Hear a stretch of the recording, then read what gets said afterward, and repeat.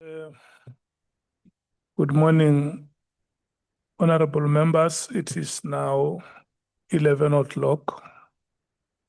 Good morning, Honorable Sangon. Good morning, Honorable Chairperson. Good morning, Honorable Members. Good morning, everybody. Good morning, Honorable Sokanyile. Good morning, Chairperson. Honorable Skosana Jali. Ngilotshise mgcinisihlalo bengilotshise nesitshaba sekhethu namalunga nawo wonke umuntu ongapha ngithi lotshana. Skosana wamatebele. Mnrebele wakhethu. Honorable Breitenbach, good morning. Morning, Chair. Good morning, Honorable Diane Kolapanato. Good morning, Chair. Honorable Cameron. Good morning, Chair. Honorable Klopa. Good morning, Chair.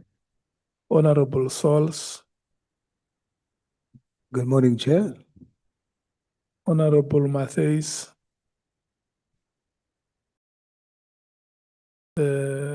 Honorable James. Goeiemôre, Chair.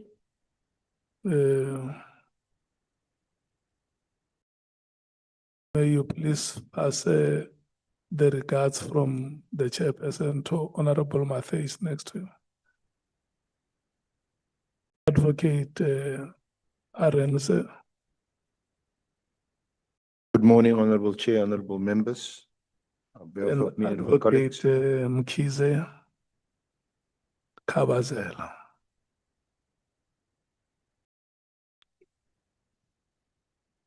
Members of Staff of Parliament. Good morning, Chair. Members of staff in the political caucuses, good morning to you. Morning, Chair. Good morning to members of the media. Can we take apologies, honorable members? Honorable Sangon. Thank you, Chairperson. An apology from Honorable Nhlanhla. He had a problem with his flight. He's going to arrive a little bit later. And then an apology for the Chief Whip, Honorable Ntuli. He will not be joining us this week due to organizational work he's been deployed to. Thank you, Chair. The whole week. Yes, Chairperson. Okay. Honorable Skosana. Thank you, Chair. Apology for Honorable Shonge, who won't join us today. He'll join us tomorrow. Honorable Nomvalo, as well, the issue of flights, he'll be joining us later. Thank you, Chair. Honorable Breitenbach.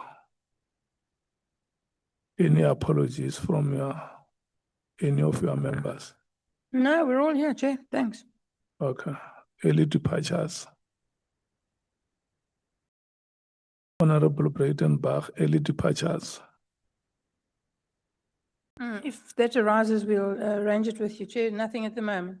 As usual. Okay. Honorable Sols, any apologies? No apologies on myself, Chair. Just compliments, Thank you so much. Thank you so much, honorable member. May you please sit down, Honorable Mattheys, and tell us if you have apologies. Good morning, Chair. Very good to see you. We have greeted you already. She didn't tell me Action SA is anti-revolutionary. No, She's they- not sharing information with me. Thank you, Chair. Honorable Malema won't be joining us today. He's on organizational deployment. Yes. So he does send his apology, but the EFF is represented in the form of When we saw the jacket, Honorable Matthys. when we saw the jacket there hanging on the chair, we did not understand whether it's a magic or Let me put it on. yeah. Because I have heard stories of jackets that can speak. Eh? Oh, yeah. So we kept on saying good morning, hoping that The We- jacket was going to talk. No, we didn't put any intelligence services in this jacket today, Chair. okay. Honorable James, any apologies? None, Chair. Okay. Thank you so much. There is one of our workaholic staff members who will not join us today, Mr. Andile Tejana, who is leading or representing the Parliamentary Legal Service in this committee. All the work, the major thrust of the work that has to do with legal services in this committee is done by him. And members would remember that yesterday there are decisions that have been taken which will require his attention. And the reason why he's not here today is because he has to make sure that all the decisions that were taken in yesterday's meeting are implemented. We want to wish him well. It's not going to be an easy task for him, but we hope that within the agreed deadlines, whatever work we have said must be done will be implemented. This is the beginning of the 4th week. Honorable Skosana, since the beginning of this year, committee members reporting here. I want to thank you so much, honorable members, for the work that we have done in the last 3 weeks coming here every day. And we are now in our 4th week. We have taken decisions yesterday, Honorable Sols, to identify further witnesses. And we have to make sure that that work happens between now and the 20th of February. The condonations that we have made, which includes those submissions that the committee has accepted from yourself, Honorable Sols, have to be incorporated in the program of the committee, including the inclusion of General Vuma and Ms. Sarah Jane Trent as witnesses on top of the list that includes Mr. Paul O'Sullivan, Mr. Brown Mkhwanazi, General Khomotso Phatlane, Honorable Diane Kolabanat, and Honorable Adams. Those are the witnesses that the committee has confirmed, which should be scheduled in the coming weeks, and that General Mkhwanazi must also be invited back here on the last day of appearances. So we are looking ahead for very torrid times, especially that now the clock is ticking against us. And we hope that the Secretariat and the legal team will find enough time to schedule those appearances and make sure that consultations are done accordingly. Yesterday, we have also taken a decision that we should write to His Excellency, the President of the Republic of South Africa. And we mandated the legal team to go and develop a draft. And when we concluded the meeting, we advised members of the committee to forward the questions that they have to the legal team, so that the legal team, when it consolidates the draft, it must take all those inputs, or it must incorporate all those inputs that committee members would have forwarded. And the procedure is that once the draft is concluded, it will be circulated back to the committee members to satisfy themselves that the questions contained in the letter represent what they want to raise with the office of the president. And then I will also want to make a request that if there are any outstanding matters that members of the committee will want us to forward to respective institutions, members of the committee can also use this opportunity to forward those matters, and we write letters, whether it's a letter to the SAPS or a letter to IDEC or a letter to the NPA or anywhere or any of the institutions that fall within our terms of reference. Let's make sure that all those questions are forwarded and we write to those respective institutions. The latest that we can give is the end of business today, and exercising the benevolence of the chair, it will be end of business tomorrow. Yes, all submissions must be made by end of business today. However, exercising the benevolence of the chair, those that will not be able to submit today can submit by end of business tomorrow.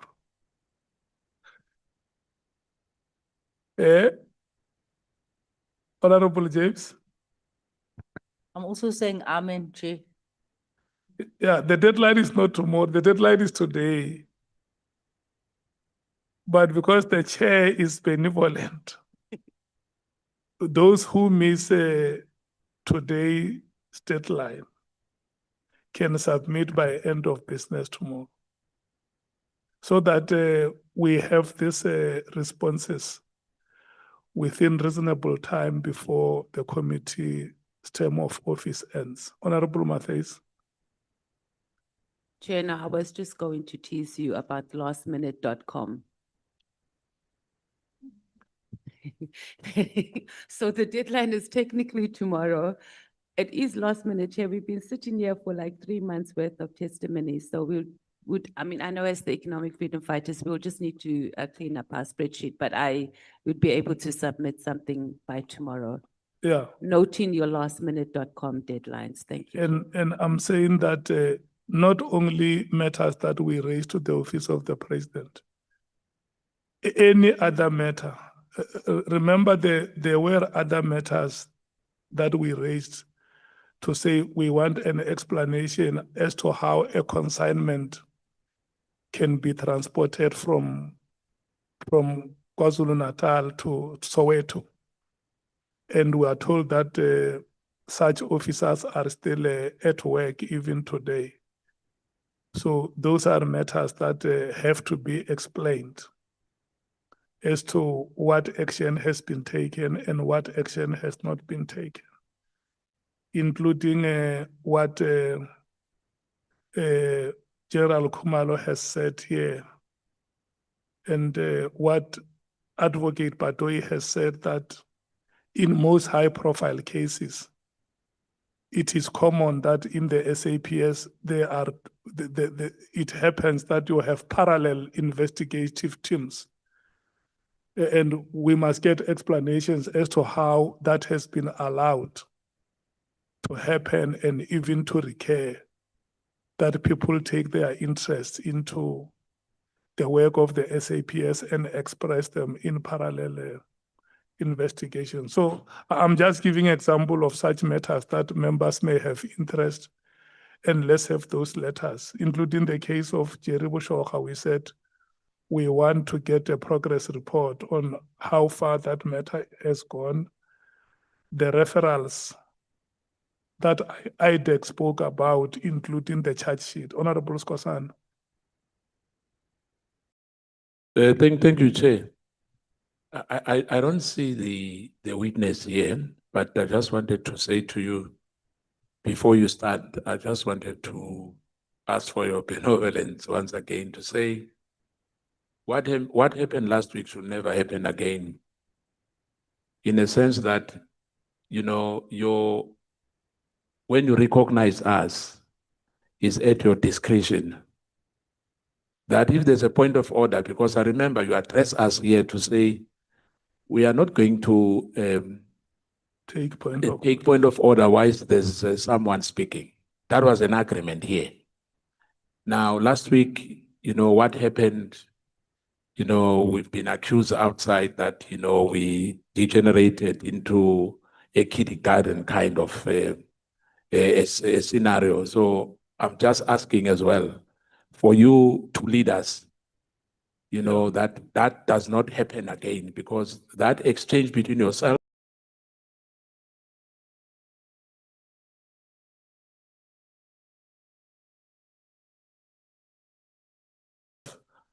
and our team is not healthy, and it doesn't give this ad hoc committee a good image outside there.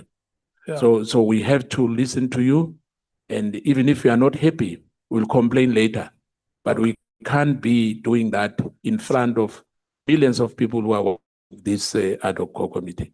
Okay. And my last parting shot, Chair, yesterday because there's no witness, I'll just drop one. No, don't say there is no witness, because I'm still coming to explain. Oh, that. okay. And if you could allow me to explain to members, Thank you, Chair. so that members must not think that there is no witness. Members would know that when we announced yesterday, we said that there were two witnesses for security reasons who wished to be titled as anonymous. They are here, and they have said to us that when the proceedings start, they will come into the chambers and introduce themselves formally. So Mr. Ramano is just handling that outside. Those witnesses will be coming here. We're going to start with them. The witnesses are here. Honorable Skosana, you can conclude your point. My point, Chair, was that just to say to you that the senior counsel will lead evidence with the first witness, and the second witness is allocated to Advocate Mkhwanazi. Good morning, Advocate Mkhwanazi, and welcome. Yeah, my last one was that as we were having our own meeting, or the witnesses here already, it's unfortunate that Advocate Mkhwepi and Advocate Mukotedi could not come and give us the meat, of the NPA and the Hawks, which is very, very unfortunate, but unfortunately, because of time, I hope that justice will be seen to be done, because those witnesses were supposed to be part and parcel of this ad hoc committee. I'm not sure what happened to the secretariat, but indeed, we have missed an opportunity to know exactly what is happening in the justice system of this country. Thank you, Chair. Honorable Sols. Chairperson, I must just be very clear for the record that MK does not prescribe to me how I must behave here. Secondly, I'm not here for likes and claps and how the public views me. I will continue to interrogate based on the evidence before me, because I haven't chosen a side. So I must just be very clear about that. Thank you, Chairperson. Thank you, honorable members. Let me say this to you. I have listened to you, Honorable Skosana and Honorable James. And I remember Honorable Sols.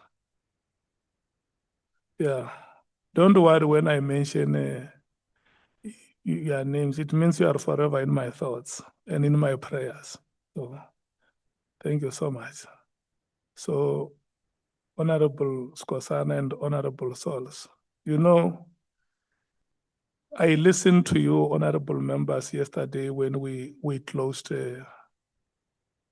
our meeting, which ended around 16 hours. And I was so impressed when you committed yourselves to foundational principles that guide the work of this committee. Principles of integrity, principles of consistency, and everything. I was so impressed, and you would even remember the remarks that I made, that I always look forward to committee meetings because every time we come out of the meeting, you are a better person. And let's continue every day to build each one another. Let's continue to enrich the character and the conduct of each one of us. And that is what is going to make us better leaders that the Republic deserves. This Republic deserves the best. And I can tell you, it has produced great men and women who tried by every means to realize the aspirations of the ordinary man and woman on the streets. And if we come to a meeting of this committee where South Africans watch us every day and do our best, I can tell you we will set a very good example for this country. I want to wish you all of the best in today's proceedings and hope that the other proceedings which you are going to have during this week and the coming weeks will demonstrate that indeed we can live up to the standard of expectations of our people.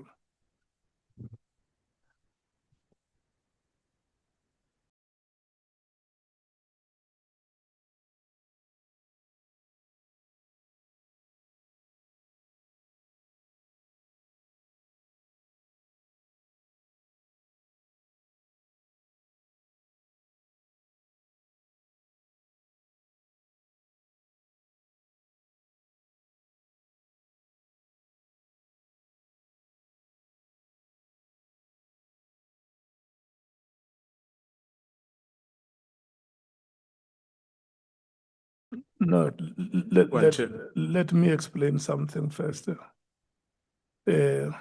Advocate Arendse, I'm told that the witness that is here is Mr. Mashukuka, is Mashukuka. And that you are a former intelligence services official or SSA. Yes, Chairperson. Yes. And that you have not been given a permission or a certificate to come and testify here. Is that correct? I also did not ask for it. I'm not aware that I need a certificate. Okay. Advocate Arendse. Honorable Chair, honorable members. Chair, we had unfortunately Mr. Romano hasn't coordinated with us. I was going to start with the anonymous witness. That witness is coming now. So if with your leave and that of the committee, if we could start with that witness. Yeah. Followed by my colleague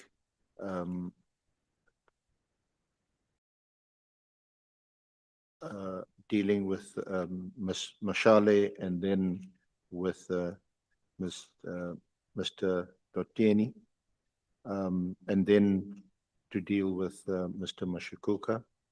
There is an issue that I've raised with you, which relates to whether or not he had sought the consent of the Director General of SSA to give evidence before us.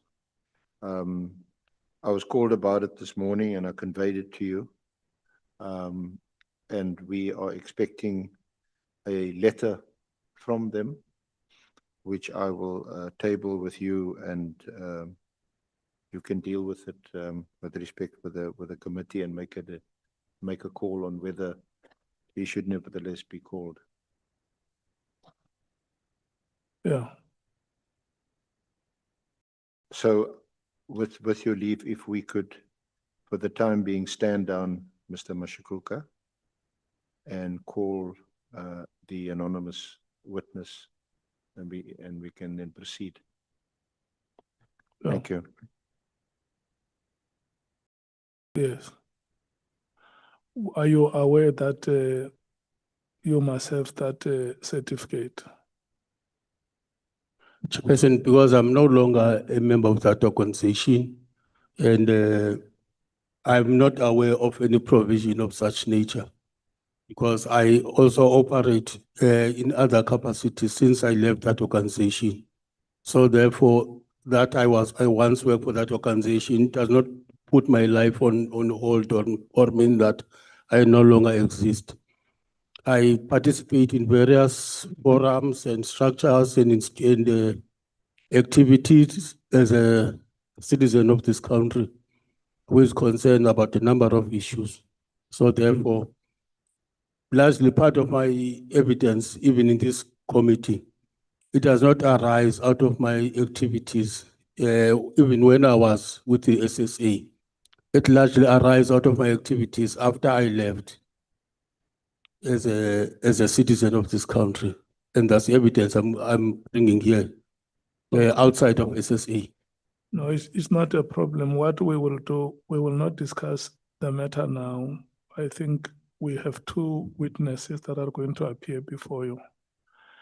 And in the meantime, when we are taking the other two witnesses, the legal team together with the secretariat will sort out every aspect that merits your appearance here.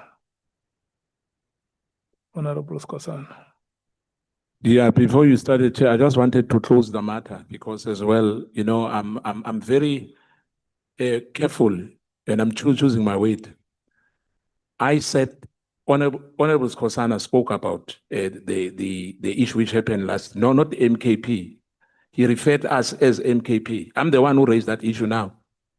And he has to be called to order, Honorable Sol. It can't be left like that and behave the way he wants to behave. I appeal to you that you gave us, all of us as members here, that we should not, even if there's a point of order. No one says the point of order won't be entertained, but it's at your discretion. Otherwise, if we are doing that, we won't finish this. We won't finish with witnesses.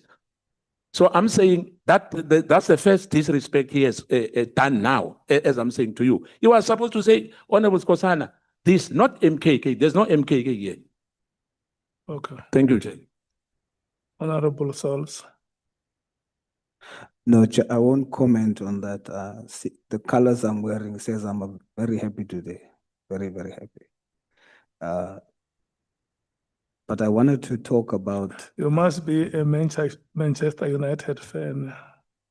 No, not at Because all. winning 3 games in a row is something unusual in the last 10 years. Not at all. There's other things in sport that makes me happy. National duty makes me happy. What? National duty makes me happy. Okay. Yeah. I didn't choose to wear black today. What I wanted to comment on, Chair, is I'm a bit disappointed that our witness, Secretariat must have known about our witness coming for some time and what the nature of his submissions is. He should have been advised, not today, but before today. So for him to be told today that he doesn't have, he needs to have this clearance, it should have been advised to him before. In addition to that, I don't think that my view is that it shouldn't stop him from providing testimony because we should treat our current witness like we did other witnesses before. We had witnesses that was part of intelligence, crime intelligence, that came and testified, and all they would do is give a disclaimer to say that some of the information is classified and they don't have permission to speak on that, so they won't speak on that. So maybe in the same way, we should treat the current witness in the spirit of fairness, in the same way that if there's classified information that he knows about that he didn't have clearance for to open up about, he shouldn't do so, and just tell us about things that he is allowed to speak to us about, just like we did with other witnesses. Thank you, Chair. I agree 100% with you and give you 100% for that profound input. You are going to testify. Well, I'm just saying that between you and the legal team, because if you listen to what the senior counsel says is that you do not have that certificate. The authorities must know wherever they are that there is nothing you are going to say in these proceedings that has to do with classified intelligence information. I think you are not the first witness to come here. If there are any other matters that have to do with intelligence, there is a standing committee here that deals with intelligence, which you can be a person of interest to them. So when you are here, you must not even be an inch, be tempted to speak intelligence matters with us. We will confine you to the evidence you want to share with the committee. Yeah.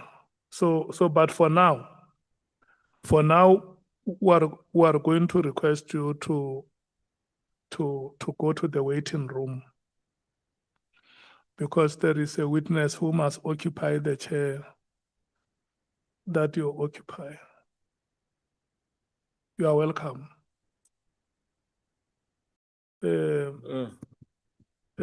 Honorable Sols. Honorable Skosana has requested that you must not address them as the MKP, but as Honorable Skosana.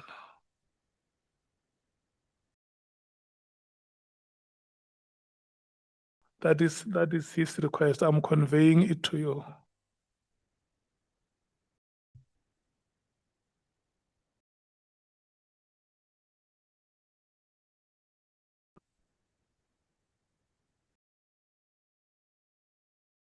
So, Mr. Ramano, when you don't see him, because I know you normally see him sitting on my lap, when you don't see him here, he's ushering in the first witness. When he left here, he said they were at the reception area, finalizing their permission to access the premises. So I think in no time, the first witness should be here. Honorable Sangoni and then Honorable Skosana. Thank you very much, Chair. Maybe just to take this opportunity while we still wait, can the Chair maybe outline a procedure for today? I know the chronology that the witnesses are coming, but do we take a witness? How much time for engagement and so forth and so forth? Thank you, Chair. Yeah. There are two witnesses that are going to be led by the legal team, Anonymous 1 and Anonymous 2. Maybe if they can indicate to us how much time do they need with each of the witnesses.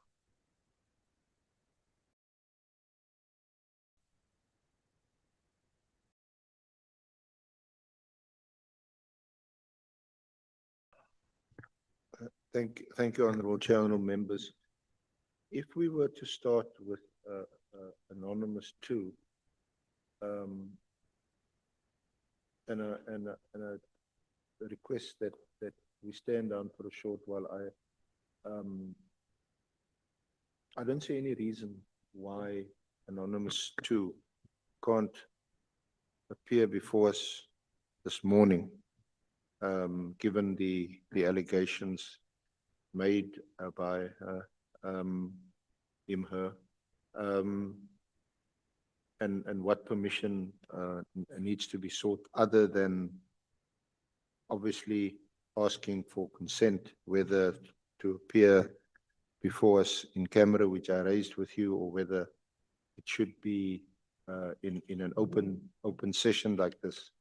But I would expect that evidence to be no longer than 1 to 2 hours, if that long.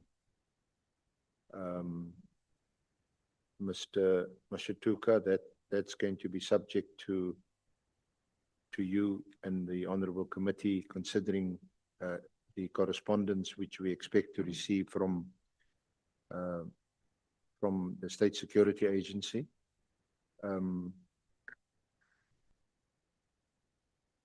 Advocate Mkhwanazi is going to deal with Patricia Mashal, who's going to be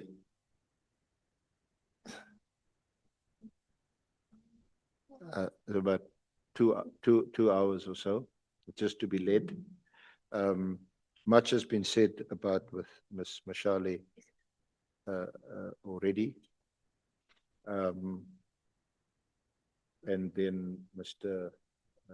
Toeni will also be likely not longer than 2 hours to be led by Ms. Advocate Mkhwanazi. Yeah.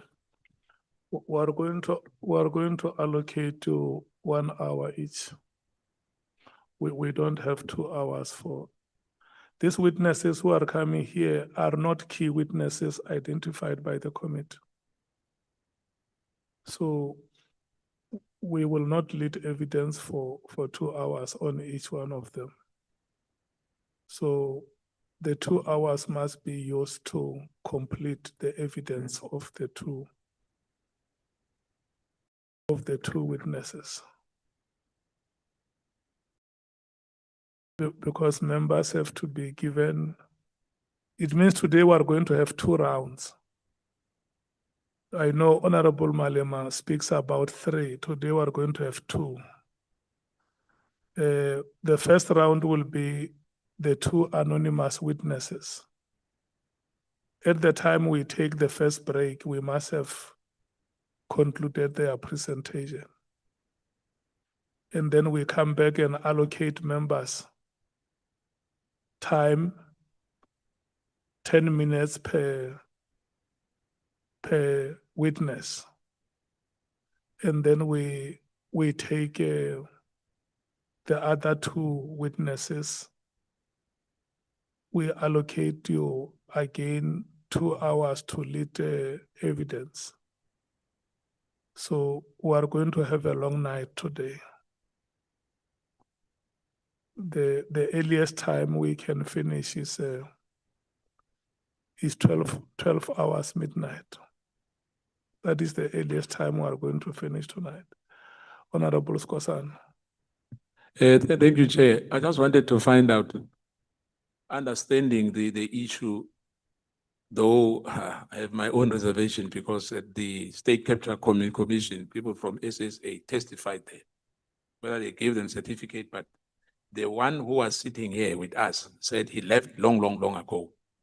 But I'm not sure why you say you must go to the waiting room, because in the last week we had those NGOs, they were sitting together here. I'm not sure whether I'm missing something, that witnesses can sit here. Yeah, no, there is no problem. Yes. They can sit at any space designated. No, I thought you send her No. packing home. I didn't want to bore him with our staff where he sits here and we are discussing matters of the MKP in his presence. So at any time the proceedings start, we can always invite him to join if he so wishes. So Honorable Sangoni, time will be allocated like that, 2 hours for presentations. All of you today exercising the benevolence of the chair, you are allocated 20 minutes each, full members and alternates, 20 minutes each. And then we will then take the second set of witnesses, 2 hours, 20 minutes each. We run until the finishing line. Yeah, let me stand up and go and check my witnesses.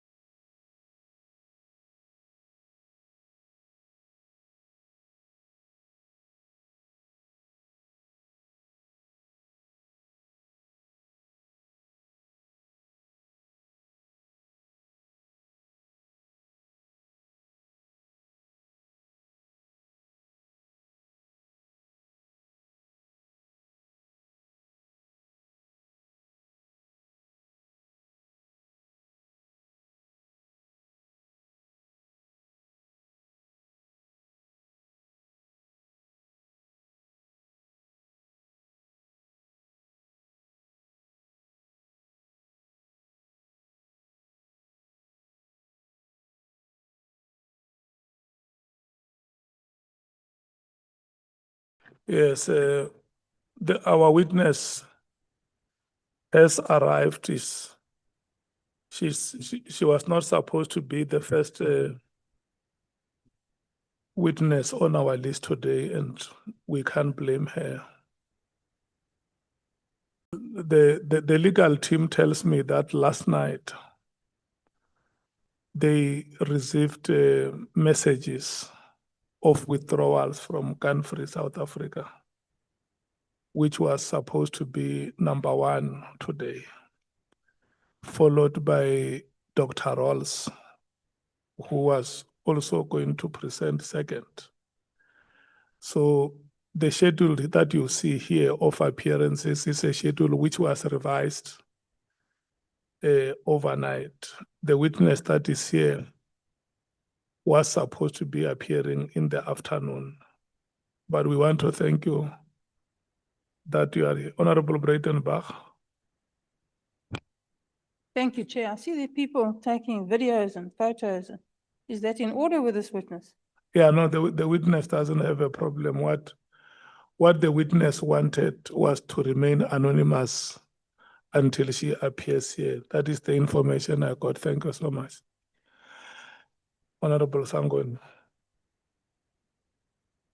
Sorry, Chair, could we have reasons for the withdrawal of Gun-Free South Africa and the doctor? We've spent a lot of time going through their. Yeah, let's deal with that later. For now, is that they are no longer appearing before the committee. So they forfeited their right to appear. So I think the legal team will give that, and the secretary will give that reasons later. It's unfortunate that we were looking forward to our engagement with them. So, Senior Counsel, can we formally introduce the witness and pass the remarks that you may want to pass? Thank you, Honorable Chair, honorable members. Our witness today, first witness is Ms. Gladness Patricia Mashal. Welcome. My colleague, Ms. Mkhwanazi, will lead her evidence. So if I may request that you swear in as a witness to take the oath if she wishes to, or to affirm, then we can begin with the leading of the evidence. Thank you. Thank you so much, Advocate Aronson. Good morning to you, Ms. Patricia Mashal. Good morning, Chair. Is your surname Mashale or Mashale Mashal. from Bushbuckridge? No, it's my married name, so it's my married surname. Oh, Yeah. okay. I know Mashale is a Bushbuckridge surname. That is where the surname is very common. Welcome to the Ad Hoc Committee. Thank you, Chair. You have made an application to appear before us and volunteered to share any information that you may want to do so with us within the terms of reference that we have outlined. And because in your evidence there are allegations or facts that you are going to make or state against certain individuals and institutions of the state, we will have to swear you in for oath or affirmation. Is that correct? That's correct. Before we swear you in, I'm going to read or make the following remarks to you that you have been invited here by the Ad Hoc Committee, which investigate allegations that have been made by the Police Commissioner for the province of KwaZulu-Natal, Lieutenant General Nhlanhla Mkhwanazi. This committee investigating those allegations, and we believe that the information or evidence that you are going to present here will help the committee in its oversight work or in its investigative responsibilities. The allegations include, amongst others, the alleged unlawful disbandment of the Political Killings Task Team, otherwise known as the PKTT or NPKTT. And number two, the alleged moratorium on the filling of vacancies within the South African Police Services, the SAPS.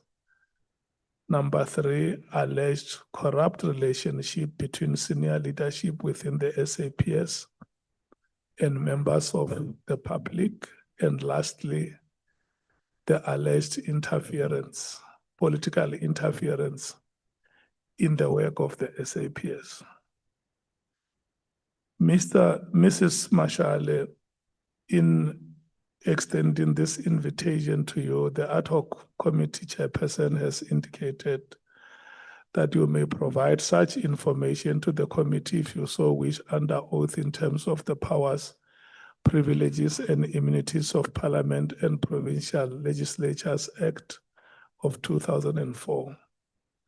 Please be informed that by law, you are required to answer fully and satisfactorily all the questions lawfully put to you, or to produce any document that you are required to produce in connection with the subject matter of the inquiry, notwithstanding the fact that the answer or the document could incriminate you or expose you to criminal or civil proceedings or damages.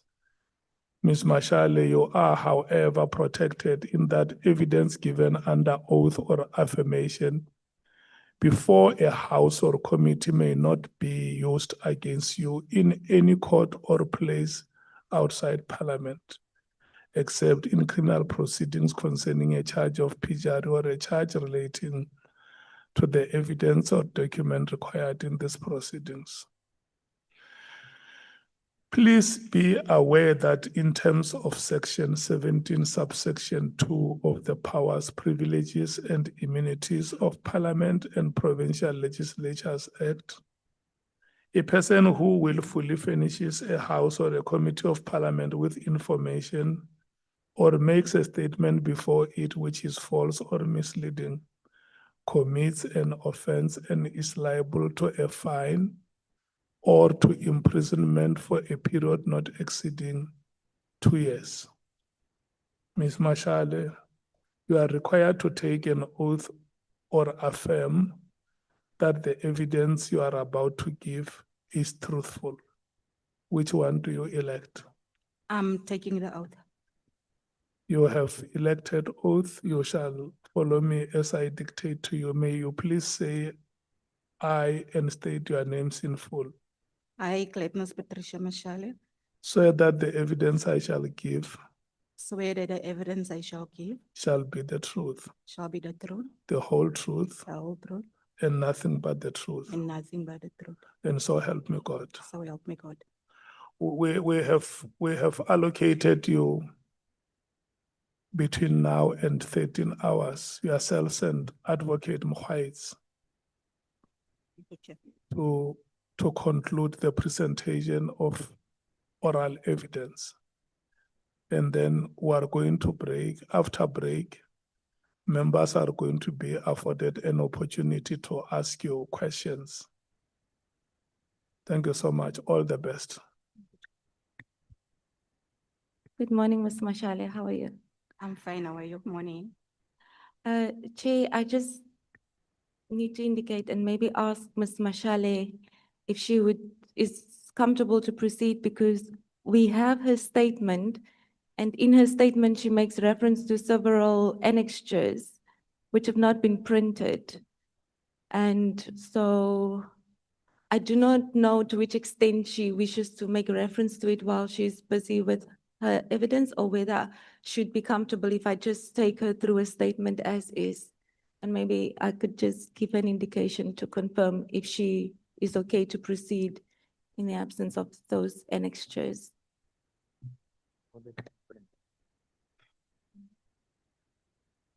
I'm okay to proceed with the affidavit because I already sent all the annexes to Vovan, but there's another annex in the form of a presentation that also just need to be printed.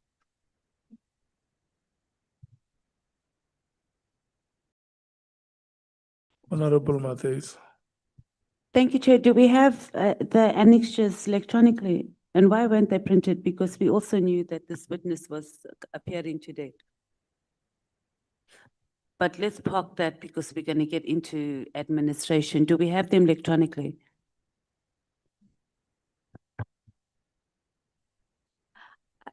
I believe Parliament's team has circulated the annexures with the statement.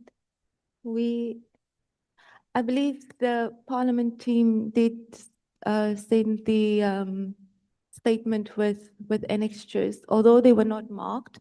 It was just a bundle of documents. And when you look around, you'll see that there is nobody to respond to that question.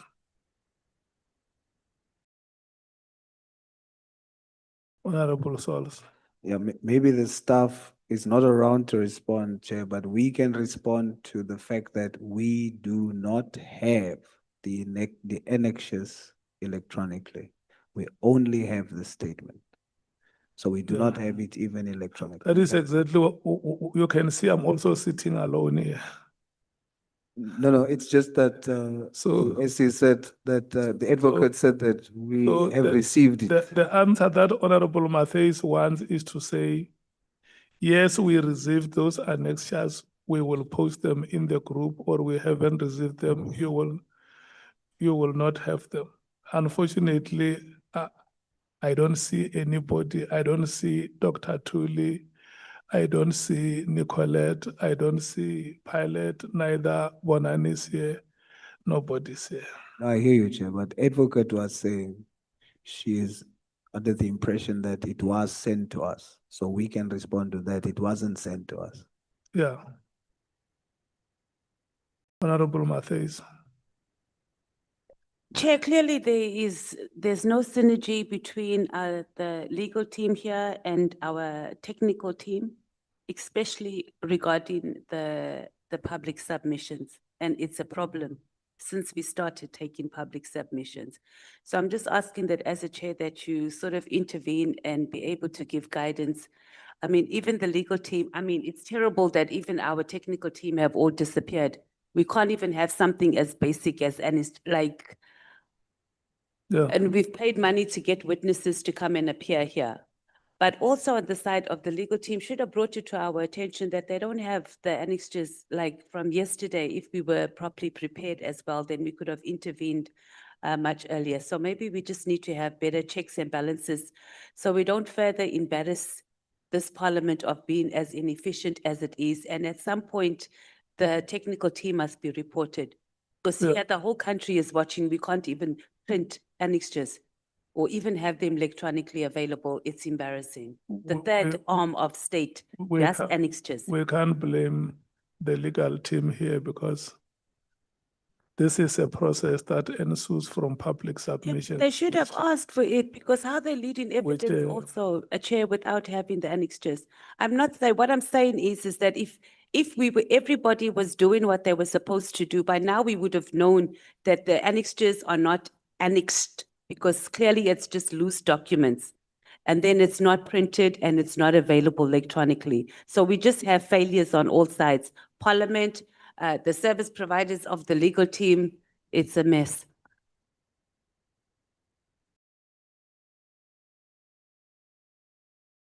Yeah. Look, honorable members, the documents that you always have before you are not sent to you by the legal team. The technical team that supports the committee is the one that's responsible for ensuring that you receive all the documents that come before you. So they have not done it. The legal team cannot be overburdened we are being unfair on them if we want to castigate them.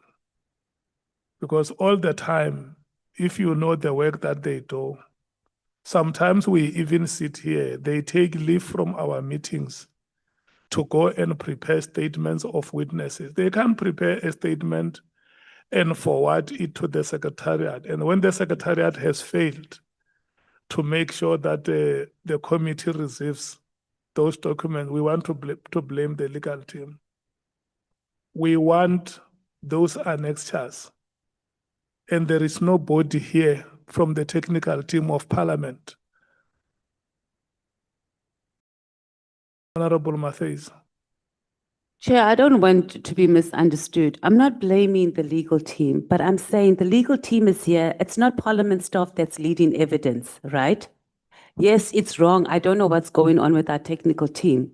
But if our legal team prepared, they would have known already that this technical team of ours hasn't submitted and brought it to your attention, so there should have been intervention. It can't be that the legal team even comes here now and says they get the information the same time as we do. And there's been at no point a report or a request for intervention that I don't have something. Yes, There's something lacking here. I want to take you back to your decisions, honorable members. Because when you met in your own committee meeting, you were the ones that said, with regard to public submissions, there is no need for any statement to be prepared. That is a decision of the committee. And the legal team is just assisting us with the presentation of evidence. But our technical team is the one that is responsible because these documents were received by them as public submissions. It's not like a list of witnesses that we agree on and pass to the legal team for consultations. And I'm not saying I'm defending the legal team, I'm stating a fact here. Honorable Advocate Mkhwanazi. Chair, I can't speak for the technical team, but we certainly have the annexures and we did prepare accordingly. We have the annexures, they were circulated to us last week. They are not helping us. So I'm just saying You have the annexures and that is why yourselves are prepared. And the question that honorable members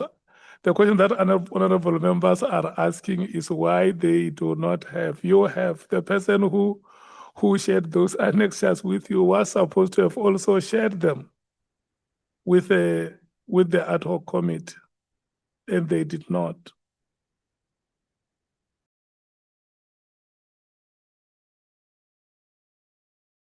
So, and if I stand up here where I'm sitting, it means the meeting collapses because we want a person who can get, I don't know where they are, the technical team. None of them is here. So someone should come here and say, we are sending you those annexures now, or we don't have those annexures.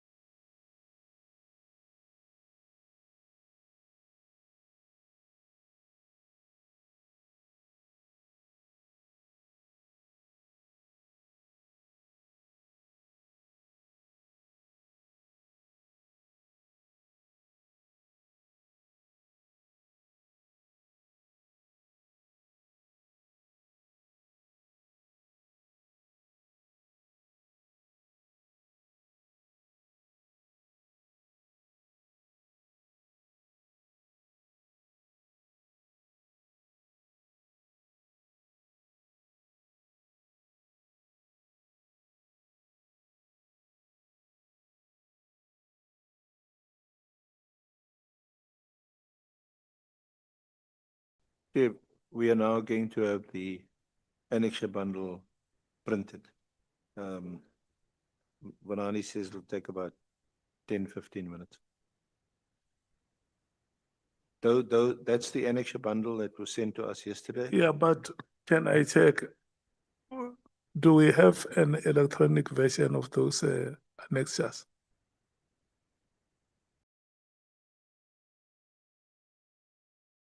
We received an electronic bundle from Parliament's team. So our understanding is that when the documents are circulated to us, Who is the person that sent you that electronic version? Mr. Romano sent us the bundle with the statement. So our understanding is when we receive the statement with the annexures, because we didn't consult with the witness, it would also be the time when he sends it to the rest of the committee. So when we, yeah, That the annexure bundle you received from whom? from Mr. Romano with the statement. So it was an electronic version. Yes, they were not marked, but it was a bundle of documents which we understood was part of her annexures.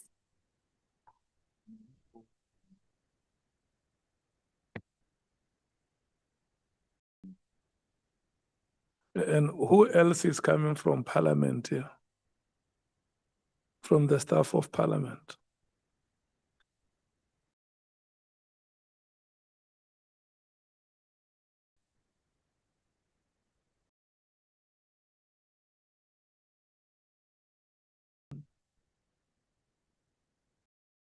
Well, I'm not seeing anybody from the staff of Parliament because Mr. Romano took the bundle and he left.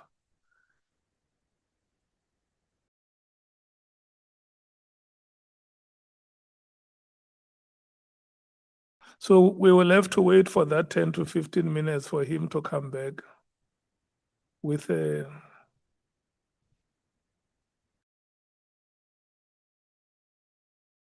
Honorable Matthews.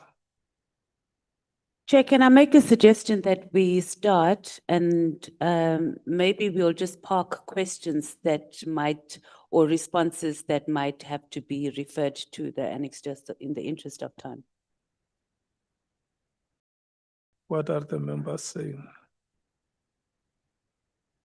Honorable Skosana, are you opposed to us starting?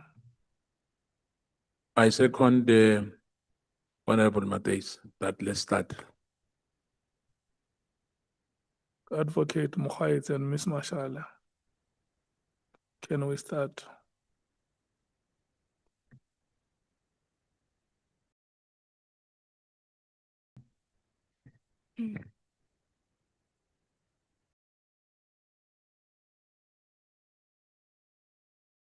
Okay, Chair, should we start? Okay, good morning again, Ms. Mashale. Good morning. You have your statement in front of you. Yes, I do. Okay. Perhaps it would be a good start if you start by introducing yourself and maybe just give us a brief background to your employment history, which I note is in subs as well. Okay. I'm Patricia Mashal. I was employed on 1 August 2007 as an administration clerk in the South African Police Service. Be closed.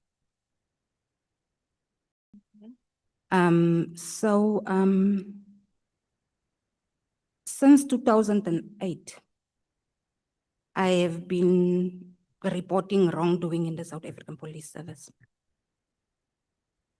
To an extent where I try to report everywhere, from the subs management to the MEC of Police, to the Premier, and to the office of the former minister, who was the late Nadine Ntetwa. And my last resort was the office of the former President Zuma. And he was the one who immediately instructed the minister to appoint IPID to do an investigation into the corruption that I reported. That was in 2009. May I just take you a little bit back before you start? And you started off by giving us an introduction in your employment in SAPS. And I see from your statement, you've been employed at SAPS from 2007 up until 2022. And you had the position of an admin clerk. Yes. Now, it has come to light, we had a witness here, General Kumalo, who gave evidence in relation to your employment at SAPS. And one of the things that he said during his testimony was that your employment at SAPS in 2007 was irregular. And he said that you failed to disclose that you were previously dismissed at the Department of Health, and that you, so you'll see in the exhibit bundle that I've given to you, he's actually attached something from SAPS to that effect. Okay. What do you have to say about that? Yes, I heard him saying that. So in 1998, I enrolled as a student nurse at the Free State College of Nursing. It was in January 1998. In May 1998, I was admitted with acute appendicitis in hospital. I was booked off for 6 weeks. And during that time, I submitted my medical certificate to the college. And in June of 1998, I decided that nursing is actually also not my passion.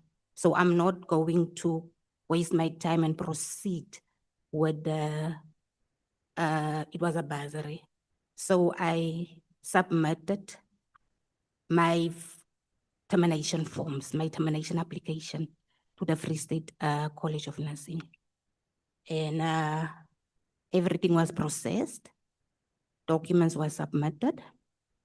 So from 1998 up until 2007, I didn't do anything. I was a housewife. I raised my children. And so in 2007, there was post advertised at the South African Police Service. I applied. I went through all the stages of recruitment. Fingerprints were taken, background checks were taken, and I was appointed on 1st August 2008. Shortly after I started working, there was this rumor by Director MP Molloy, he retired as Major General Molloy, that I was dismissed from Department of Health. And I was appointed in the South African Police Service because I had a romantic relationship with a late former Deputy Provincial Commissioner, Major General Eric Nkuna. I didn't even know who the Deputy Provincial Commissioner was. But what I remember, in December of 2007, the secretary of Major General Nkuna was on leave. And I was support commander at Whistleblowing because I was working under the component Whistleblowing. Our support commander, Captain Stein, came to our office and she said that between us who are working in that office, they need someone to go and assist in General Nkuna's office because his secretary is on leave. No one was prepared to go, even myself, because I just started and now I must go to the 9th floor to be a secretary to the general that I don't know. No one was prepared to go. At the end of the day, the staff officer of the general decided that they are just going to randomly choose someone. to go there. It was Captain Baikis at the time. He also retired as Lieutenant Colonel Baikis. And Captain Stein came to me and said, Patricia, Captain Baikis called and they say you must go and work at the Assistant General's office. I didn't have a choice. It was an instruction. So I went to work in the General's office. I was assisting there for 2 weeks. Now, Director Peter Molloy's wife was working with me in the same office. Her name is also Patricia Molloy. And I don't know how the story started, but suddenly I now had a romantic relationship with General Nkuna, and he was the one who appointed me. General Nkuna didn't work in recruitment. He was not part of the recruitment. What they should have done, they should have go to my personal file and check how I was appointed, how I went through the recruitment processes. But at the end of the day, I was charged departmentally because the allegation was now that I failed to disclose that I was dismissed at the Department of Health. I won that case because there was a departmental trial. The generals from HR head offices was called as witnesses. Department of Health HR was called as witnesses, and they came and testified to say she did submit everything, her documents. Department of the Health are the ones who failed to capture her application, to capture her termination. And then what I did, then I went to my lawyer. I filed a defamation case against Molloy, and the court granted me damages. I filed for 100,000. The court granted me 50,000 in damages. And I did in my annexes submit all those documents relating to the departmental trial, relating to how that case was finalized. Where in your statement do you reference that finding where you got a damages claim? Is it referred to in your statement? On the presentation that I referred to, because on the presentation that I referred to, there's other matters that I'm going to discuss on that presentation. That's where I referred it to.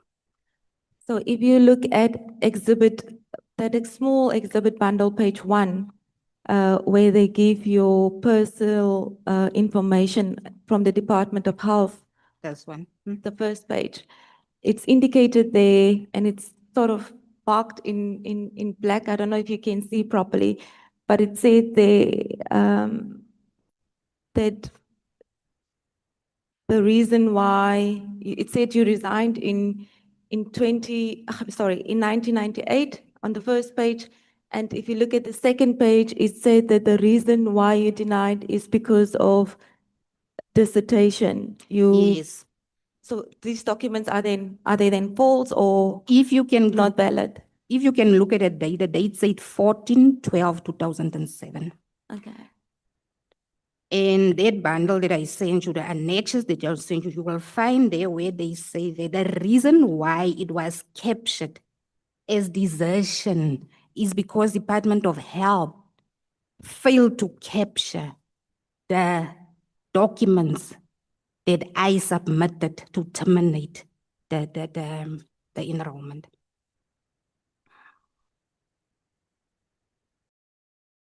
And just on this again, Lieutenant General Khumalo is the head of crime intelligence. It was easy for him to go and check on my personal file because the documents that I submitted to on the email, personal file, you would have seen that in the departmental trial that was where I was charged in 2008. I was acquitted in that trial. You would have seen the documents that I submitted where I filed for defamation. You would have seen the court order. You would have seen the letter that was sent by General Masimula, was the head of support that time, to say that this matter is regarded as finalized because it was not the fault of it was not my fault, but it was the fault of the Department of Health. So before I came here, my lawyers told me that even when you ask me about this, because currently they are also busy with the defamation suit against General Khumalo relating to this matter. Or maybe once the annexures are printed, you can then take the committee to the relevant documents that you're referring to. And then I'd slowly like to take us through your statement, because I could hear that you were leaving quite a lot of information out as you were trying to tell your story. Your statement is not very long, so I believe we can very quickly, we have an hour, we can quickly go through it. Okay. From your statement, and I'm looking at your background of in your history of whistleblowing that you started off by telling us, it appears that your husband was also quite active, and it seems that the two of you were quite hardworking at making sure that corruption is uncovered if one reads your statement. So in your whistleblowing from 2009 to, appears from your date of dismissal that you were actively involved in whistleblowing with your husband. Didn't stop with my date of dismissal. It's still ongoing. So yes, it's true. My husband also in 2008, while executing his duties, he also came across massive corruption committed. It was a syndicate of police officers, drug lords, motor vehicle syndicates, traffic cops, all those kind of things. And most of them, these police officers was working within the crime intelligence environment. And he was part of a task team who was working with these serious crimes. And as a result of him exposing, him and his two colleagues was arrested. And it was alleged that they are the ones who are part of these syndicates. So what General Mkhwanazi said about cartels and syndicates didn't start recently, something that came a long time ago. And when you speak out about these things, the first thing that they do, they arrest you. Whether there's something against you, whether they arrest you. They will add the charges later as they go. So they were arrested. Despite, if you can also look in that annexure that I sent you, there's a report from ICD where they say despite the fact that there was absolutely no evidence against them, they were detained for 10 days without being charged. Their lawyer had to approach the High Court to force SAPS to charge them. So mind you, the allegations against them was that it's serious crimes. After 10 days, they were charged, 3 of them, of taking a bribe of 120 rand over a period of 3 years. This 120 rand was not fined on any one of them, but that was the charge. So now you ask yourself, if 3 people takes a bribe of 120 rand over a period of 3 years, how did they manage? And in April of 2008, all charges against them were dropped. They also sued the state for malicious arrest. And yeah. Yeah, I see you refer to that in paragraph 6 of your statement. The facts you've just described about what you say is the unlawful arrest of your husband. And one interesting fact that you mentioned there is that your husband was then asked to fabricate allegations against a senior official, General Nhlanhla, in order for the charges against your husband to be dropped. Now, this General Nkuna that's mentioned here, is it the same The general that was said to have cleared your Department of Health record? Yes. The same General Nkuna, remember General Nkuna was the Deputy Provincial Commissioner of Police. It was at this time where there were only two deputies. It was a Provincial Commissioner, Deputy Support, Deputy Policing.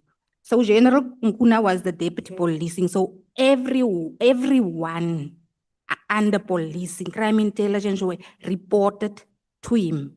So now came this person to my husband while he's in detention, because him and his colleagues was not detained at the same police station.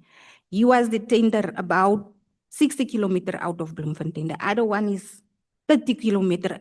So when this person came to him, Colonel Sinatle, they fetched him from Welkom. Mind you, these crimes were committed in Bloemfontein. They fetched him from Welkom. He must come investigate these cases. You went to my husband and he said, the only way we are going to drop these charges against you, you must implicate General Nkuna and say he is part of these syndicates.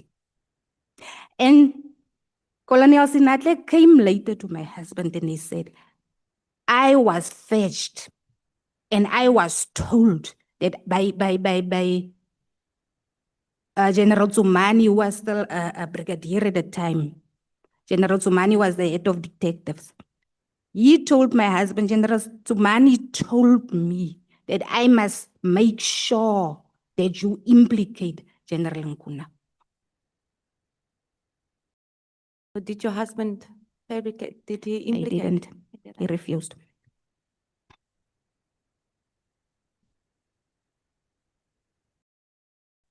So in paragraph 3 is where you, of your statement, is where you deal with the chronology of events and retaliation. And this is where you mention the report that you've made to IPID, where you've reported or you made certain protected disclosures. Do you just briefly want to talk us through the events that happened there in 2021? Okay. It did not actually start in 2021. I started to make the protected disclosures in 2018 to General Sitole, whereby I came across on the system, because I was the one who was monitoring the firearm applications in the province. I was the one who could check what is the status of firearms or firearm applications. So now in 2018, we got a new commander in the firearm section, because I was working firearm liquor and second-hand goods, Colonel Lewis. So Colonel Lewis started working, and then he came to me one day and he said, you know what? Something strange is happening at the firearm storage facility. There's no records, there's no record keeping. The firearms are not packed as per the prescriptions. There's no registers. Every Tuesday, the police stations are bringing firearms, but there's no records of these firearms. And he gave me a list. He said, can you please take this list and check for me, where is all these firearms? I took the list, I went with a list through the system, and lo and behold, I found that a warrant officer who is working at the facility storage was busy selling the firearms that was meant for destruction. He was selling the firearms back to the black market. There was names of police officers who were part of this, from police station level up to head office. There were names of dealers who bought the firearms. I printed all that information and I gave it to Colonel Lewis. I said, this is the information. Firearms were licensed at the Central Firearm Registry. Firearms that were meant for destruction were licensed at the Central Firearm Registry. And I could see on the system, when you go and look on the serial number of the firearm, you can see the firearm belongs to the state. But then on the other system, you see this firearm is licensed. So Colonel Lewis was shocked. And then Colonel Lewis went to report it to Major General Lysia, who is the current Deputy Provincial Commissioner of Policing. Before we get there, just the information you've given us now, where is that? That's not in your statement. No, that's not in my statement. Hence, I was telling you that I didn't make the disclosures in 2021. It's that what General Sitole. It started actually with the firearms in 2018. In 2021, when I made the other protected disclosure, there was already the one of the firearm that General Sitole never handled. Because what happened, when Colonel Lewis went to General Lysia, he didn't act. And then Colonel Lewis said, Patricia, you know what, I don't know what to do because this thing is still going on and General Lysia is not saying anything. And I say, I'm not going to leave it like that. But sorry, where would one find that you were admin clerk at the time, right? So under which circumstances as an admin clerk was the information revealed to you? And how does one find proof that all of this reporting I'm coming take there. place? I'm coming there. Now, admin clerks are the ones who work with the administration of the police.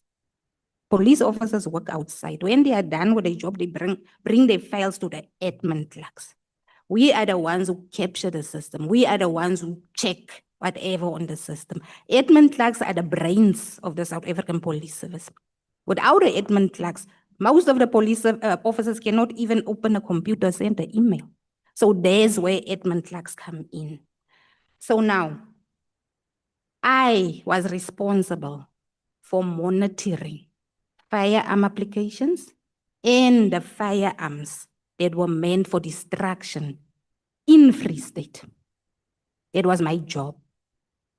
So when Colonel Lewis gave me this list, I had to go and check each firearm, serial number per serial number, to check what is the status of that firearm, where is that firearm at the current moment. There's where I found it.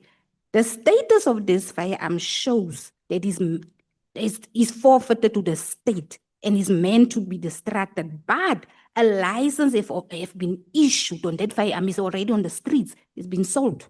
But the status showed it must still be distracted. Here's what I found. So when General Lysia didn't act on the information, that's where I sent an email. I first called General Sitole and said, we have this situation in Free State. He referred me to General Libya. I reported to General Libya.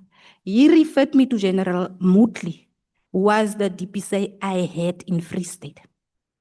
General Mutley is the one who said, bring me all the information, bring me all the evidence, so that I can establish a task team to investigate this. Then, that was in 2019, then lockdown happened. But during the lockdown, Colonel Scotta, who was working under General Mutley, called me while I was at home to say, we need that evidence, we need that information. He picked me up from my house. We went to my office. I gave him 2 boxes full of printouts with all the information. He was with another Colonel Bota, I think, from Pretoria DPCI. Colonel Bota took my statement. I gave him all the information. And then the investigation was about to start. General Mutley told me, say, Patricia, in DPCI, we don't have someone who have the functions to check the firearms on the serial numbers. So I'm going to write a letter to the Provincial Commissioner, Lieutenant General Mkhwanazi, to request that you come as a service arrangement to assist us to check all those firearm statuses. Indeed, he wrote a letter to General Mkhwanazi. to request for the service arrangement so that the investigation can proceed. And she declined that request. And that is where everything ended. So in 2021, that's when I now made the new protected disclosures to the National Commissioner relating to more corruption. And implicating senior managers in SAPS, including the same General Mutsunyani, who's the provincial, she retired last month, implicating General Isia, who's current acting provincial commissioner,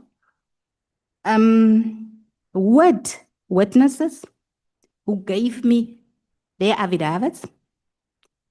And I sent everything to General Sitole, everything, the witness affidavits, everything. That was on the 6th January 2021. On 13 January 2021, one of my witnesses who gave me statement to support those protected disclosures I made to General Sitole, he was then Captain Gerald Smith. He's now Lieutenant Colonel Smith. He came to my office, him and Colonel Moorcroft, and he said to me, Patricia, there's trouble. I asked him what happened. He said, General Lysia called me yesterday, very, very angry. And he said to me, he saw my statement in that document, that protected disclosure that you've sent to General Sitole. And I must make sure I remove myself from all those things because he is going to deal with you. He's going to make sure that you get dismissed. That is what Smith is telling me in the presence of Colonel Moorcroft in my office. And that is what indeed happened. Can I refer you to your statement in paragraph 3.1? The events that you describe are those is that the protected disclosure that you're referring to? Yes. Now, in relation to the allegations there, we know from the documents that you've sent, there's an IPID report which seems to have cleared these allegations, that seems to suggest that there was no merit to these allegations. I want to refer you to this IPID report that deals with, might be difficult to find because it's not marked.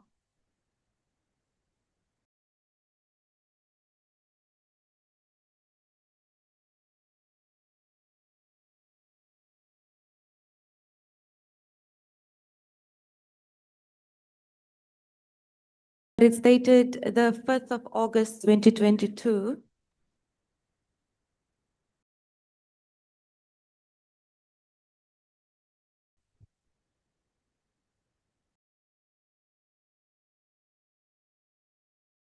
You do recognize the documents, and those are the documents that you sent to Parliament's team.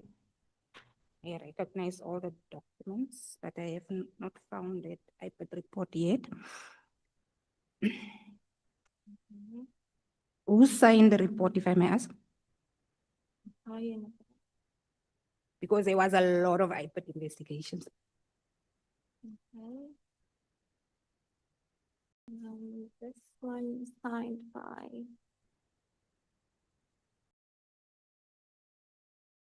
It's signed on the 3rd of August by a Mr. T. Kifeleka. Yeah. Unless I say better in the better, but okay. There was, to which investigation does that report refer to? I have one, yeah.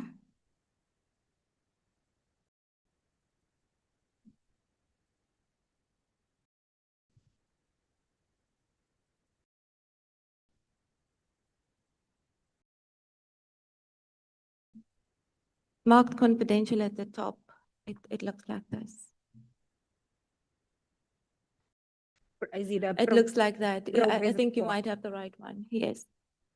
This one is signed the 3rd of August 2022. Okay, this iPad report is relating to the citizenship of Lieutenant General Dineo Nhlanhla. It's not relating to that protected disclosures that I made. And I will come to this. If you want me to talk about this now, then I can proceed.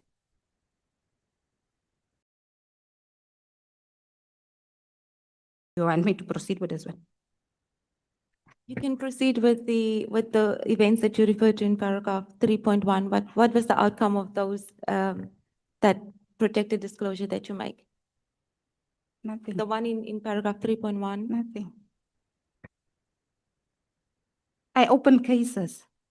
I went to the police station, opened cases. I must first also come because in that presentation that I told you that I must also even move to the NPA, the DPP, the prosecutors, because I opened cases, the cases was investigated, and all my cases, the prosecutor just gave instructions that my docket should not be prosecuted. Maybe then explain to us what does this report That's relate the to? one. Yes. This one is relating to the citizenship of Lieutenant General Nhlanhla. She has been mentioned by several people here relating to the Nhlanhla issue. Now there is a question relating to the citizenship of Lieutenant General Nhlanhla. This matter was reported a long time ago. So in 2022, IPA did this investigation and they came up with this investigation report. And if you can go through the investigation report, you will see a lot of consistencies in this investigation report. But in 2024, I reported this matter again to the former Minister of Home Affairs, Dr. Aaron Mkhwanazi. He ordered investigation, and Mr. Mulale of Home Affairs Anti-Corruption investigated this matter. Mr. Mulale gave me regular feedback relating to this. And during the investigation in August last year, because General Nhlanhla was first called, or she first signed the police documents as Ntia, and during the investigation, while the investigation was still in progress, she then suddenly changed her signature to Nhlanhla. So the feedback that Mr. Mulale and General Mkhwanazi from Anti-Corruption Home Affairs gave me personally, they say, on the Home Affairs database, they could not find any documents, either on file, in the National Population Register, or anywhere on their database. That's what they told me. They called General Nhlanhla so that she can tell them the ID that she's using, which documents did she use to apply for that ID. She refused to cooperate with the investigation. She refused. And then they went to the hospital where she alleged she was born. There's no records. They went to the 2 schools where she alleged she was a learner. They don't have records. They went to the person that she alleged was a brother in Welkom. He refused to meet with them. And they went to Department of Education to check on matric certificate qualifications. They couldn't find any. And as a result of that, they handed their investigation report over to Immigration Services for the determination of her citizenship status. In August of last year, I met with Mr. Van Neel from Immigration Services. He confirmed to me that There is no records of either the Neo Ntia or the Neo Nkhawa on the Home Affairs system. He said he can confirm that the late mother was a Lesotho citizen. He have the ID copy of the person that she cited as her father. But this Ernest Nkhawa was not married to her mother. He was married to another lady. So, what he was going to do, proceeding with this investigation, he must now go. He told me she have 2 brothers and 2 sisters, of which I know one of the sisters, one sister is a brigadier at Forensic Services.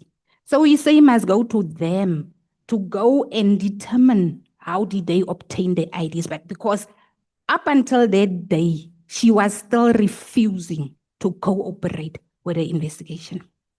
That was the feedback that I received from Mr. Van Niel. So this investigation that IPA did was a cover-up.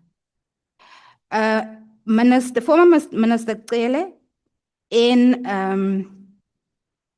General Masimula presented this to the previous portfolio committee as the truth. Then I wrote an email to the former executive director of IPIT. I said, you allege here you have documents. As a complainant in this matter, can you please provide the documents to the Department of Home Affairs so that they can see where did you obtain your documents, because on this database, they don't have documents. The executive director told me since last year, May, the emails of IPIT doesn't work up until her contract expired. I've never received those documents because she told me the emails is not in working condition. Okay, but it does appear from the bundle of documents that you sent that there was a further report which seemed to have cleared General Nsia. And if you look at this, this is the same report, it appears, that was presented to the portfolio committee, because you've written to Parliament, it seems, wherein you brought your complaints to the attention of the portfolio committee as well. And this IPIT report was signed on the 20th of September 2022, and it includes some of the allegations that you make in paragraph 3.1 of your statement. There was one question that I asked the South African Police Service. If you cleared General Nkhawa, how did you obtain information from the systems of Home Affairs? Because Home Affairs are the only people who can clear. Hence, I went to the minister, the former minister, to ask him to do his own investigation. And as we are speaking now, they are still busy with that investigation. So how did they clear her through an internal investigation? Okay. Without including Honorable Souls. Thank you, Chair. Can we just be referred to the actual document that the advocate is dealing with, please? We did receive attachments now, so if we can just be referred to which one is it exactly so that we can follow together. Thank you. Okay, Chair, there's an information note dated the 5th of September 2022, and it is directed to the Honorable Minister of Police, Minister Becky Cele. And this is the second IPIT report, which was signed by Honorable Matale and by former Minister Becky Cele. Chair, maybe Parliament should assist the Secretariat to tell us, based on the attachments, what is it named, what is the attachment called, so that we can go to that attachment. Independent Police Investigative Directorate. Then on top is the stamp of the ministry, 19 September 2022. No, the attachments we have is labeled differently, so not from your side, from what we have received. So if the Secretariat can just assist, please, Chair, what is it labeled as on our attachment?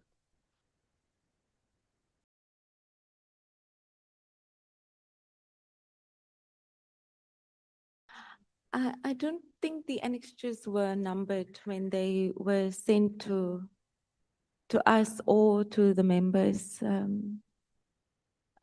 Mashal did not remark the annexures, and it also appears the annexures in the statement do not necessarily align. I mean, we had difficulty reading through it as well, Chair, and the way we've organized it was chronology, but with sort of time frames, because the statement itself does not properly describe the particular annexure.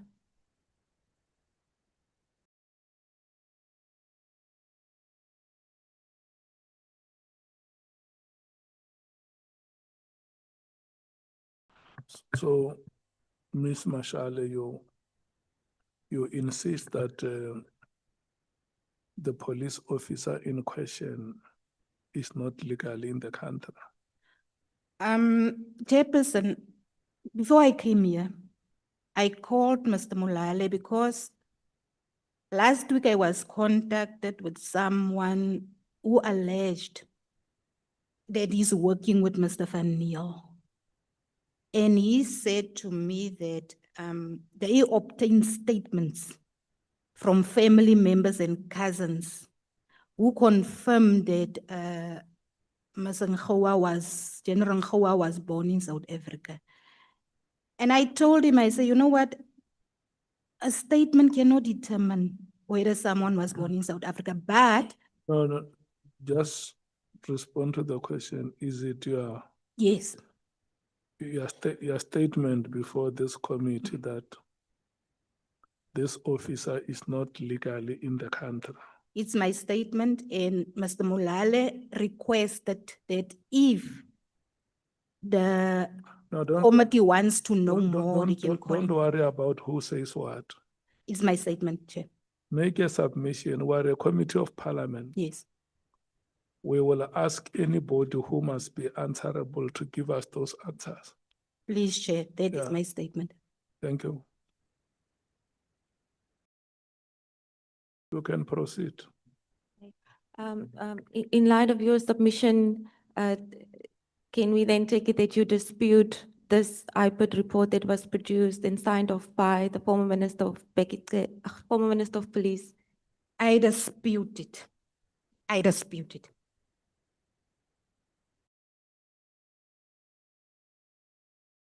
You were given a copy of the outcome of your complaints at the time. Were you given a copy of this? You obviously had. Yes, I was given a copy, but not the entire. What I was given was this part, not this. Maybe just, how long did Home Affairs start this investigation?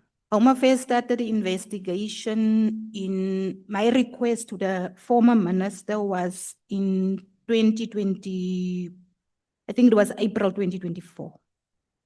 Yes.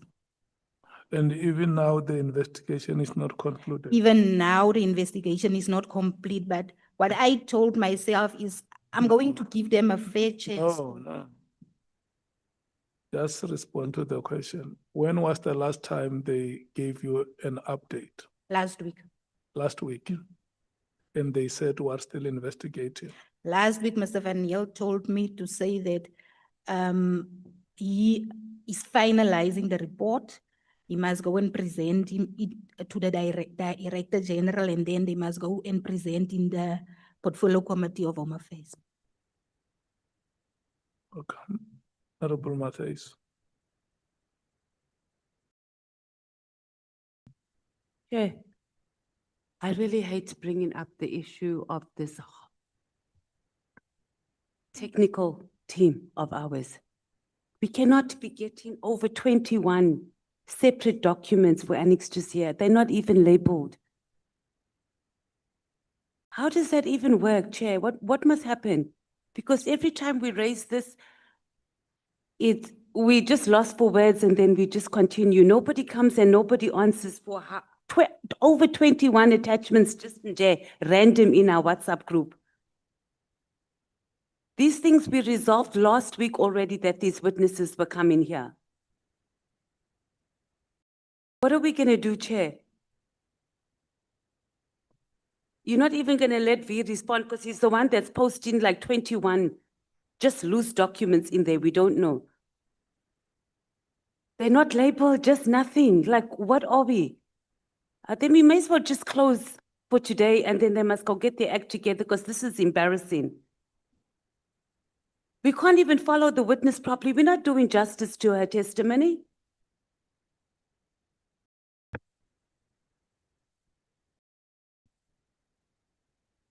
You have a valid point, Honorable Mkhwanazi. Who are you working with?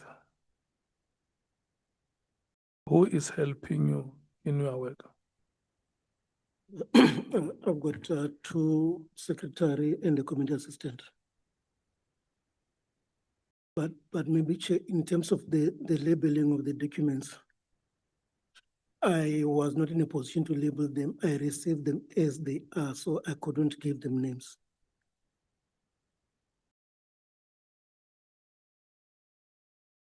Because I always see you sitting alone here. I don't know who is helping you to do these things, and it can be overwhelming if you do not have adequate support. I think it's a matter which we will take during the break, because really it's annoying for members. I mean, they have been raising it and we don't seem to be coming right. Okay, Honorable Size. Chair, and we can't indirectly blame the witness for that. Because if the witness supplies documents, our technical team should now put it together for us based on what they see the witness has presented, and then put it in order for us. This is annexure 1, this is 2, so that we can follow through. So it's not the witness's fault here. And now we have documents that are listed as C1, 2, 3, 5. It's wrong. And we want to follow the witness. And I don't think it's such a major issue. We should just now know, identify the document. Let's work with what we have. If a document is dealt with, what is that document on our attachments? We go with it. It's not a major train smash, but we just should be able to follow. That's all, and correct what has happened now. It shouldn't be repeated. It's very wrong. Yeah. They hear you, honorable members, that today is the last time we speak about this matter. May we proceed, Honorable Mkhwanazi? Advocate Mkhwanazi. Okay,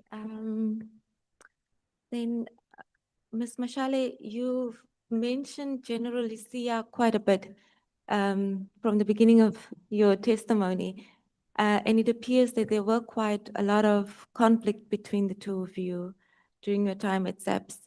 And one of the biggest issues between the two of you appears to stem from WhatsApps that were exchanged on a group, to which General Isia took offense to and decided to get a protection order against you, as well as a harassment charges. Now, the WhatsApp messages are part of the bundle. I've come across some WhatsApp messages that were exchanged. So in dealing with this, what I really want to hear is whether you did in fact circulate the WhatsApp messages in relation about General Isia, and your thoughts in him getting a protection order and a harassment charge against you. Okay. It has absolutely nothing to do with the WhatsApp messages. General Isia was one of the generals that I implicated in my protected disclosures when I made the protected disclosures to General Sithole. As a result thereof, General Isia is the one who charged me departmentally because I made protected disclosures to General Sithole. We had a WhatsApp group for the members, a Vispol WhatsApp group. a lot of messages were circulated in those WhatsApp groups. Now, generally, Sia, I don't know because it was not even part of that WhatsApp group. It was not part of that WhatsApp group. That WhatsApp group was for junior members.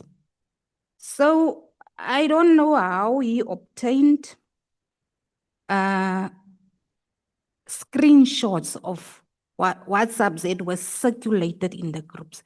But this issue was because I was charged criminally. I was arrested. I was charged criminally. I was in court on trial because of these WhatsApp groups. I was acquitted in court because I was not the one who was sharing the WhatsApp groups in the group. Witnesses were called to come and testify, and they testified that this is not Patricia's number. But generally, Sia, someone told him that I was the one who was circulating the WhatsApp groups. The court made him to read the WhatsApp groups in court. And they asked him, where is the person? Is the person who shared these screenshots with you willing to come and testify on this? And that person was not willing. And the other witnesses were part of the WhatsApp group. One of them even testified, Latoya von der Roos, that she was threatened by Colonel van der Merwe, who's now a brigadier. He was shortly after he arrested me and seized my phone, he was promoted to a brigadier. He threatened Latoya to a point where Latoya asked me to go with her to IPID to go and complain about this stress because he told Latoya if she doesn't hand over her phone to him so that he can see what were we communicating about, he will also arrest her. And that is what she testified in court. And at the end of the day, I was acquitted. After 1 year of being on trial for WhatsApp groups that I never circulated in the group.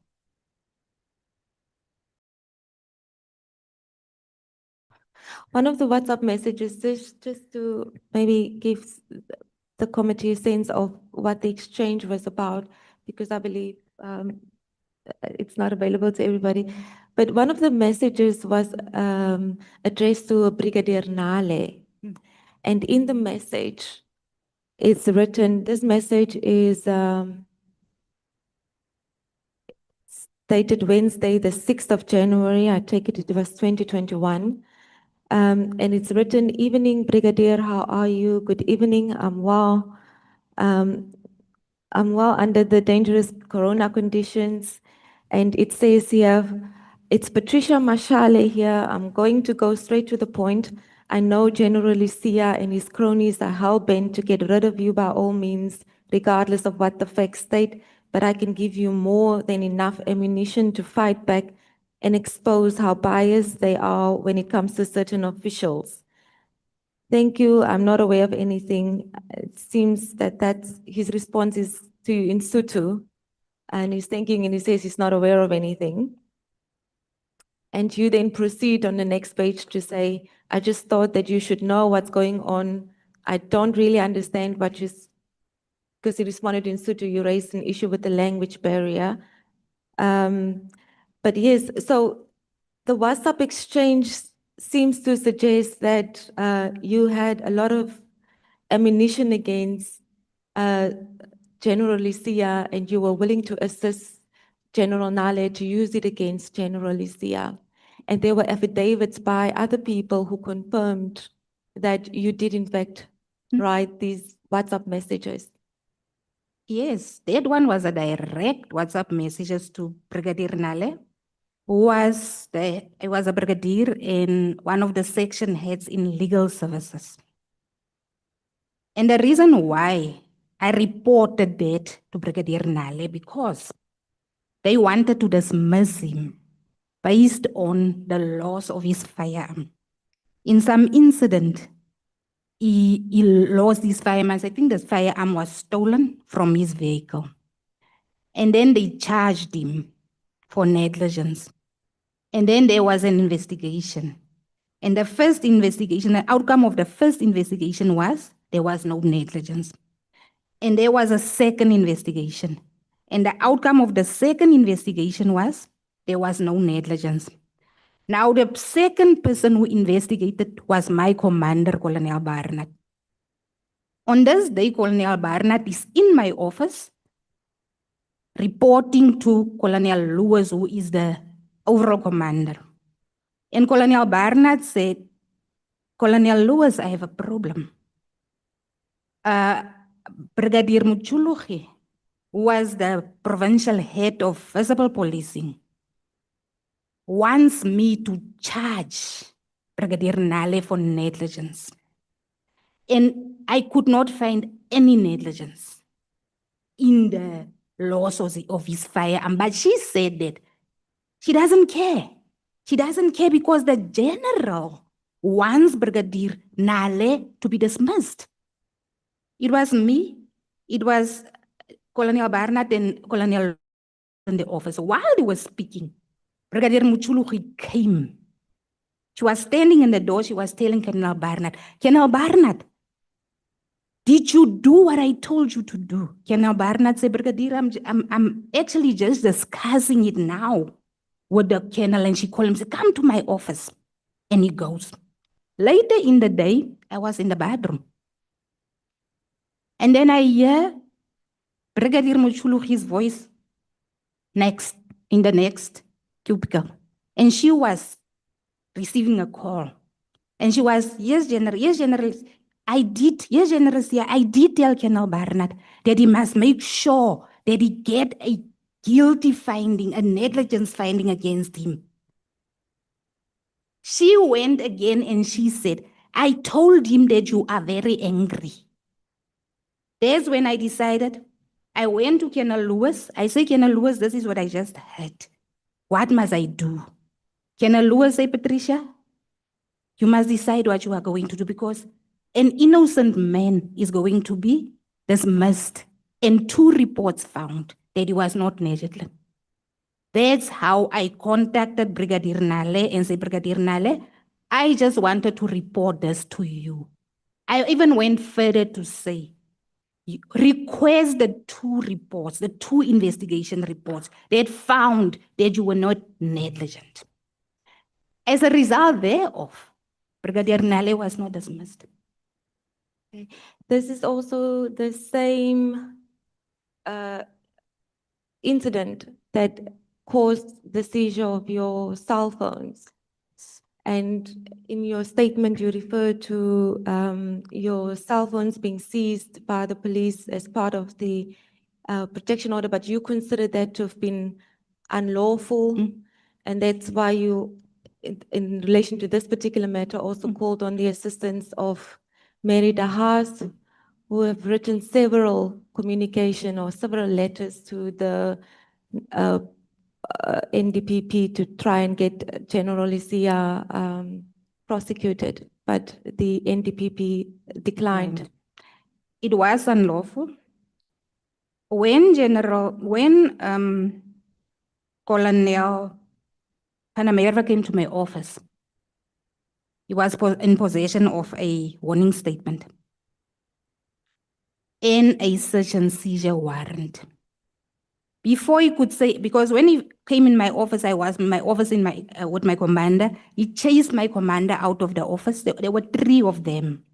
Closed the door and he instructed me to say, I want your phone.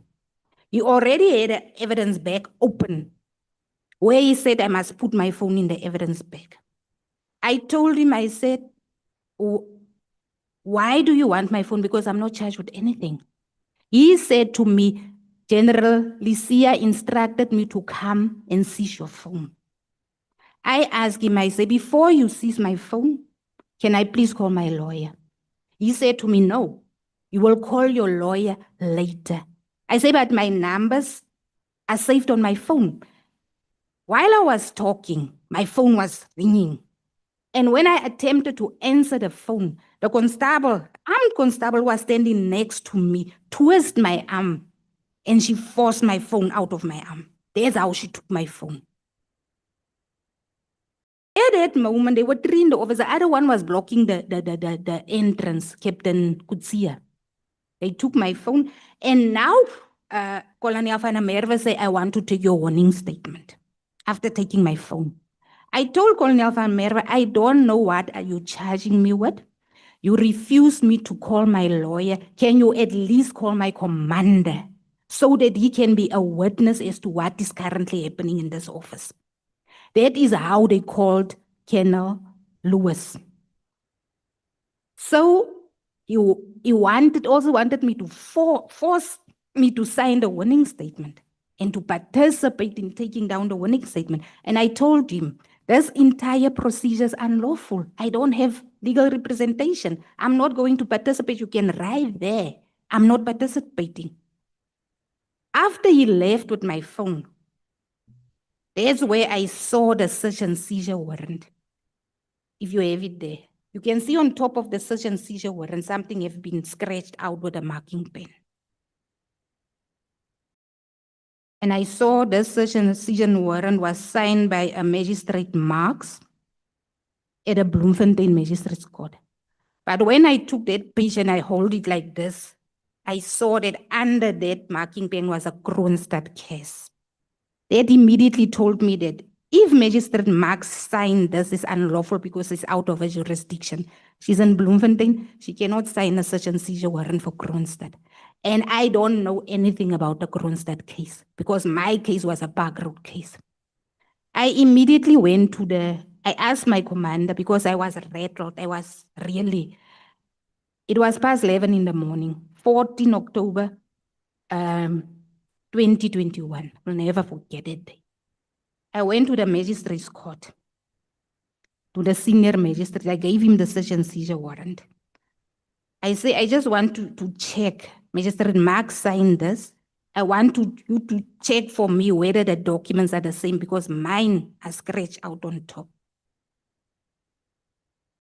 Senior Magistrate Saliwe went to Magistrate Mark's office.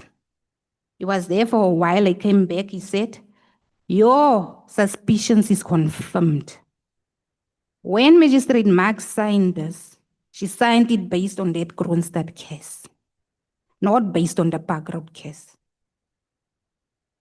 So you disputing the validity of the seizure warrant that was granted against you, and you also think that the NDPP was incorrect not to prosecute because their correspondence, their response to the correspondence that was addressed to them by Mr. Haas is that there are no reasonable prospects of successful prosecution. The allegations are based on the same set of facts and allegations as in Park Road case, and there are two other case numbers mentioned. And then it says that the matter has a long and convoluted history. The current allegations are without merit. Did you dispute? I'm still disputing it. I'm coming to that. After Magistrate Saliwe told me that this is fraud that has been committed, and Colonel van der Merwe even admitted in court when the magistrate asked him during my trial that he did commit fraud. He did mislead the magistrate. I didn't know it then, but then I went to the police station. I opened a case against Colonel van der Merwe, who said General Isia sent him to seize my phone. My case was open at Park Road. The next day, I got information that General Isia took the docket, the same docket that I opened at Park Road. He took that docket and he took it to the DPP. That docket was not even allocated to an investigation officer yet. He took the docket himself. He took the docket to the DPP and the DPP declined with that letter. DPP declined to investigate because she said there was no prospects. I take it that's why you left it. I attempted to open more dockets, but then one of the senior prosecutors, there was a voice note, I will try to find that voice note, told my husband to say the DPP said, gave us instructions that all dockets that are being opened by Patricia Mashal must be taken straight to her office. They must not handle those dockets. Those dockers must go straight to her office, and when the dockers reach her office, she declines to prosecute. I cannot even open cases in Bloemfontein or Free State anymore because DPP is not prosecuting my cases.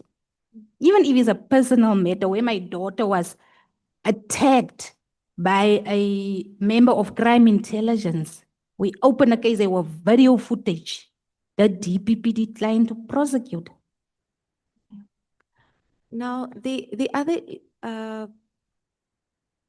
issue that came to light, or rather further evidence that was given by General Khumalo in relation to you, was your disciplinary proceedings.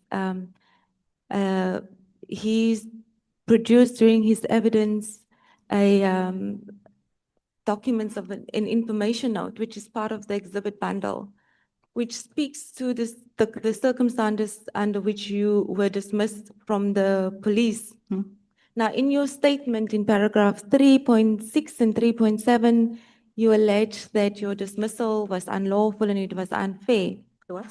But from the documents that we've received during General Khumalo's testimony, was that what in fact happened was that you walked out of the disciplinary hearing and that you were then subsequently dismissed by operation of law because you failed to reconvene. Do you have anything to say to Yes, that? I can respond on that.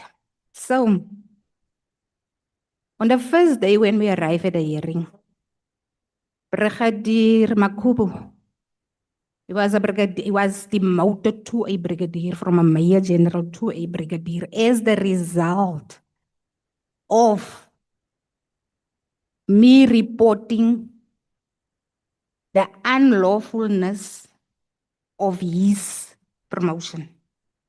There was already an arbitration award against him that he was promoted unlawfully. And that arbitration award was supposed to have been implemented in 2020 already. General Sithole just simply ignored that arbitration award until I opened the case with IPAD to say that the arbitration award is clear.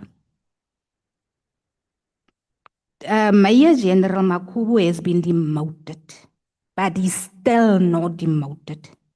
And shortly after that, while IPAD then started with the investigations, they contacted General Sithole, and as a result thereof, Makubu was demoted to a brigadier. I was the complainant in that matter. So the first day I arrived at the hearing, Brigadier Makubu is the presiding officer. There's a conflict.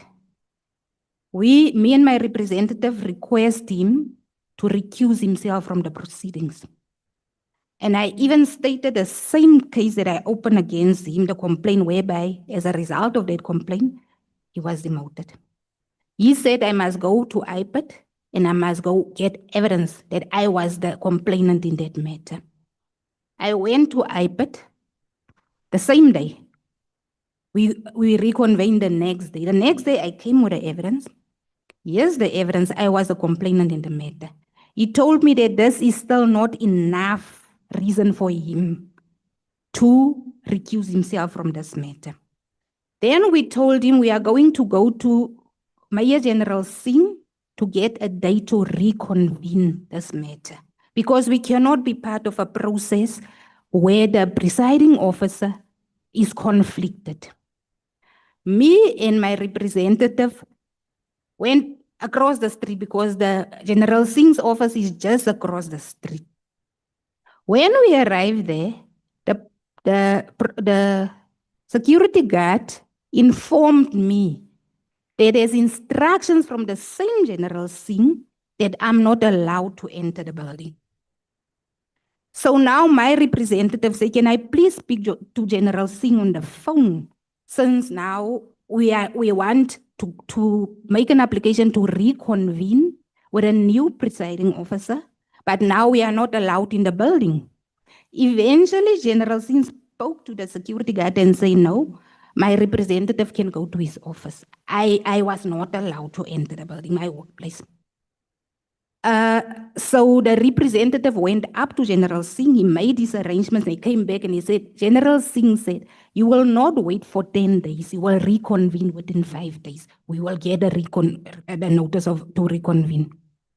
After 10 days, I received a note, not even received because no one even informed me. I just saw that my salary was terminated.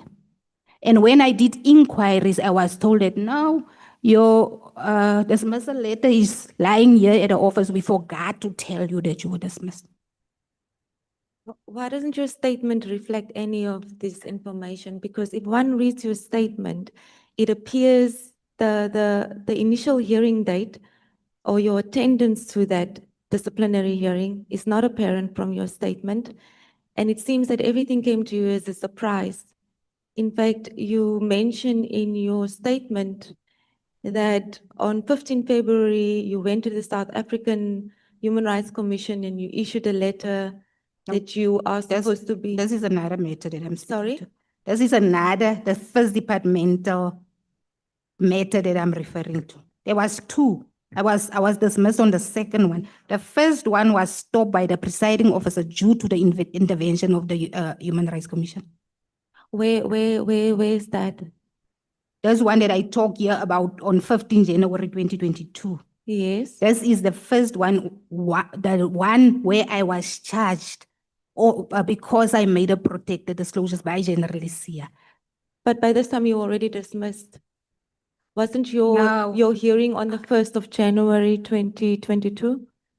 There was two departmental trials. Yeah. The one that I'm referring to, where the Human Rights Commission intervened, is the one of the protected disclosures, January 2021 protected disclosures. That is the one where I made an application to the Triple SBC under the Protected Disclosure Act, and they declined my application, and then I went to the Human Rights Commission. The Human Rights Commission did the intervention. So, and we will get to that because that is part of this bundle. Mhm. In your statement, like I said, there's no indication of what happened in January, the first disciplinary hearing that took place, and that you walked out and that you failed to reconvene. None of that is apparent here. But what we do see from your statement is that on the 15th of February 2022, which happens to be the date after your dismissal, you went to the South African Human Rights Commission and you say here that they've issued a letter that you've complied with the protected disclosures. Despite this, SAPS refused to formally recognize your status as a whistleblower. The reason for that is exactly because I'm responding to what General Kumalos alleged, that I walked out and I didn't reconvene. You asked me, you say General Kumalos, that's why I didn't even state it here. That was the allegation that was made by General Kumalo, and I'm responding to that allegation. But this is your statement that you've prepared before anything else alone. Even because I was not going to, this is what happened to me. I was not going to respond in my statement to all the allegations or all the mentions of my name in this ad hoc committee. I told myself, when you are going to ask me that, because I knew you are going to ask me that, that is when I was going to respond to that. I told myself, I'm not going to respond to that in my affidavit, but I will respond when you ask me. There's ends. I didn't even insert it there because the same thing with a dismissal from Department of Health. It's not in here. I'm responding to the allegations that they made against me. Okay. No, the reason why I'm asking you these things and why it's not apparent from your statement, it is because in your statement itself, you alleged that your dismissal was unlawful, it was unfair. Now, I mentioned to you that some crucial information is missing in relation to how you were dismissed, and that you were in fact afforded a hearing, which you walked out of, and that you failed to then reconvene in terms of the regulations. So I'm asking, I'm saying if one reads your statement, Mhm. it would appear that you were never given an opportunity to state your case. Also, it would appear that by the time you've approached the Human Rights Commission, you were still under the employment of SEPS, which was not the case. You were already dismissed at that time when you went to the Human Rights Commission. Hence, I'm saying, I'm responding to the allegation that General Khumalo did to say that when I approached the Human Rights Commission, I was still an active member on the South African Police Service system, and I have evidence. I was an active member until 2023. After I was the one who made inquiries to ask, why, if I have been dismissed in February 2022, is my personal number still active on the South African Police Service? Coming to the issue of being a whistleblower, you don't have to be employed to be a whistleblower. You must be employed to make protected disclosures. And that is the law that we are trying to change, because it's not just people who are employed who want to make protected disclosures. But to be a whistleblower, you don't need an employer, because whistleblowing is for everyone. So you say that I went to the Human Rights Commission to tell them I made protected disclosure, say that I'm a whistleblower. I'm still a whistleblower. Mine was just to ask clarity, and my reference to you visiting the South African Human Rights Commission is really based on what you've stated on your statement. And I've mentioned to you the difficulties that one sees if you read your statement. There appears to be some material information that have been omitted from your statement.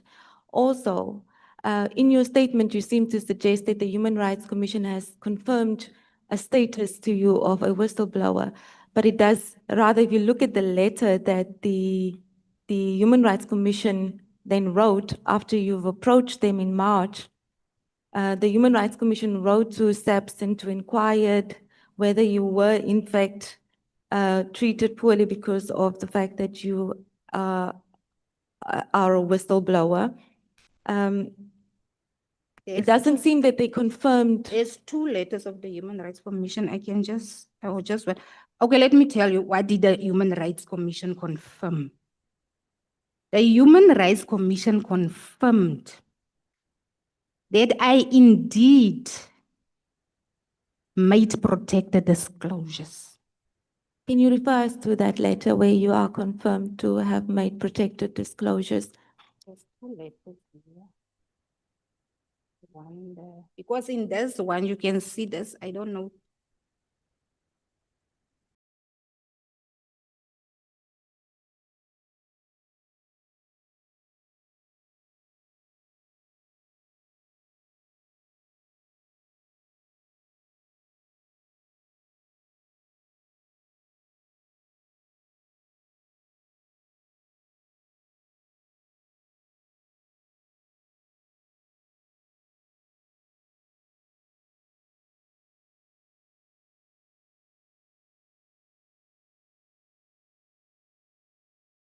If you look at the one dated 1st March 2022, in the very first paragraph, it says that the South African Human Rights Commission confirms that it is in receipt of a complaint alleging occupational detriment in terms of the Protected Disclosures Act. And it made queries in relation to that. I could not see a letter that confirmed your status as you allege in your statement. I think it's one of the documents that I should email to you because I don't see it here.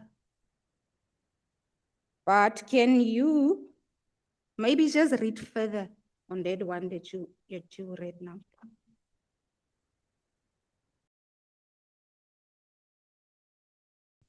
So the paragraph 2 and 3 basically sets out the mandate of the Human Rights Commission. And then it proceeds in paragraph 5 to say that the commission received a complaint from Ms. Mashal, who is employed as an administrator in the office of the provincial commissioner. And then it says in your complaint, you allege that you were being subjected to disciplinary proceedings, which are called or rescheduled at short notice. And then it just continues to say that you allege that you've been subjected to harassment and intimidation, and she fears for her safety. And the complainant further alleges that her rights to privacy and to the protection of her personal information has been compromised, in that your phone was confiscated, your email has been hacked, and so it goes on. And then it proceeds to basically then request information from SAPS, Now, which SAPS there's did another respond one. to. There's a second one. What is the date of that one? 15 February 2022. There's a second one dated 15 February 2022. That one was when they requested information from SAPS. That one that you just read. You say in your statement you went to the South African Human Rights Commission on 15 February. Yes. On 1st March, they then, after your visit on 15 February, addressed a letter to SAPS when they Yes. requested I'm information. speaking about the 15 February one, not the 1st March. The 1st March was the further one where they requested the information from SAPS and all the other investigation authorities where I reported all the corruption to. But they already issued a letter on 15 March to that effect. On 15 February, not 15 March. I can send it to you. It's on my phone. Because I don't see it here. Okay.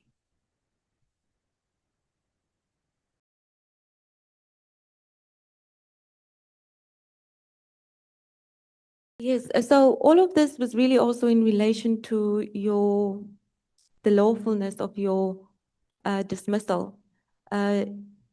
We've received an information note that indicates the circumstances, and the SAPS also reported this the same way General Khumalo related to the committee, that you were dismissed following your walkout. You were there with your representative, you walked out. So in which respect was your dismissal then unlawful? Regulation 9. Advocate Mkhwanazi was last week talking about the unlawfulness and the unconstitutionality of Regulation 9. I was charged under Regulation 9 for that minor offense. And with the Regulation 9 in SAPS, everyone knows that you are not giving the opportunity to defend yourself. This is just a meeting where you are anyway going to be informed that you are dismissed. You are not being given the opportunity to call witnesses. They brought charges against you. They take their own charges as true, and they dismiss you based on those charges without affording you the opportunity to defend yourself. So the unlawfulness of this is I was anyway not even going to be afforded the opportunity to defend myself in that hearing. You take the matter further. I took the matter to SSBC, but currently the matter is also the Human Rights Commission because of the fact that the Human Rights Commission see it that I was dismissed because I made protected disclosures. So currently, the status is the matter is with the Human Rights Commission. The status of your employment dispute? The status of my employment dispute was never referred by SSBC. I found out about 2 weeks ago that SSBC has not been operating for the past 3 years because their operating license expired. So all the files of SAPS have been referred to the CCMI. So my file was never even handled, and I'm not the only one. There's thousands and thousands of members who are waiting for the past 3, 4, 5 years for dates from the SSBC. Most of them don't know that SSBC doesn't operate anymore. And you obviously would have noted that during the Minister Mkhwanazi's evidence, your name came up as one of the complainants, together with Mr. Haas, that he considered your complaints when he took the decision to disband the PKTT. Just your relationship with Mr. Haas. I mean, you in Bloemfontein, she is in KwaZulu-Natal. Do you belong to a same group, or what is your relationship with her? Is there an organization that you belong to? It's not an organization, but is a whistleblower WhatsApp group.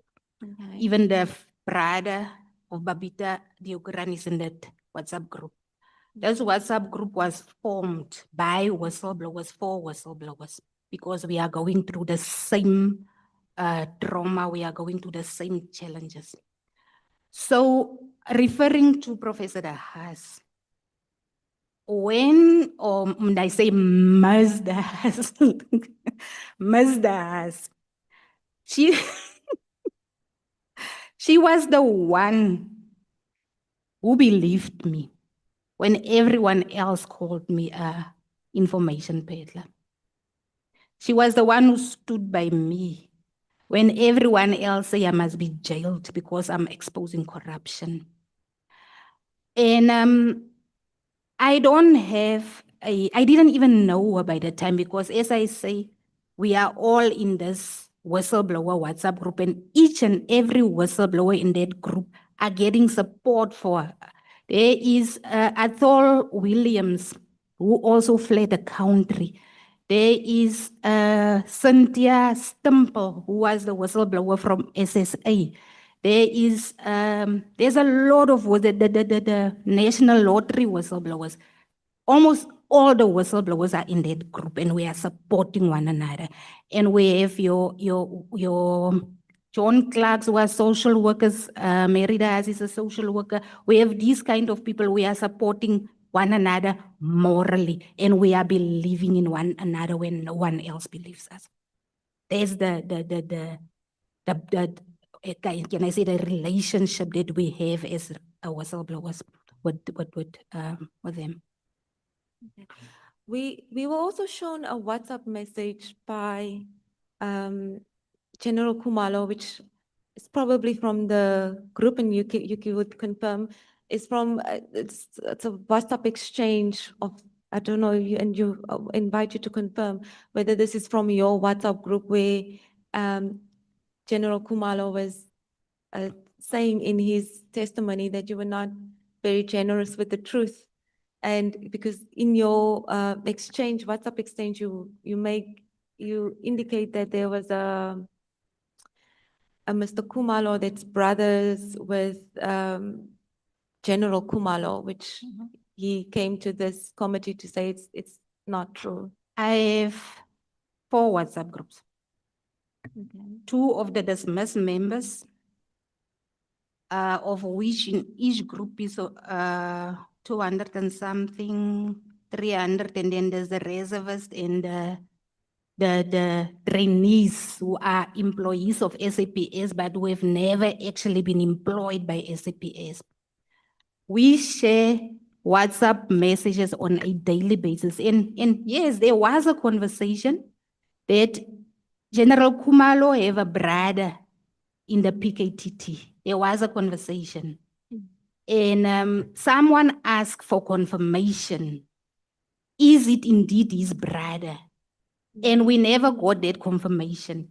General Khumalo also, when he was here, he also never confirmed where. He only said that I don't have a brother who is a captain in the police. He didn't say I don't have a brother in the police. So that information was never confirmed. It is information that I shared in our groups, and I saw that message, but that information was actually never confirmed whether he does have a brother or not. So you still hold the view that it's possible that he might have a brother who's a He might captain? have a brother. He might have a brother who's not a captain because he said he doesn't have a brother who's a captain. So he might have a brother, but he's not a captain. But because the issue was the brother is a captain. So he said he doesn't have a brother who's a captain in subs. That's how he responded. We must conclude the presentation by 14 hours.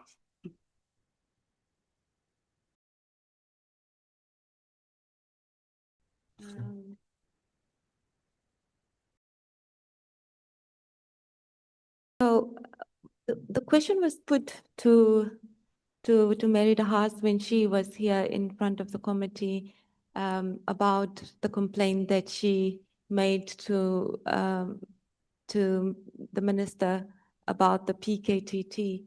And she seems surprised that the minister relied on her complaint when he made the decision.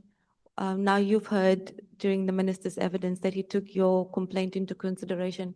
What is your view? Were you also taken aback that he considered gave your complaint such serious consideration? I never submitted a complaint to the minister. Well, he saw a complaint on Facebook. I share information on Facebook, but I never submitted a complaint. What I shared on Facebook was relating to the Sindiso Makaka case. That is one case that is very close to my heart, whereby I referred people to Mr. Nkabinde, people who had information about the Sindiso Makaka case. I referred them to Mr. Nkabinde. And the reason why is that the hitman who shot Sindiso Makaka sent a message through another person to me to say, I must please assist him because he wants to make a confession and plead guilty, but he's not getting assistance from the commander of from the investigation officer. He's not getting assistance from the prosecutor. He have been trying to plead guilty since 2019, but he's not getting any joy. I must please assist him. As a result thereof, I sent a message to Cedric Nkabinde and to Honorable Fadil Adams. Honorable Fadil Adams traveled to KZN, to the prison. He got a statement. The hitman did inform him to say they don't want to allow me to plead guilty. And the lawyer that they are using, they are paying the lawyer.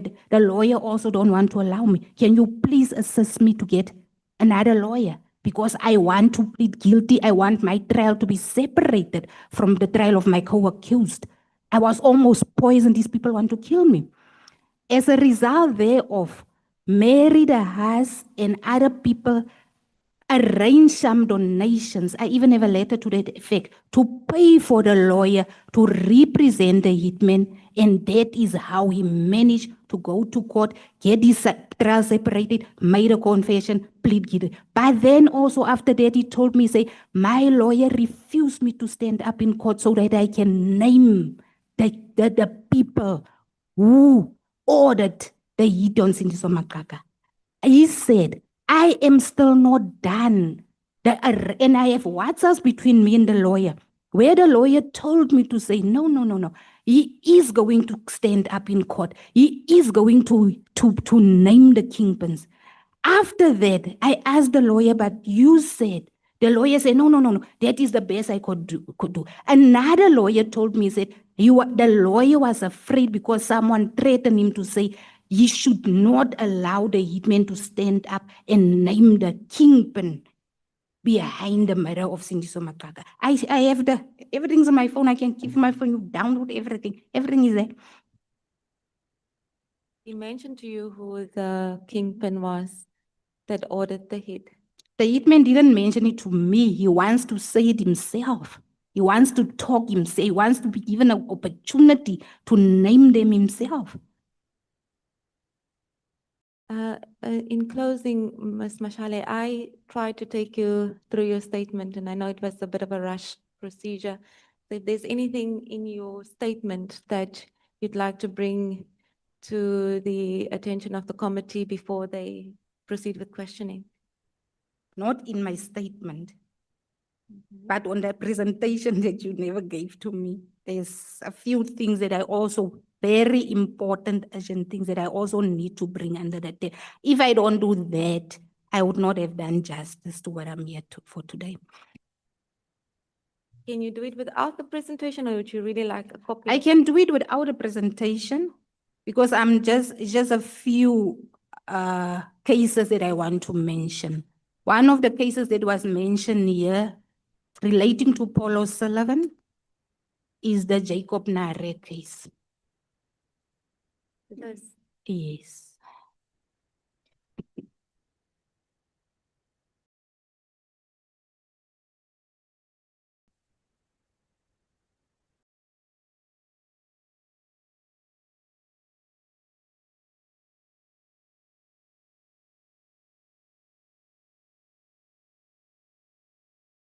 Okay. When General Mkhwanazi said that there are corruption in the NPA, in the judiciary, he was right, and I have evidence of that, especially there in Free State. There is a person called Mr. Zwelinzima Joseph Muru. He has been in detention since 1999 for stock theft. He was only 18 years old when he was arrested.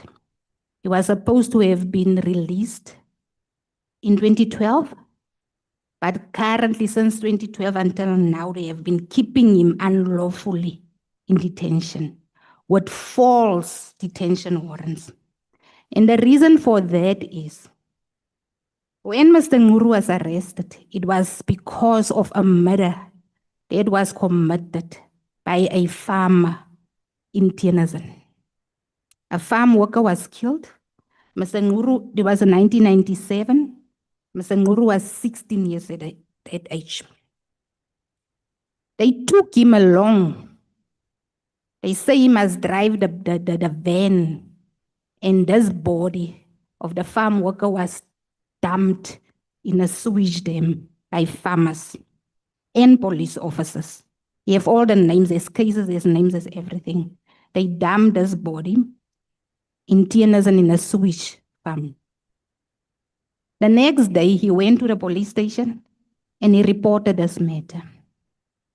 The same police officers who was part of this crime told him that they will take care of him for the rest of his life and they will take care of his mother if he doesn't talk about this crime. From that moment on, each and every one of them was part of that, including the prosecutors who covered up this crime, correctional services heads who covered up this crime. Each and every one of them paid him a certain amount of money. And his mother was paid 5,000 rand per month. 1998, they arrested him for stock theft. And he was sentenced to 15 years, to 12 years in jail. He was to be released in 2012. He was never released. While he was in prison, they started to use him as a hitman to kill witnesses. The witnesses who was killed in the Vrede Farm corruption, Mr. Nguru exposed the firearms and the hitmen who killed those witnesses. The lady who was working for Mangaung Metro, whose body was found in the boot of a car in 2019 at the basement parking of the Mangaung Metro, Ms. Sipati Lichwana, was killed by the same hitman who killed the Vrede Farm witnesses. Mr. Nguru have implicated former Premier Ys Magashule. He have implicated the now retired General Mutsunyane. He have implicated the current Deputy Provincial Commissioner of Detectives, General Modise. You have implicated General Lysia. You have implicated the current DPP, Advocate Somaru. You have implicated the Deputy Advocate Matluku. And you have implicated Mr. Harrington, whose father was the one who killed the farm worker, who's now the prosecutor, who's now prosecuting on these fresh cases of Mr. Nguru, where they allege Mr. Nguru stole cattle while he was in detention. I have evidence of everything. But most importantly is a case have been opened.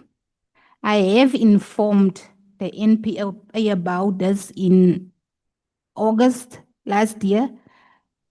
They have never, I've informed the former inspecting judge, Judge Edwin Cameron. I have informed the Minister of Justice. I have informed the current new NPA at now, because Mr. Nguru have evidence, his lawyer have a trust account where all the money was deposited in of the people who paid him for his silence. They went to him and told him that the only way they're going to release him from prison is when he's going to sign an affidavit and not implicate them. A lot of people died. 2 firearms that have already been located on the information of Mr. Nguru, as well as the laptop of Messi Party was found in the boot of a car. I have been exposing this information on Facebook, and as a result thereof, the DPP of Free State opened a case of criminal injury against me. The police is looking for me. They want to arrest me on that. There's not a problem. And I really want to urge the committee. Mr. Nguru are being kept in CMAX. He's been moved from prison to he's now in Sonderwater. Last time they tried to poison him, but we have all the evidence. The evidence have been handed over to the NPA. I have handed it over now to Advocate Mtibi. The police have the evidence, military intelligence have the evidence.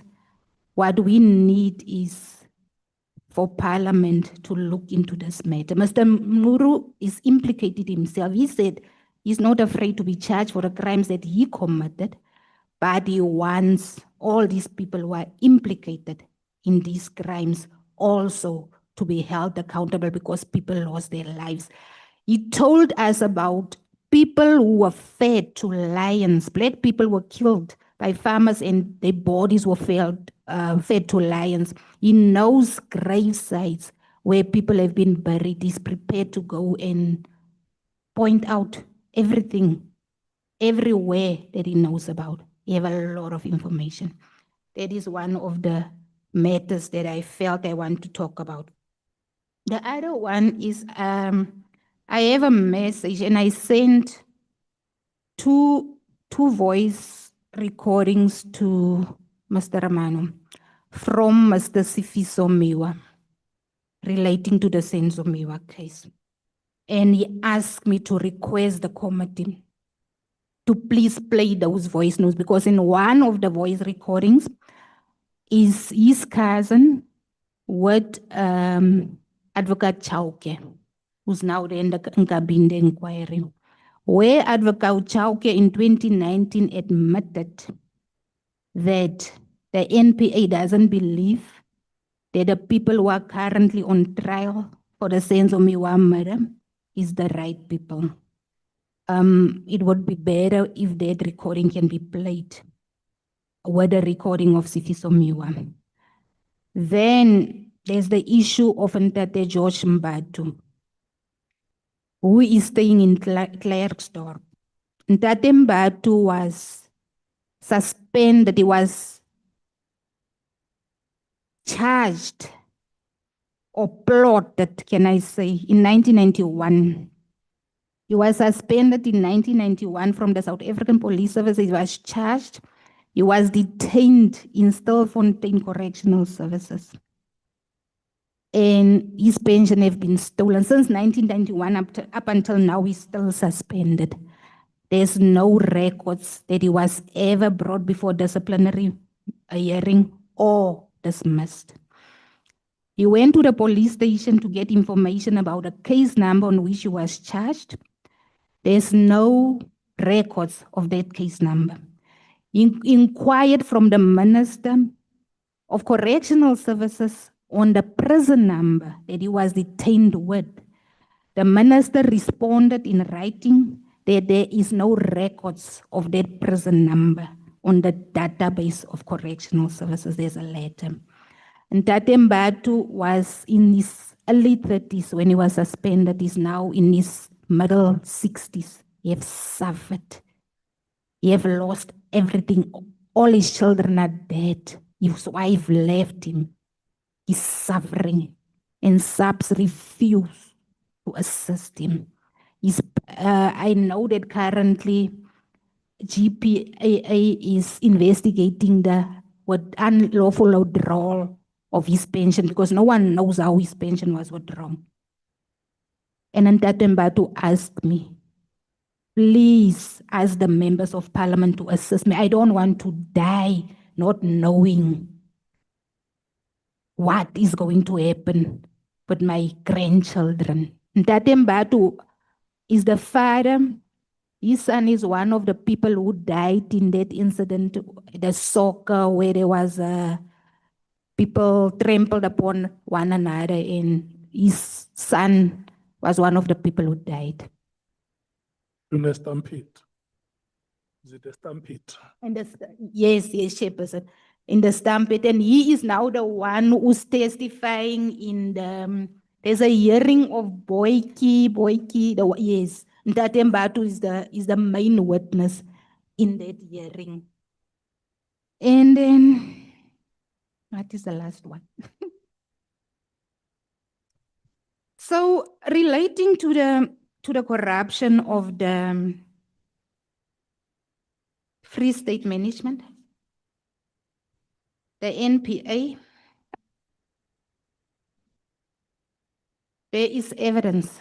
It's not just allegations, because if it was allegations, that DPP would not have opened a criminal injury case against me. She would have filed a defamation suit. But as I said, there's evidence, in Mr. Jacob Nare. Mr. Jacob Nare is dead. He was murdered. But now currently we have someone called Mr. Jacob Nare as a Section 204 witness for Brigadier Gininda.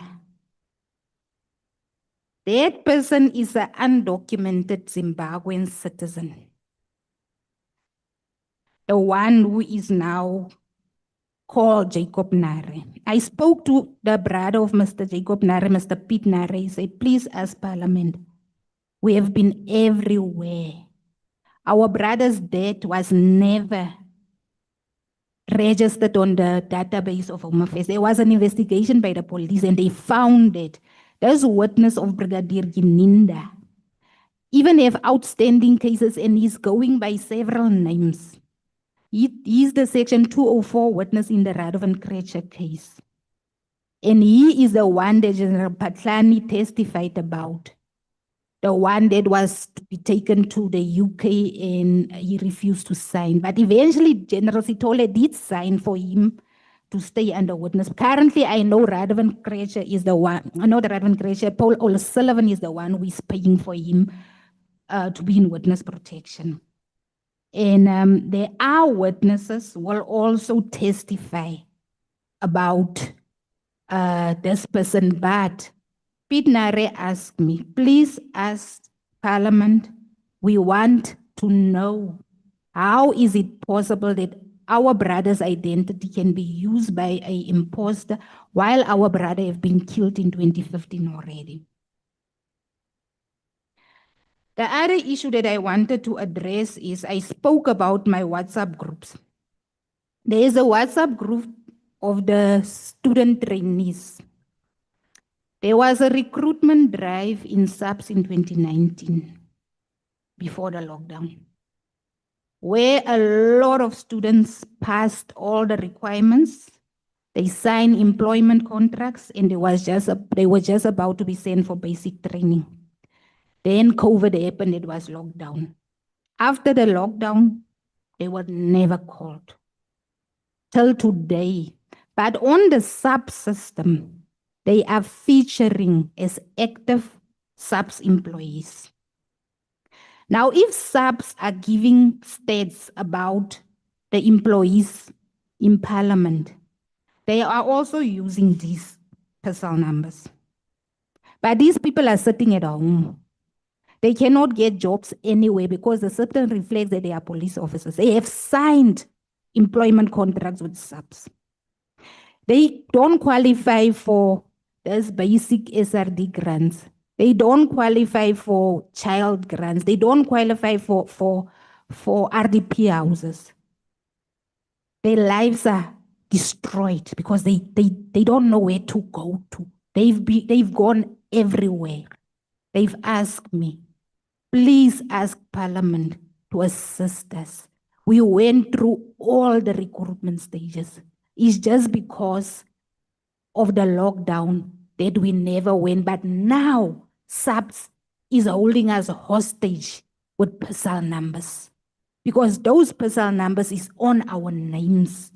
And it seems like we are employed while we are not employed. Ms. Mashal, you've mentioned quite a lot of things which are not in your statement. And I'm just sitting here wondering how would one even begin to start looking into the matters you've mentioned, because you have not given any evidence of information. You mentioned there's evidence, but we've not been given. If the committee was to try to assist you in any way, where would they start? I have all the, that's why I told you that I would need this presentation, because everything that I mentioned now is in this presentation. But I have all the evidence. Okay. I have a list. Sure. This list they've been Thank sent. you. Thank you so much. The time that has been allocated has been exceeded by over an hour. You are a witness that has volunteered to come and appear before us. And what we are going to do, we will not close you out. You have made your submission before the 31st of October. So any detail, remember the information that I was very much touched when you tell us about the story of Mr. Mbatu. How a person can remain suspended for such an extended period. You can imagine how many provincial commissioners or how many national police commissioners, how many ministers have been in office. And how many of them in those positions would have taken keen interest in the matter of Mr. Mbatu, and what the responses would have been. And many other matters that you raise here, of a black man who is in jail for crimes committed by white bosses.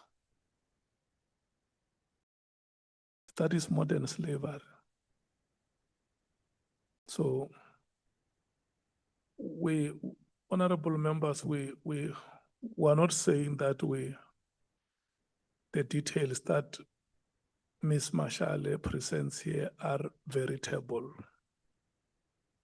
But what we are saying is that these are very, very serious allegations that must concern us. And because we may not have time, we will we will want to do justice. Like we said,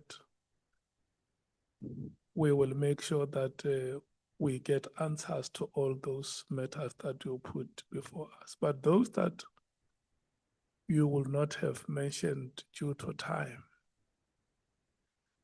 There was one witness who was here. We said, go and tabulate those matters and give us those details. And then we will write to the authorities.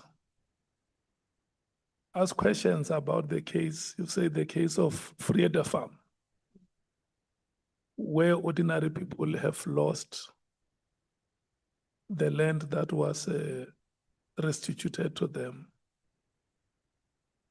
It's a very serious allegation. The committee can't turn a blind eye to it.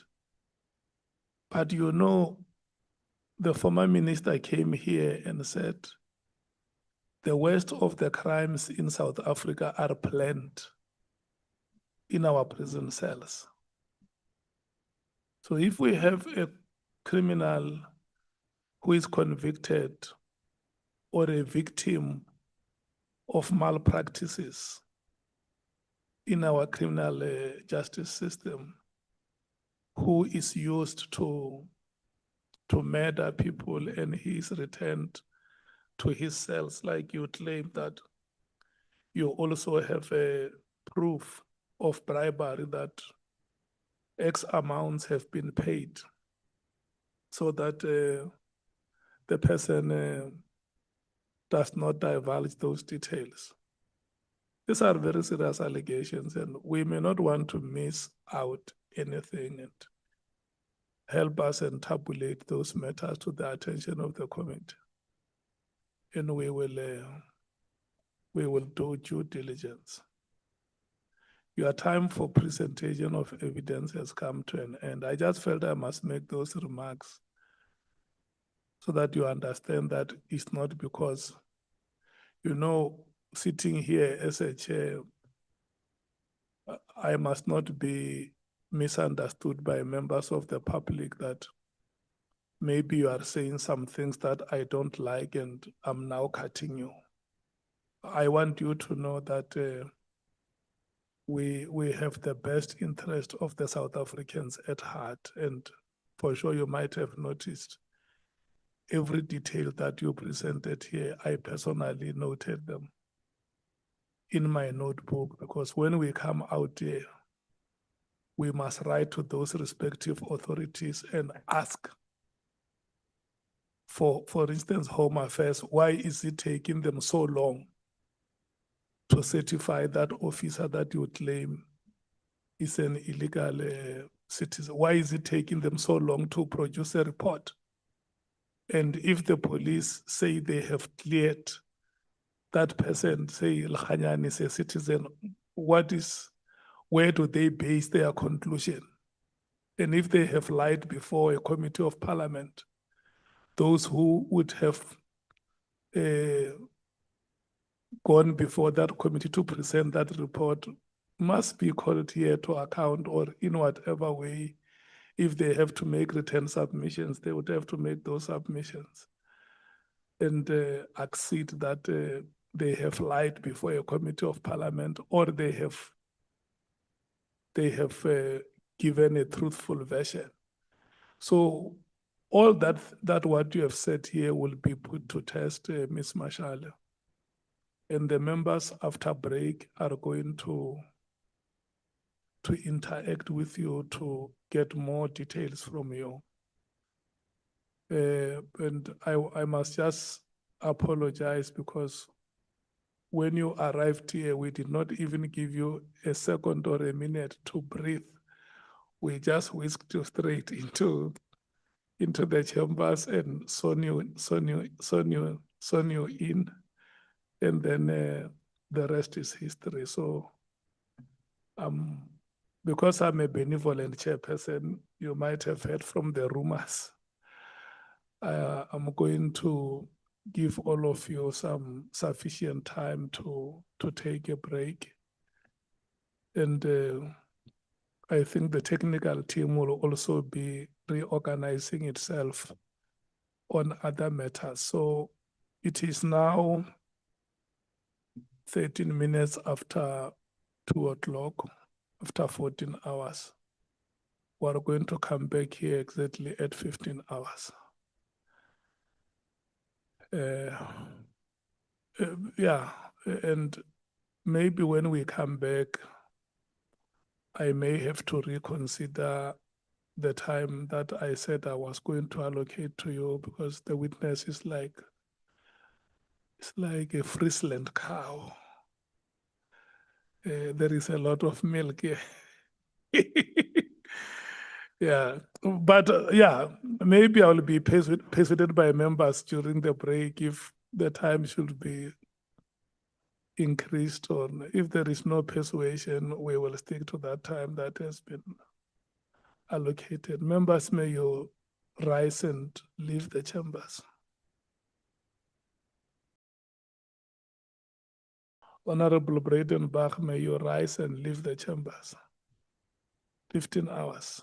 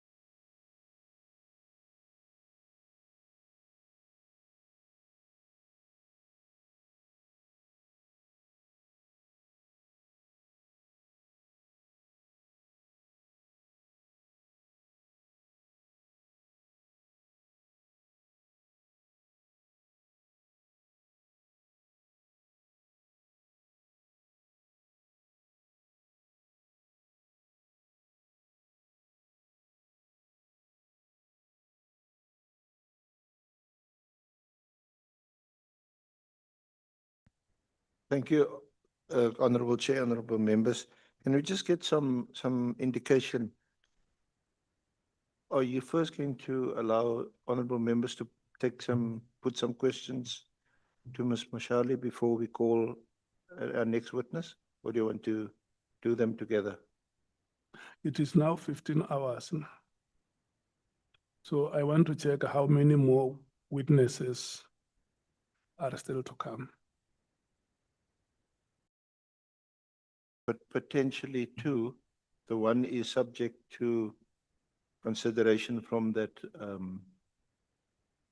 objection we received this morning. I don't know if we've received the official letter yet from SSA. And the other one is witness anonymous, who is waiting to be called. Yeah. But there's an issue there. She now asked me, have you got the correct statement? And I said to her the statement that I received. She said she had given Bonani Mr. Romano another statement, which he knows she tried to send him, but it had bounced back, and he should have received it from one of the parliamentary secretaries. So I asked my colleague, Ms. Mkhwanazi, to rather call Mr. Toeni first so that I can sort that out, and when that's sorted, I can call her next. Okay. How much time do you need with Mr. Toeni?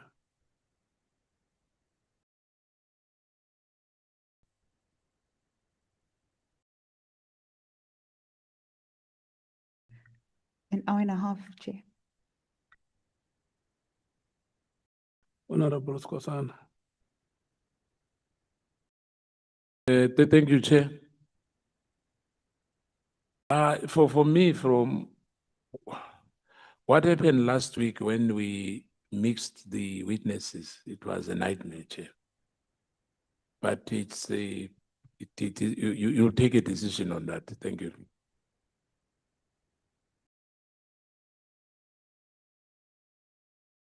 Yeah, I want you to understand that it's 15 hours now. And the advocate says this witness is going to be until 4:30. And there are two more witnesses outside. So if it's 1.5 hours, 1.5 hours, it means when we finish with this round of questions now, it will be 10 o'clock tonight. And then we must then take Mr. Toeni for 1.5 hours until 12:30. And then take a round of questions until 4 o'clock in the morning. And then allow anonymous to come. So it means I'm detaining you here without you're not going anywhere. So South Africans, when they see you tomorrow like this, they must not be surprised. They must know that you shall have worked overnight. Yeah, so I'm going to suggest that we take the evidence of Mr. Toeni now. And then it can't be for 1.5 hours. It must be for 1 hour. And then thereafter we can take questions. In the meantime, the Secretariat will be deciding what they do with the two witnesses, because by all likelihood, it may not be possible for them to feature tonight. But I think we must just be practical. So if it warrants them that they appear tomorrow, they will have to do so tomorrow. Is that okay, honorable members? Honorable Skosana. I think, to be honest, it won't be possible, Chair, because if you count us and others are still going to join us, the 20 minutes were allocated to us, it will take us almost around that time you spoken about 10, 11. So the other two, if it's possible, maybe tomorrow. I don't know, but from where I'm sitting, an hour now will take us to 4 o'clock, as you say. And when you check the minutes you allocated to us, definitely there's no way, because it means now we've got 40 minutes each. 20. No. Thank you, Chair. No, I have not gone to that. It is only after the second witness has presented that I will tell you what is the time that is allocated. Now, let's take this presentation. Because I can tell you, if we take them one by one, we will only finish at 6 o'clock tomorrow morning. Honorable Sangona. Thank you very much, Chair. I'm not sure, I'm not on the issue of time. I just wanted to say, Chair, in anticipation of the discussion about Mr. Mchukuza, I think it is Mr. Mchukuza, can you maybe just confirm before the witness is sworn in, because we've got the statement, confirm that the witness is not presenting any classified information, because I see he's from criminal intelligence or former criminal intelligence. It's not him. Is it not him? Aren't So- you Mr. Doken? Yeah, Mr. Doken, it's him, the other one. He's also from former intelligence. So given what we had said earlier, we just need him to confirm that there's no classified information that we need to be dealing with in a different way. Thank you, Chair.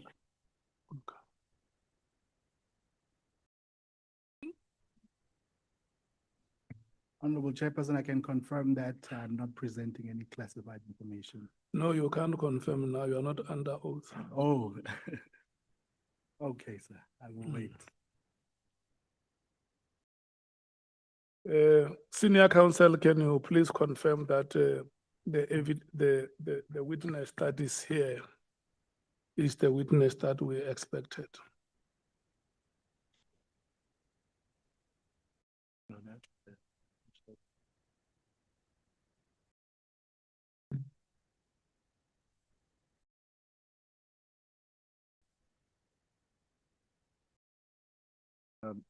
Good afternoon, Mr. Toeni, Honorable Chair, Honorable members. Mr. Palasande, I hope I get the pronunciation right. Anonymous. That is 100% correct, sir. Not anonymous. Not No, anonymous. Anonymous. Anonymous. Toeni. He's a former warrant officer and crime intelligence analyst. He is going to give oral testimony and led by my colleague, Advocate Mkhwanazi. Thank you, Chair. Thank you so much, Mr. Toeni. Good afternoon and welcome. You will be required to take oath or affirmation, but before we do that, let me say to you that you have been invited to appear before this ad hoc committee which investigate allegations that were made by the KwaZulu-Natal Provincial Commissioner General Nhlanhla Mkhwanazi. The information or evidence that you present here shall help the committee in its oversight work and its investigative responsibilities. The allegations that are being investigated here include: 1, the alleged unlawful disbandment of the political killings task team, otherwise known as the PKTT or NPKTT. Number 2, alleged moratorium on the filling of vacancies within the South African Police Services, the SAPS. Number 3, alleged corrupt relationship between senior leadership within SAPS and members of the public. And lastly, political interference in the work of the SAPS. In extending this invitation to you, the ad hoc committee chairperson has indicated that you may provide such information to the committee if you so wish under oath in terms of the powers, privileges and immunities of Parliament and Provincial Legislatures Act of 2004. Mr. Toeni, please be informed that by law you are required to answer fully and satisfactorily any question lawfully put to you or to produce any document that you are required to do so in connection with the subject matter of this inquiry, notwithstanding the fact that the answer or the document could incriminate you or expose you to criminal or civil proceedings or even damages. Mr. Toeni, you are, however, protected in that evidence given under oath or affirmation before a House or a Committee of Parliament may not be used against you in any court or place outside Parliament, except in criminal proceedings concerning a charge of perjury or a charge relating to the evidence or documents required in these proceedings. Please be aware that in terms of Section 17, subsection 2 of the Powers, Privileges and Immunities of Parliament and Provincial Legislatures Act, a person who willfully furnishes a House or a Committee of Parliament with information or makes a statement before it which is false or misleading commits an offense and is liable to a fine or to imprisonment for a period not exceeding 2 years. You are required to take an oath or affirm that the evidence you are about to give is truthful. Which one do you elect? I will take an oath. You have elected to take an oath. May you please follow me as I dictate. May you please say aye and state your names in full. I, Pilasande Onenimus Toeni, Swear that the evidence I shall give swear that the evidence I shall give shall be the truth, shall be the truth, the whole truth, the whole truth, and nothing but the and truth. nothing but the truth. And so help me And God. so help me God. Thank you so much and good luck in your presentation of evidence. Your time starts now. It's 15 minutes after 15 hours. It's until 15:15, Advocate Kawaze. The best of luck. Thank you, Chair. Good afternoon, Mr. Toeni. Good afternoon. You furnished us with two statements.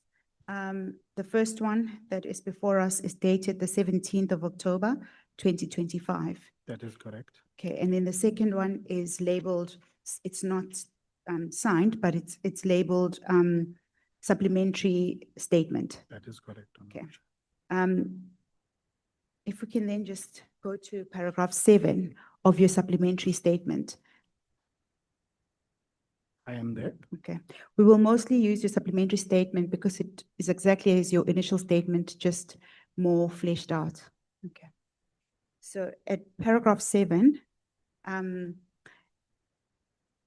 you write that you were a student in 2004 at the university, then known as UNITRA, but subsequently, now it's known as Walter Sisulu University.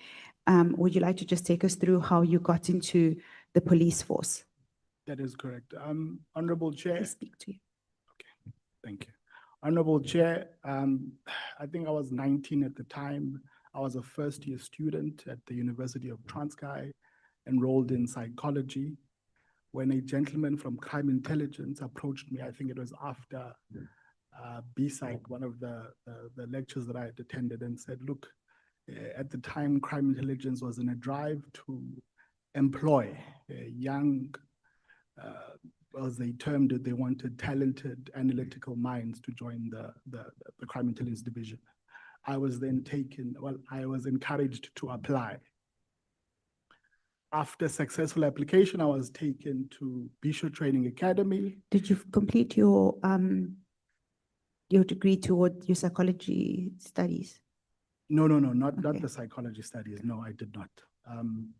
So I was taken to Bishop Training College, where you undergo for a period of 6 months to be a normal police official. And I think that is important to mention because many a times people think that crime intelligence officials occupy some special department somewhere, you are first and foremost a police officer. That is how you are appointed in terms of the SAPS Act. And that is how I was trained. When I completed my training after 6 months, I was then taken to a police station, Willowmore SAPS at the time. And when you started at Willowmore Station, where is Willowmore Station? It's at the border of the Eastern Cape and the Western Cape. Between it, you'll see there is Gravrenet towards Oudtshoorn and So Knysna side. Yeah, it's on the N9. Yeah. It's in the Eastern Cape. It's in the Eastern Cape, yeah. And you started as what As a was your role? Student constable. So a student constable essentially is the one that attends to complaints. You go and you receive 10-1 calls. You attend to complaints, attend to domestic violence issues. You register those complaints, they're transferred to the detectives. You do patrols. It's basic policing work. Okay. And how did you then get to be involved in crime intelligence? You say in your statement that at paragraph 9, that you would discreetly perform crime intelligence work, which almost suggests that that's not what you were supposed to be doing. What do you mean by that statement? Okay, so the word discreet refers to my colleagues were unaware. So members of the crime intelligence division who had my information would then come and take me from the station. Now you worked 4 days, 2 days and 2 night shifts. In your 4 days that are off, those are the days in which the crime intelligence officials from the overt offices would come and would take me, and we would drive towards Port Elizabeth to sort of begin my development within the crime intelligence division. Okay. You mentioned the overt unit. What other units are within crime intelligence?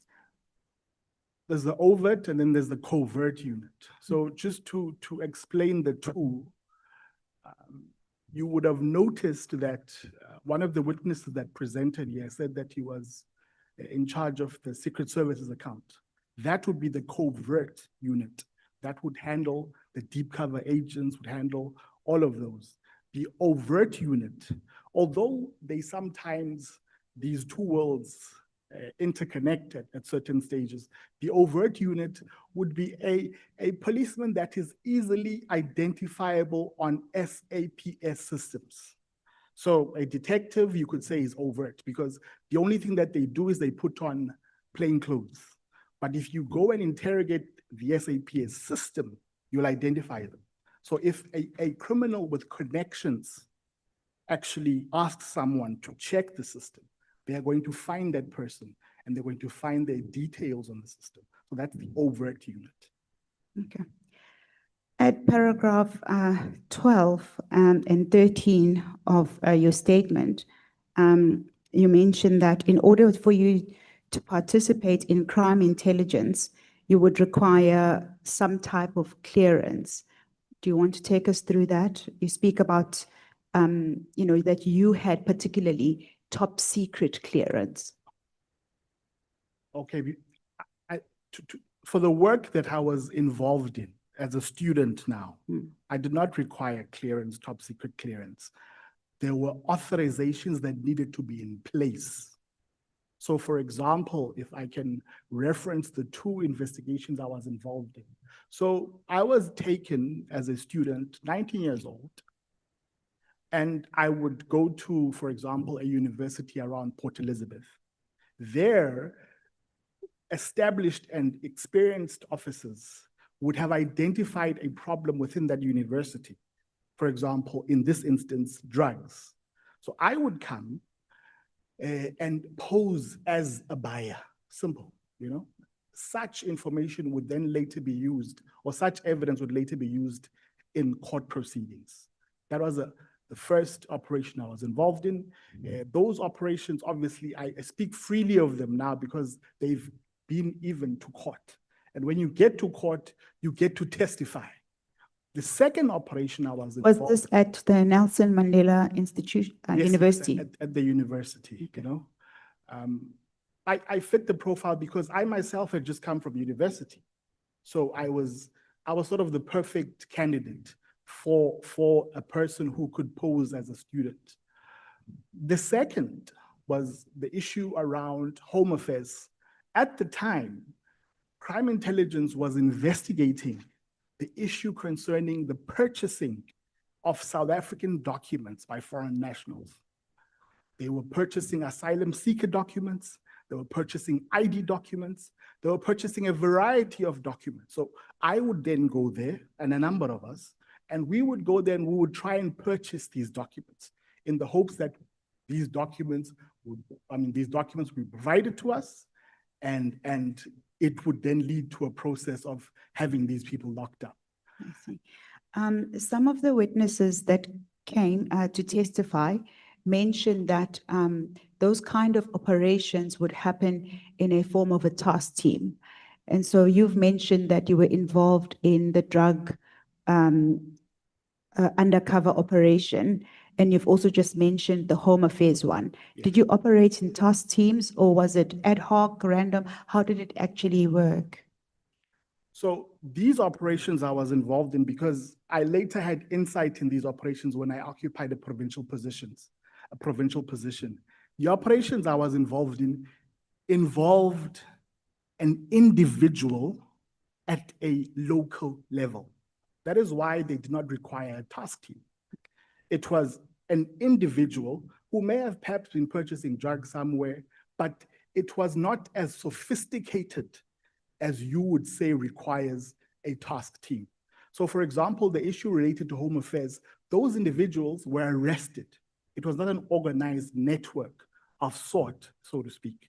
So it did not require a task team or the deployment of specialized forces to come together. So these were approached in that manner because it was individuals who were the targets. Okay. And you say that those individuals were charged and arrested, and those cases were successful? Yes, those cases were successful, and I must commend the officers that actually ran the operations at the time. I mean, this is close to 20 years ago. Then already, they spoke to the issue of immigration, which would later challenge South Africa. And the operation was designed particularly to deal with the corruption that existed within the system that enabled this to take place. And yes, indeed, these individuals were charged, and they operated, as I said, as individuals, not in an organized fashion per se. Was there a moment where you dealt with more organized crime, syndicates particularly, where you were not necessarily looking at individual, investigating individuals, but investigating a syndicate that is related to drug trafficking?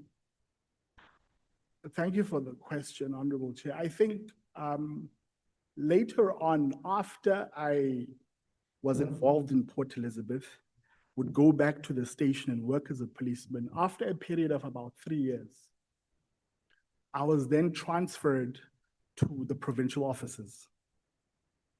I think this is around the time of 2008, early 2008. On arrival at the provincial offices, I took the role of a provincial analyst after undergoing a number of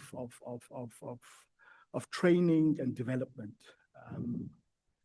Once I became an analyst, I was actually exposed to the work that crime intelligence at the time was doing.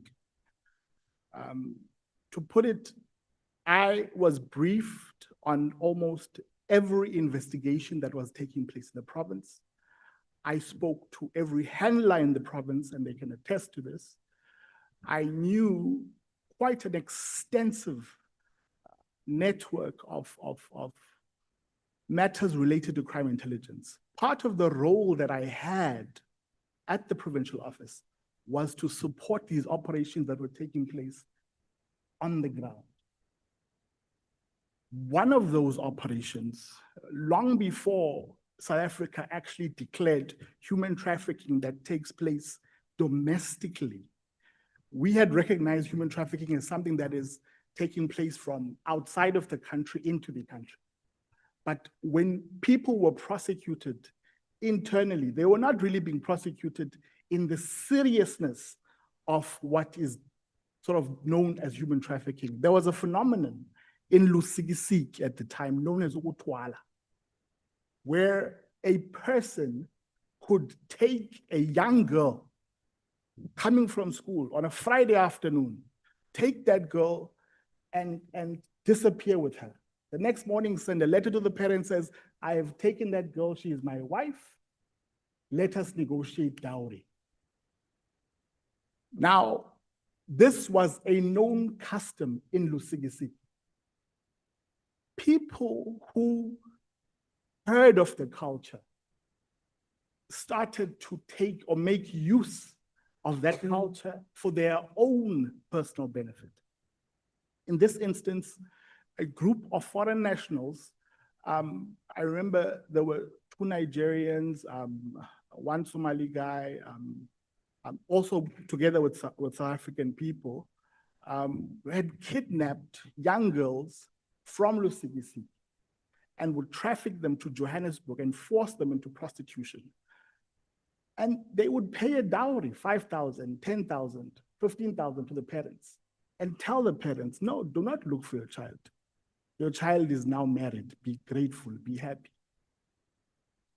And so when we were involved in that operation, it was the first time really that I then started to see how really a network of criminality can actually begin to affect ordinary South Africans. And that's where I was involved in a network operation, or in an operation where there were a number of individuals who were colluding and profiting from the exploitation of young girls.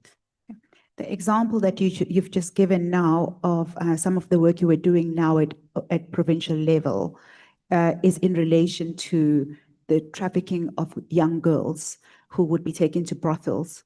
But you also mentioned in your statement that you were involved in cash in transit as well as drug operations. I know that you've testified about the drug operations at a very small scale within the context of an individual selling at university. Did you ever come across any such drug operations at a much bigger network, as you've just described, about the girls who were being trafficked?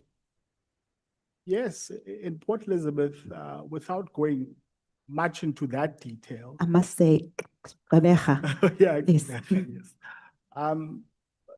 Port Elizabeth, there was an operation where investigations were actually being driven around drugs that were being brought in from outside of the country. And our investigation, or the team's investigation, was primarily about somehow getting to the kingpins, the people who had the power, the means, and the resources to actually facilitate the bringing in of these narcotics.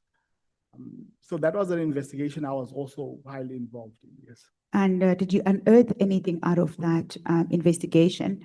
Because some of the witnesses who have come here to testify have said that these operations have been ongoing for a number of years and have been loosely using a term of the Big Five. Were you ever exposed to any of that kind of operation, that kind of work? Not during my time. I haven't heard of the Big Five. I never heard of the term Big Five. I am certain that operatives that are currently on the ground would be best to comment to that. But what people need to understand is that criminals and crime is ever evolving and improving, so to speak. The time that I'll make a simple example. The time that when I started in the SAPS and crime intelligence, there were people who were involved in a simple thing called card swapping.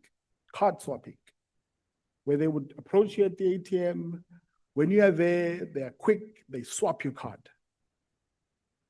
But when technologies progressed and the same criminals developed in their own skills, you saw the same criminals graduating to card cloning, where they no longer needed to take your card. You found that although you apprehend some of these suspects who were involved in card swapping, when they graduated towards card cloning, they were more organized, they were more sophisticated. I'm making this reference because if you liken that example to the shifting and changing of the way an organization operates, particularly within the underworld, they shift and change based on the material conditions on the ground. The more law enforcement improves, the more they change their strategy and tactics. So I would not rule out when allegations are made that there is an alleged Big Five, although I may not have encountered it during my time within the SAPS. Thank you. You then set out some of the experience that you have as a crime intelligence official. That is at paragraph 21. For the sake of time, we will just gloss over that so that we can get to the next section. If I At can, paragraph, yes, I can comment on that if you. sure, you may. Part of the skills that I was actually trained by this South African government was capabilities in digital forensics, telecommunication interception, data analysis, surveillance technology, and profiling. One of the presentations that was received by this committee sometime last week was a presentation which seemed to suggest that by mere looking at numbers, to say there are 100,000 cash in transits or 10,000 robberies, only by looking at those numbers, do we then say we should give a guide to the deployment of policing? What that presentation lacked was to say, you always need to study those numbers. And within the SAPS, there is something called a docket analysis. So for example, when murders are reported, you may see at face value that there are 100 murders taking place within this police station. And that could be alarming because perhaps you're thinking 100 is too high, it's too high a number, 1 is too high a number. But when you do a docket analysis, sometimes the docket analysis shows you that actually some of these murders, or most of these murders, are taking place inside the home, where people had been drinking, they go home, the couple fights, and then a person is stabbed and they pass away. And the reason perhaps that they pass away is because at the time that they called for help from the ambulance, because the ambulance may be placed 10, 15, 20 minutes away, it becomes difficult for that ambulance service to come and attend. So on the numbers alone, you need to take a step further and analyze those numbers to say, what is actually happening here? Another example I'll give is sometimes numbers may seem very little. There is a small station on the border of Eastern Cape and Western Cape. It's in the Langkloof. Bavianskloof is the name of the station. They rarely have murders. But one particular year, they suddenly had 4 murders. You ask yourself, in terms of resource allocation, should you be deploying all of these? And you found that once you do a docket analysis, you find that actually there is a serial murderer in that particular precinct, which then warrants for specialized forces. then you suddenly don't just need a detective, but you need a psychologist, you need a variety of experts. So you need to understand the numbers. And there are experts within the police, within SAPS, that break down those numbers and make them make sense so that resource allocation can actually be sort of adequate to the problem.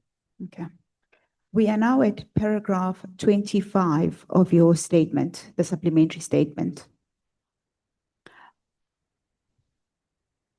There you say that your testimony today is rooted in first-hand and operational experience in the intricate workings of a professional intelligence division operating as it should.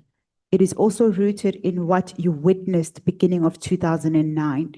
Would you like to comment about that? At that point, I must mention that you were about 5 years into working at SAPS Crime Intelligence. And you particularly want to pause there to mention what it is that you witnessed. Can you take us through that? Yes. Up to this point, the operations where I had been involved as a small-time agent or involved in operations where deep cover agents were involved, one thing was certain throughout was that there was always authorization. I remember I was a young chap, and when you actually go out onto the field, you need certain reassurances. You know, when you go buy drugs, you know you can be arrested as you leave buying those drugs for possession of drugs. But when you have authorization, if the operation you are involved in is actually sanctioned in terms of the law, I think the advocates would know better. You guys would know better. I think the one operation I was involved in involved a Section 252A operation, where if you are then found in possession of these drugs, you are somehow immune from prosecution because you were acting in your capacity for this particular operation. So a good working environment had authorization. That was the first thing. Secondly, when I arrived at the province, I mentioned the operations I was involved in. In order for you to actually begin to assist operatives on the ground, you need system access. System access simply means when operatives on the ground identify a simple thing as a vehicle, you need to be able to access government systems that are going to tell us who owns this vehicle, what is the history of ownership of this vehicle, and so forth. You could go further beyond vehicles. You could go into financial records. You could go into cell phone metadata. You could go into a number of what would be considered as personal information that assist investigations get to the bottom of where they need to be. But all of that operates and happens within a controlled environment, within an environment that actually ensures that the rights of people are protected and that everything that is done is correctly recorded. In 2009, I would say when I was sort of getting into the zone of working for the province, Lieutenant General Nhlanhla was appointed as the divisional commissioner. And when he was appointed, I mean, I was a nobody. I'm a nobody. I'm a low rank. It's okay. But you started to see the clashing of a head of intelligence and a provincial head. At the time, who was the provincial head? At the time, the provincial head was Major General Mkhwanazi. He was a Major General then, though he was later promoted to a Lieutenant General. But he was a Major General at the time. And General Nhlanhla was a Lieutenant General, the Divisional Commissioner. Okay. Just for the purposes of the committee, we are now at paragraph 32 of your statement. Okay. So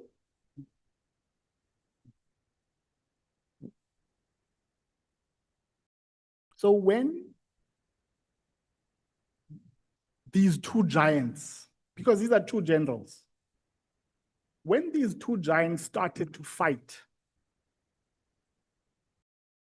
it may be recorded in the media as though it was a mere taking of vehicles or taking of laptops and resources. But in actual fact, what we experienced as the Eastern Cape at the time could be considered, and I term it in my statement as somehow a sabotage of a variety of functions which we were actually performing at that stage, at the provincial level. And I'll give an example. So apart from actually losing assets, losing resources and so forth, one of the critical resources that we started to see being shifted away and being moved to the national office, I made reference of the human trafficking or the trafficking of young girls from Lusikisiki. Yes. The first time we encountered this challenge, there had been information where one of these people from Johannesburg would be driving down with his crew, but you don't know. You have an alias, you have his name, but it's not really his name because it's an alias. He's going to be driving a vehicle of sort. He is going to be at this particular spot in Lusikisiki. So operatives go to the ground. They get there, they identify this chap. Here's this chap, but you don't know who is he operating with. Now that's where analysts come in. Now, you get vehicle information, you get, and I will not detail all the tactics, but you get vehicle information. You build up from that vehicle information to the point where you have cell phone data, to the point there where you have financial records, to a point where we were able to identify the red light districts in Johannesburg where this guy had withdrawn monies. We could detect his route that he had taken from Johannesburg to the Eastern Cape. We could go on further to even identify the people that he was with. Now, because there was system access at the time, you were able, in a short space of time, be able to resolve something that would have led to the kidnapping of young girls. Yeah. Post 2009, we received or started receiving national instruction after national instruction, which took away these resources and abilities, in a way, blinding the law enforcement officers on the ground. In your statement at paragraph 37, you draw a distinction between these two systems when you had the access, the system access, and post the system access once it was removed. And that you particularly pin on 2009, and in the same vein, you mention Lieutenant General Ndluli. What is the connection? So when these things started to happen, the instructions that were coming were that, Chief, you need to write a letter to the divisional commissioner and your matters will be resolved. It was not just I, it was quite a number of members within the service, which were actually, particularly the Eastern Cape at the time, where we found that this system access was being removed. And I will say it freely. You pick up the phone, you call head office, guys, what's going on? You know, and they tell you, you're not going to have access to these things. One of the systems that we actually had access to, you know, this thing of the cell phone is a problem because investigations and the tracking of suspects, particularly when operatives on the ground, cell phones play a critical role. Mr. Toeni, I don't mean to interrupt your flow, but you mentioned that you were an analyst at the provincial office. What was your rank at the time? I was a warrant officer. A warrant officer. Warrant officer. Why would a warrant officer phone the head office inquiring about system failures when you are under a provincial commissioner? Well, the procedure would be you write the letter. To whom? You write the letter to the provincial head. To the provincial head as a warrant officer? Yes. Okay. Yes. The provincial head would recommend that we recommend that this group of people should actually have access. So there will be 2 signatures. It would then go off to head office. It is there where these documents would sit. Now, you didn't furnish us with any of these documents, and I know that they are not necessarily instrumental to your evidence today, but we don't sit with those documents in front of us. We can only take what you say in your statement. But you say these instructions would have come from General Mkhwanazi. Yes, actually, I have a document here which I drafted personally, but I was between minds whether to submit it, not to submit it. Parts of the document are redacted, but this is one of the documents which we sent to head office. And you will see at the bottom, it gets signed by the author. It gets recommended by the provincial head. The document that you speaking of, relaying about now, is not in our possession, but is it a document in its final stage that you can perhaps furnish the committee, or is it a draft, an example of what you would want us to see, what goes into that document?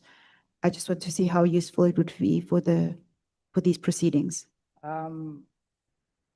It's a complete document. It's a document that was completed dated 2011, 06/22. It is quite extensive, and it includes the names of warrant officers, lieutenant captains, and so forth that are involved. It is at the bottom, requiring obviously as a provision for the space of the provincial head, the author of the document. In essence, what this document was detailing was highlighting how head office, in them actually saying that they were taking away certain functions from the provincial level, how that was impacting on the operations on the ground. Okay. You also mentioned that Lieutenant General Mkhwanazi was instrumental in dismantling of crime intelligence. You say that he changed the environment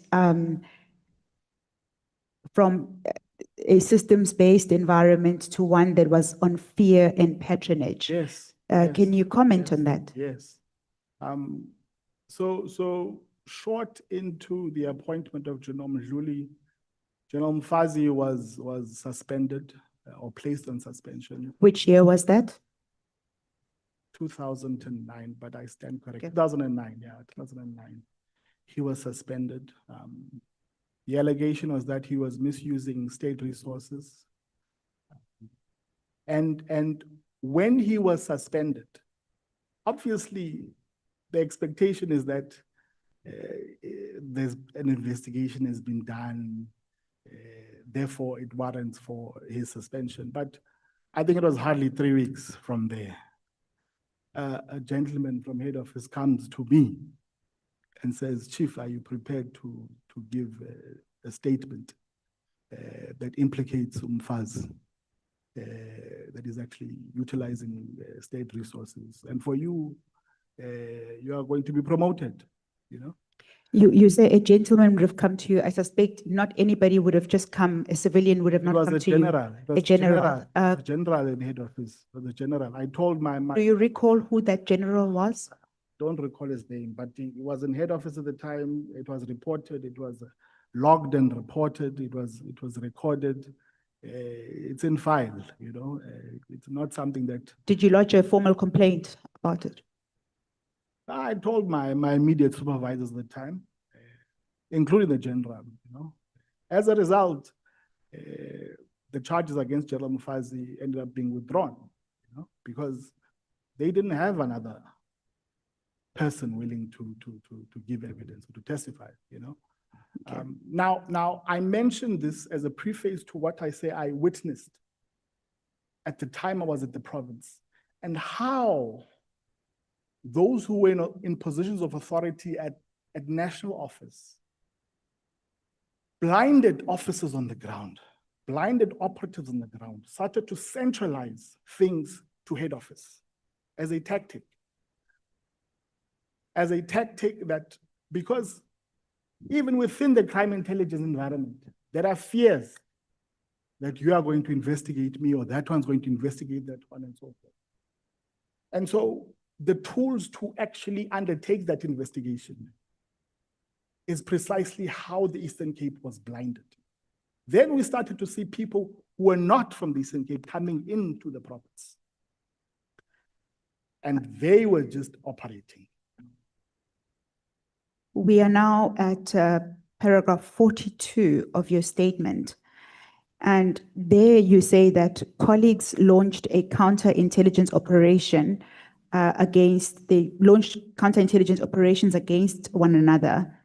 State resources, surveillance, data access, investigation powers were being diverted from fighting crime to settling personal and factional scores. Yes. At the time, and as I said earlier, I had contact with a number of agents who were on the ground, a number of handlers who were on the ground. Now, I prefaced this testimony today to say that an intelligence operation is always sanctioned. You don't operate without sanction, because ultimately the person who's on the ground is putting their life on danger, is putting their life on the line, so to speak. And without that authorization, they leave themselves to anything that can sort of happen. Members who were operatives on the ground within the covert and overt structures of crime intelligence would raise objection to some of the things that they were tasked to do. They were tasked to follow people. They were tasked to do things that they felt, one, was without authorization, two, actually was infringing on the rights of these specific people. But you speak about factions. Yes. In the same vein, as you go further in your statement, you liken it to what happened with PKTT. Would you like to expand on that? Why is it necessary for you to speak about these factions within the SAPS? What was actually going on, and why do you juxtapose it? You see, a faction within crime intelligence is not a faction in an administrative department. Crime intelligence members hold some of the most powerful resources in this country. You can die, your life can be destroyed. That's the outcome of a factional battle within crime intelligence, because they can access your personal life. They can access parts of your life that an ordinary person cannot. And that's the fundamental difference when you discuss or speak about factions within crime intelligence at that scale, because these are law enforcement agents. So I liken it to PKTT because I said to myself, same script, different cast. Because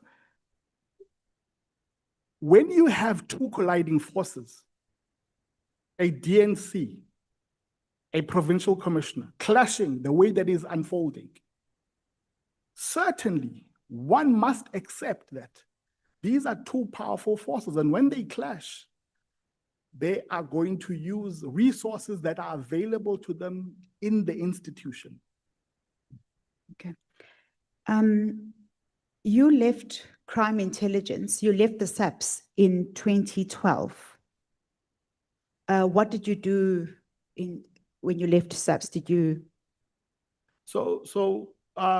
I volunteered. I wasn't fired. Nothing happened to me. I voluntarily decided to leave the environment because I had seen certain things that I felt, perhaps this is enough. I said to my commanders at the time, no, I want to live. But leaving the SAPS, having been trained the way I'd been trained, and people having witnessed what I could do with systems, it is what precisely kept my interaction with General Mkhwanazi post me leaving crime intelligence. We are now at paragraph 58 of your statement. And there you speak about the covert assassination of Lieutenant General Cindy Lemfazi in 2021. Prior to his assassination, what we know, as you've testified, is that you had left the SAPS at the time, but you also testified that you'd kept in contact. What was happening? I think at this moment it's important, Honorable Chair, that I make this call. That this, Honorable Chair, is a Mayday call. This is a Mayday call and the last radio call for a general in the South African Police Service, whom we believe was assassinated, whom the forensic evidence that was found after a court-ordered exhumation said that he was poisoned with castor resin. I am making this Mayday call as a plea to Parliament, because it is Parliament that elects the president. It is the president who, upon his inauguration, is flanked by the armed forces of this country. He is flanked by army generals. He is flanked by police generals. And when they salute that flag and salute the president, they pledge their life to this country, to this flag. And this is true of all officers who serve in this country. And when one of those generals, General Mkhwanazi, Lieutenant General Mkhwanazi was one of those generals. When one of those generals is assassinated and buried under a lie of COVID-19, it demands of us as citizens to speak to those who are in power, to plead with you, because we are powerless, to say, do something. It has been 5 years. Mr. Toeni, I don't mean to interrupt your flow, but in your statement, what we know is that at the time that just shortly before General Mkhwanazi was, whether he died or whether he was killed, he had been in contact with you regarding an investigation. Perhaps to give context to what you are speaking about and calling Mayday. What was he investigating? And just could you take us through that investigation? Yes, Honorable Chair. The beginning of 2020, the year 2020, General Mkhwanazi made contact with me. I was outside of the police. He called me. I could hear that I'm on speakerphone. He then asked, Mkhwanazi, are you able to record keystrokes and record what these people are doing? There's a particular office we need to make sure we understand what it is exactly that they're doing. I said, but General, you know I can do that. But I did not go beyond that because I could hear I'm on speakerphone here. I'm outside of the police now. I don't understand the plan. So we disconnect. Hardly 3 months later, they were burying a constable or a warrant officer that had died somewhere in Lusikisiki. He was there with Minister Begicele. He stopped by my farm and he was there to change. He was wearing civilian clothes and he was there to change into his police uniform. After he changed, he said, look, when I was calling you, I was with Ustol, Kehla Stol, the then general. You were on speaker because I asked him who he was with, you know. And he then said to me, look, I'm busy with an investigation. It involves senior police officials here in this SAPS. And that's where it ended. But my curiosity was around, what did you want me to, which offices? No, he says, no, SSA, Secret Services account, you know. And he left it at that. So at the time he was investigating the Secret Services account, and you say that there was an investigation to the amount of 1.6 billion regarding COVID-19 PPE. That is correct. So, General Mkhwanazi used to speak in a number of ways, man. But he spoke in vernac, basically. He said, "Ngamasela laba bantu mfana kithi. Ngamasela laba bantu." Babe imali, and he mentions the amount, you see. And because he's a general, interactions with him sometimes were not as free as you would want. But he made that point very clear. In your statement at paragraph 16, you say his words were defiant, and you open quotes, "I know they are listening, I don't care." He then said, with grave resolve, "Mfanagiti, laba bantu bangamasela, dizobabamba bonke. I'm going to need you, Mfanagiti. Something big is coming." That was the last time you say you spoke. But before that, you do also say that it was the investigation was at an advanced stage. Can you take us through that last conversation you had with him to what then transpired and what happened to him thereafter? Yeah, so after he left that period, I think he was transferred to the Western Cape, where he was acting provincial commissioner here for a while. And during that period, I mean, I tried to go through my phone for phone records, but I mean, I can't find it now. But during that period, he was here in the Western Cape. He had continued to actually probe further what was taking place at head office. That's the... Do you know specifically who he was investigating? You only mentioned that it was senior police officials, but who was he investigating? There are people who know, and I'll point this comment to the right direction. There are people who know, but they are... Do you have personal knowledge? Honorable members, respectfully so, I know we all death a visit, but what is important to do is I would want to make these disclosures in a proper forum, you know. That is important because that is responsible investigation. I shouldn't just speak as if I'm not conscious of the threats that exist out there. But what is adamant is that the crime scene is there at head office. That's where the crime scene is at. That's what he was investigating. He's investigating the corruption and I'm not saying the entire head office. That's not what he said. He said the rot is there with officials, senior officials, generals, there at head office. That's where the problem is.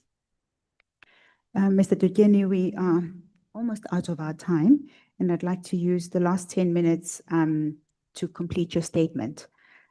You say that the following week you received a call from one of his drivers at paragraph 61 that the general was dead, and the official cause of death that was given was COVID-19. Yes. So, I received two calls. The first was from, he had a number of drivers. The first was from one of his drivers in Johannesburg. He said to me, "Paragit Njengele," which is general, Njengele ngati hambile, yabona. I did not believe him. I did not think that he would tell me something that is proper. So I phoned the wife immediately. When I phoned the wife, she was still there at the house, the Pretoria residence. She says to me, "Sandinjalo, upithu swelekile." And as she was speaking to me, the wife, you could hear there's people around her.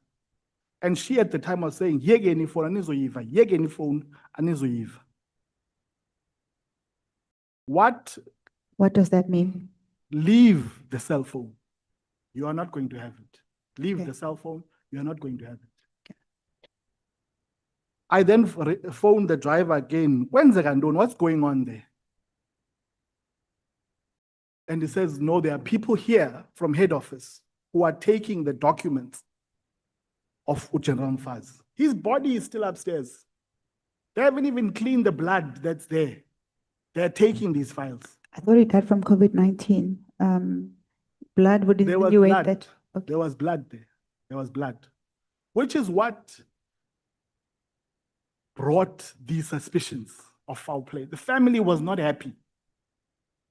And I thank God that they went as far as the courts to get the courts after the funeral to have a toxicology report or a postmortem done so that there can be forensic evidence that demonstrates what they suspect. And it was done.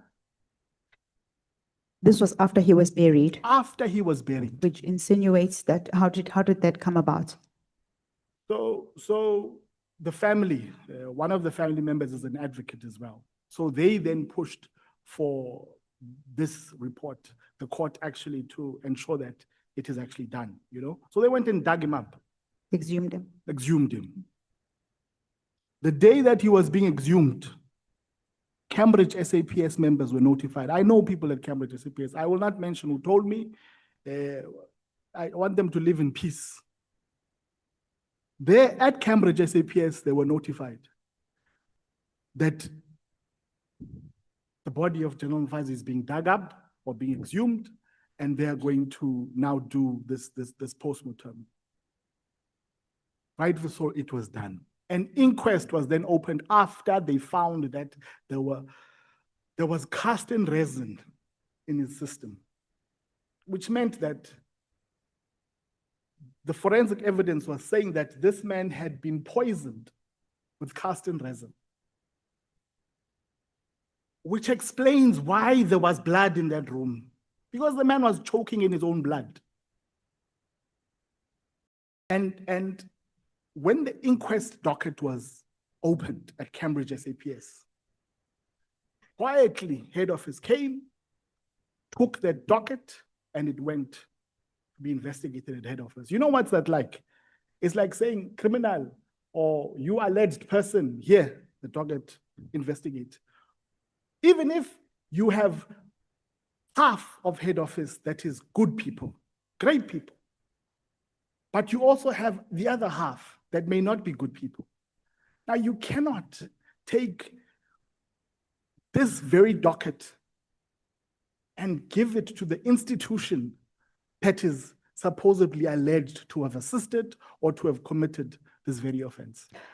What was, at the time of his death, General Mkhwanazi, what was his role within SAPS? He was the lieutenant general. He was a lieutenant general, a deputy national commissioner. The Deputy National deputy Commissioner. national commissioner.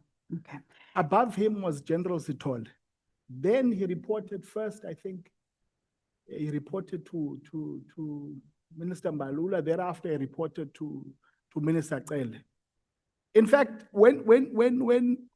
after we buried General Mkhwanazi, I met Minister Cele in KZN. And I said to General Cele, it wasn't a planned meeting. I met him in the street. So I went straight to him. I said, Pitso told me that he trained you in Angola. What are you doing about his death? And General Cele said, no, or Minister Cele said, no, we are investigating. We're going to investigate. The docket is at head office, and that's it. It has been 5 years since he passed. What has come of the investigation? What I know, Honorable Chair, because I phoned someone who knows the investigator before I came here. Nothing is happening. It's dying a slow death there. You know, if a deputy national commissioner who stood behind President Ramaphosa at his time of inauguration dies in that manner, choking in his own blood, and we don't turn this country upside down, we have a duty and a responsibility, especially to the family. Because Umalindi, the wife, says to me that evening, Uluto is the child, his youngest child at the time. Does this mean Woka Natata? You know? Those are the things that touch you and pain you, because, yes, I said earlier, we all owe death a visit, but not this way. Mr. Toeni, you have testified that you suspect that this was related to the 1.6 billion corruption tender that has to do with, I think, the secret fund, PPE tender. Was it a tender or PPE corruption? It wasn't necessarily one transaction. Okay. It was a variety of transactions, which is why he wanted me to record what was happening inside the SAPs at the time, but I couldn't. From your, I know that you testified that you left SAPS in 2012. Do you have any knowledge of what has happened to that investigation, which is separate from his death? Just the investigation that he was busy with at the time of his death. Do you have any knowledge of what came of that investigation? So his driver told me that officials from head office came as he lay deceased upstairs to take the dockets. The national commissioner at the time was General Nhlanhla. He was the national commissioner. So he must actually, these people must actually say what it is that actually happened. You have given us two statements. One statement that you filed, submitted in October, and you subsequently supplemented it with the one that we've just gone through in the past hour. All the information that is here is firsthand knowledge. You took an oath, and so you've said all of this under oath, and it's also a commissioned statement. However, there is no supporting evidence that you have provided the committee to assist the committee in supporting your evidence. What should the committee make of that? Well, honorable members, honorable chair, the forensic evidence is a fact. It exists. An inquiry was opened at Cambridge SAPS. That's a case docket. It exists within SAPS systems. Within that docket, you'll find the forensic report. Within the same docket, you'll find a witness statement of the driver who actually details who are the people that came to the house to take the various files that were upstairs. All this information is there. I think for me, and I think for many people who have served this country through the armed forces, there is a certain level of expectation that we have when it comes to matters such as this, because these are matters of national security. It can't be business as usual when a general is killed in this way. It cannot be. And why we highlight these things, that I don't highlight them as an individual as well, or with an interest to go back to the police. No. But I highlight these things as a private citizen because they matter most now. And it is my plea to this committee to follow the evidence, follow the information that has been provided to it. They have the power. They can summon for this information. I cannot. Thank you so much. Thank you, Mr. Toeni. Do you have, I think we have concluded your statement. We rushed through it. Is there anything that you think may have been left out which you wanted to deal with before this committee? I wanted to say to this committee, thank you for that. Law enforcement officers, policemen, young and old, they are given the most powerful and most lethal weapon, and it sits on their waist. It's a 9mm. It's loaded with rounds. When they discharge their power and authority, they can make use of that 9mm. That's the power that every cop, every police officer has on the street. But having guns alone is not sufficient with today's criminal. You need an intelligence service, a capable intelligence service, and to do that, to have that, you can't have resources sitting at head office. Resources in terms of an ability to investigate, an ability to trace, an ability to understand what is going on must be at the ground. Because inadvertently, when you hold these resources at the top, When you call it, we are restructuring or whatever term you use, you are making those officers on the ground blind. They operate without information that assists them save their own lives, but also the lives of South Africans. I think Thank you. that is the statement I wanted to make. Finally, from my end, I've got one last question. You were part of the system because you worked within SAPS from 2004 up until 2012. And one of the things that you testified is that when you faced difficulties through the provincial commissioner, you would write letters to the head office, which means you know that you've got the know-how of the various institutions that can assist with an investigation. Have you personally taken any steps besides coming to Parliament in finding out what has happened with General Mkhwanazi's investigation, or even reporting to entities like IPED that you are aware are available? Have you used any of your resources? What steps have you personally taken to assist with the investigation? Thank you. It was not only me, it was a collective of people who actually decided to follow up what was going on. So I wouldn't take the credit. Yes, when I say we know the investigator, it's because of those efforts to actually start to get closer and find out what is going on that such information comes to the fore. But we have done our level best, and we use Parliament as a last resort. I may not be the best amongst us to come before you. I may not be the most talented or the most highest ranking official, but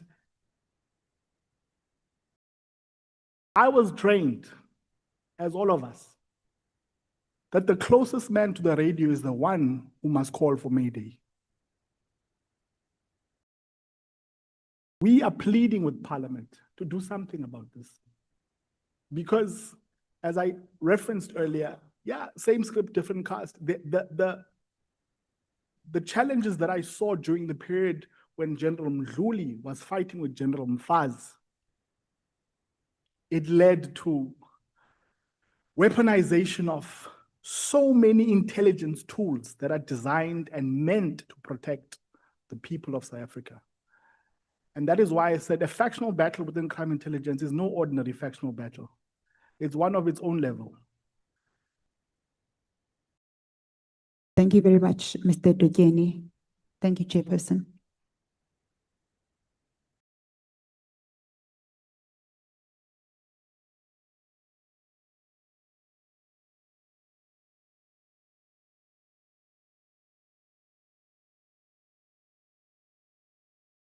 Thank you so much, Advocate Bongiwe Mkhize. It's now 20 minutes past 4. And I'm going to allocate all of you 30 minutes each until 9:30 tonight. It's 5 hours. I've counted all of you here.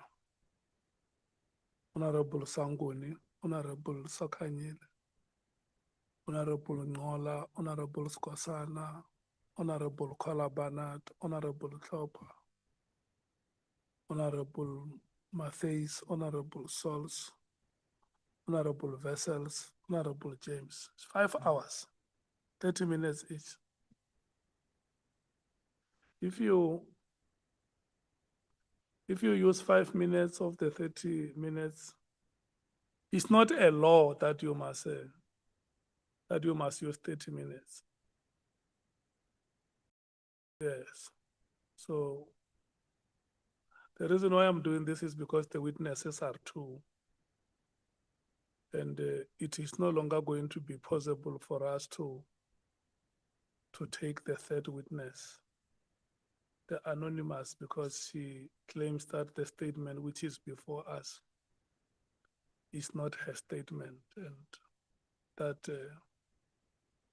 yeah, so that has to be sorted out. I mean, she says, I sent a statement to so and so and so and so says, I'm here, where is the statement? And then, yeah. So we can't be dealing with that merry-go-round. If her statement is available, she has it. She must just present the statement now and we will attend to it tomorrow, than to go on a merry-go-round of accusations to say, I sent this. But the witness is here. If she has a statement, she can just present it. The statement that she claims to be her statement. And that other one who was here in the morning, the procedure is different because it's not coming from SAPS crime intelligence, it's coming from SSA. So the legislation that employs officials to state security is different from SAPS. So we must make sure that there is compliance with that law before he comes to testify. The legal team is dealing with that. They would be able to appraise us of the progress that is being made. So the witnesses that we have today is until 9:30 or until 10 o'clock or until 11 or whatever time members want to take the run. But I have allocated you until 9:30. We are going to break at 20 hours tonight. We must not waste time by discussing time. Honorable Sangon and Honorable Sols, let me hear what you want to say. Don't intimidate us, Chair. No, Chairperson, I'm sorry, I heard the word break and I thought you were going to say we must break for a few minutes before we come back. And I wanted to say, Chair, before we break, there was something very important this witness said. He said, given a proper platform, he would be willing to raise certain issues.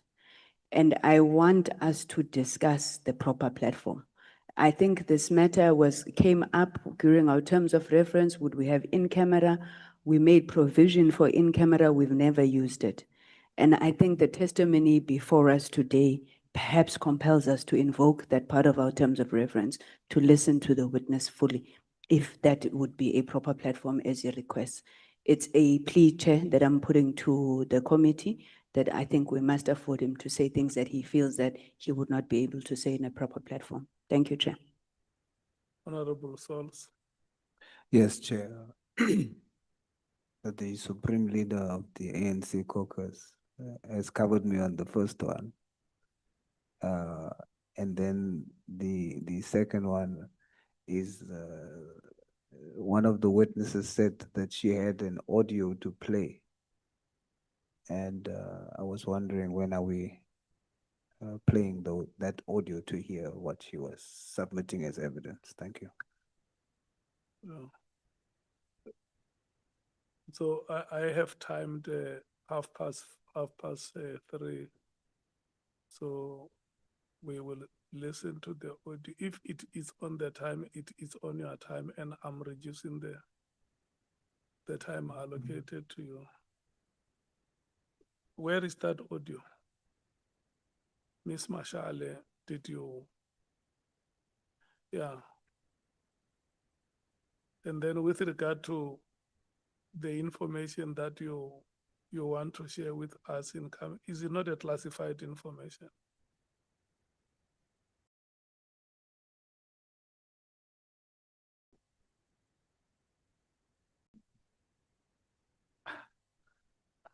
I don't think this is the correct platform, Honorable Chair.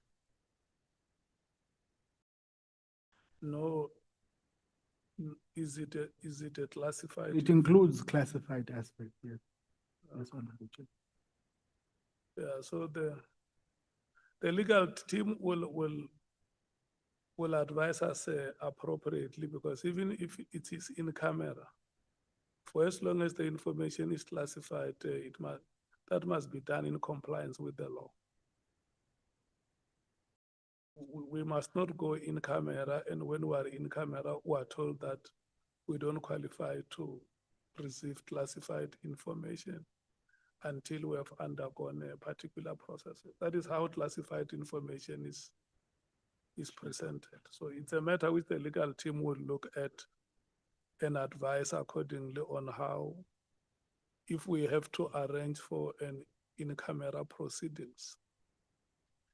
It must be in compliance. Our terms of reference, remember, Honorable Sangwen, are very unambiguous that whatever information we get which is classified, it must be in compliance with the existing legislation. Yeah, Mrs. Mashal. Yes, Chair, if I can just assist relating to the investigation that he referred to. No. No. No. No. I'm saying no. If you want to say anything, the members will ask you that question, you will respond. Yeah. You must not conduct yourself like you are a pair of strikers playing for the team that I support.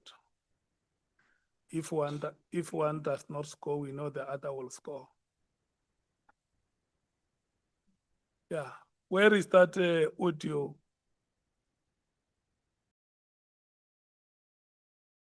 Who is responsible for the audio pilot?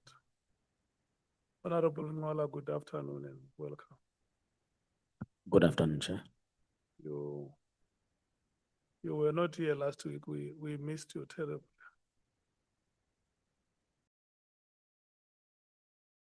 We missed you dearly.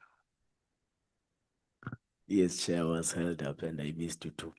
Yeah, but before you came here, when you watched on television, what is the color of my suit?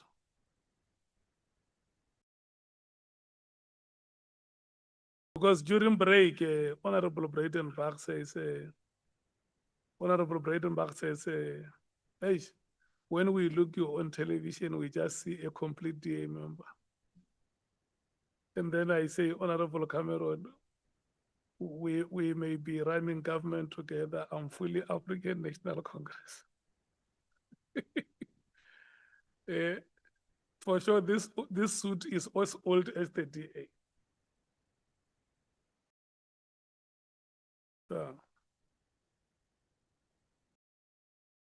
Are we waiting for the audio?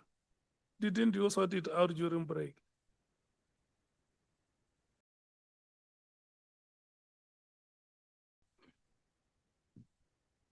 Mr. Ramano, are we having the audio playing? Oh,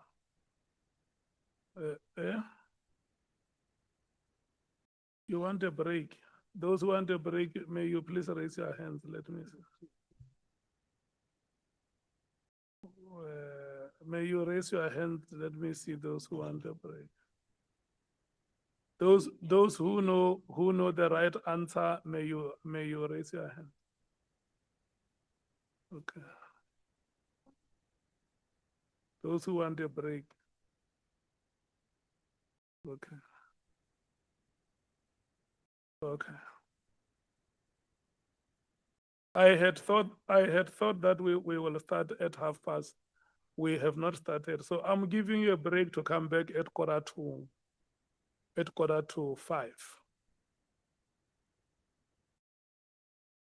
Yeah. 20 to what? I'm saying 5:45.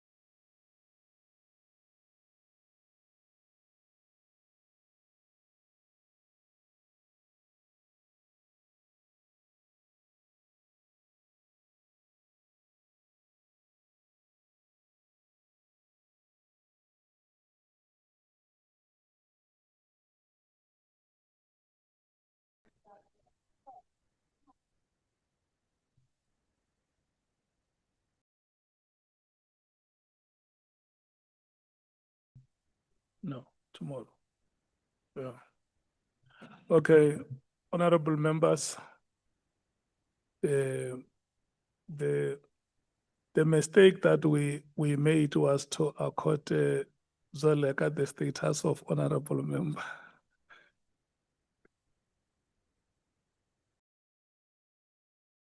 Can I see those of you who want to speak?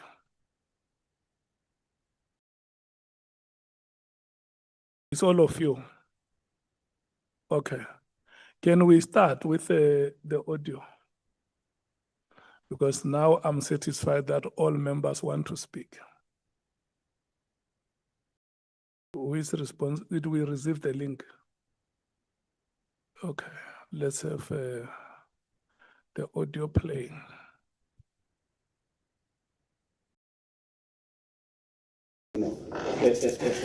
Tina ourselves were not satisfied with the investigators. Obana bangekho satisfied with the investigators. So as Mr. Chauke, you were not satisfied. We were not satisfied. So we requested them they must be changed and get another team. And that's what happened.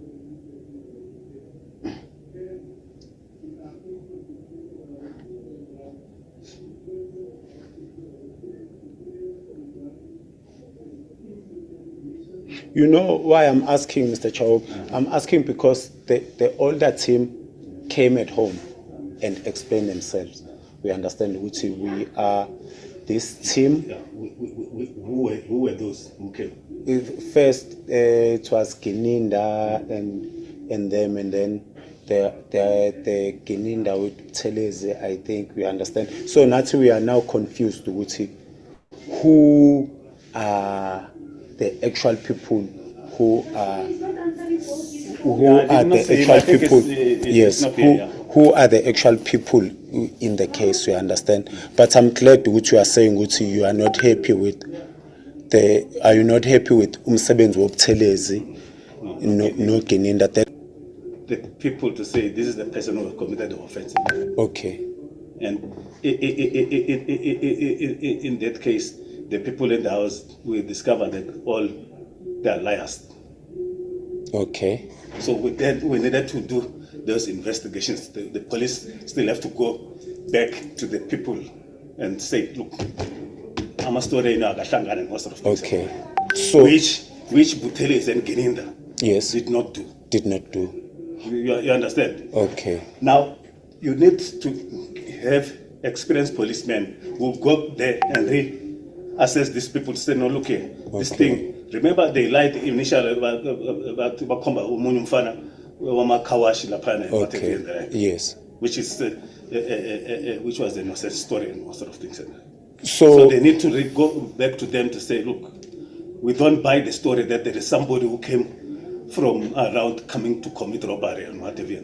So according to you, Mr. Chauke, you are mhlampe ngingasho ukuthi ngamanye amazwi you are saying ukuthi there is no one who came in.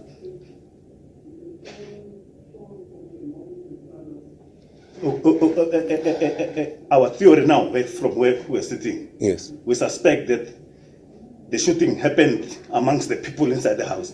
Okay. Not that because umuntu from somewhere as a commit a robbery and Hello? Hello? What is this? Hello?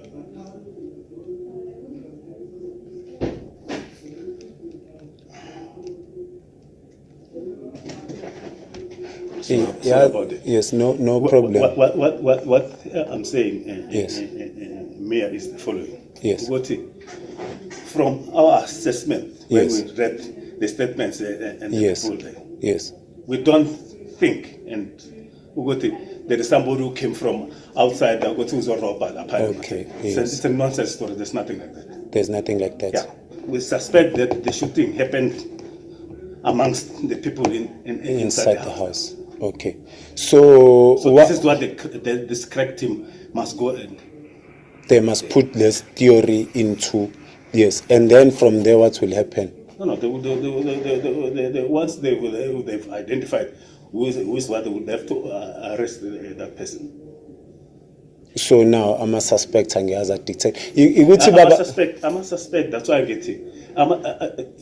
From our theory. As ENPA. Yeah, we think okay. There is no suspect who came from anywhere.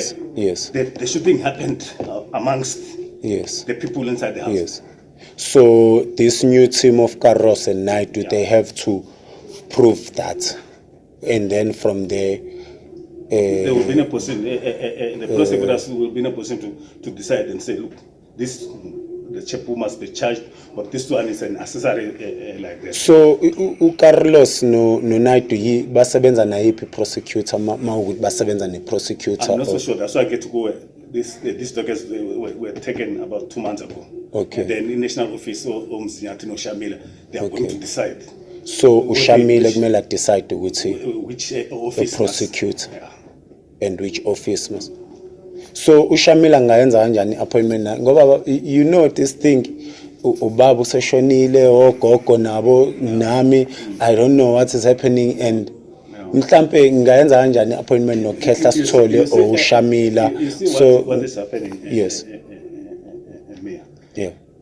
I just do not have the contact details of the police.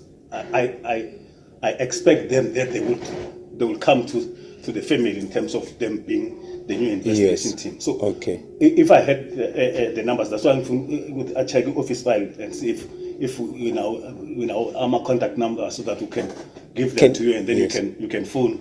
Can I wait for her to check any number? Carlos, that file you sent to me, do you still have it here? The file.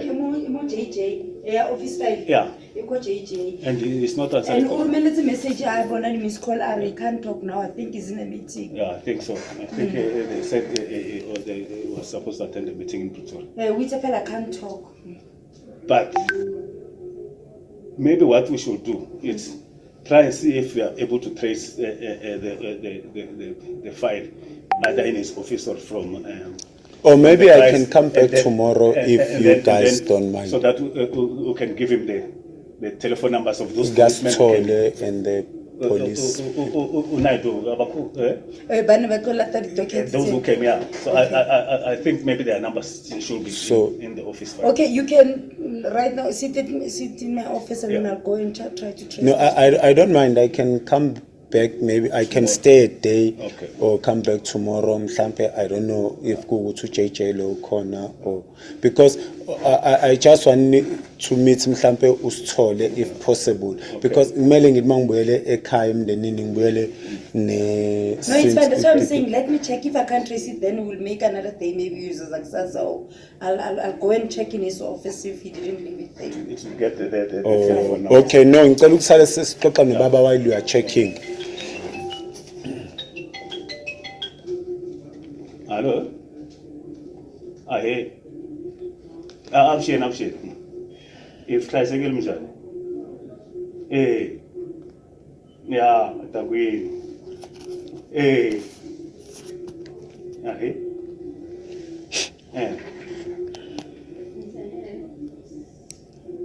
Okay. I think we should have come to the end of the audio, isn't it? Who are the people in the audio? Sifiso Miwa sent me the audio. He said is his cousin, and Advocate Chauke, who was the Gauteng DPP. What is the name of the cousin? Siabonga. Is it Siabonga Miwa? Okay. Yeah. Thank you. The first speaker will be Honorable Sokanyile, followed by Honorable Matthys. And then your time is no longer 30 minutes. I cannot tell you how much time it is now, but it is no longer 30 minutes. Your time has started now, Honorable Sokanyile. Thank you very much, Chairperson.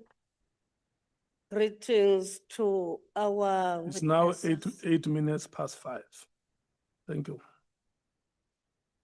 You'll stop me when you like. Now, when you start it, it's 8 minutes past 5. When you finish, you must count how much time you used. Thank you very much, Chairperson. I've already greeted you. You can see that you are at a high speed. Mrs. Mashal, when Lieutenant General Kumalo gave evidence to this ad hoc committee, he said that you were dismissed from the Department of Health, which you did not disclose when you were appointed with SAPS. And then, did you disclose that? Thank you so much, Honorable. When I made my application, I filled in that old Z83 forms. Everything is supposed to still be on my personal file. So in the Z83 forms, they ask you all those questions. Were you working at were you employed by a previous department? Where did you study? I filled in all that information there.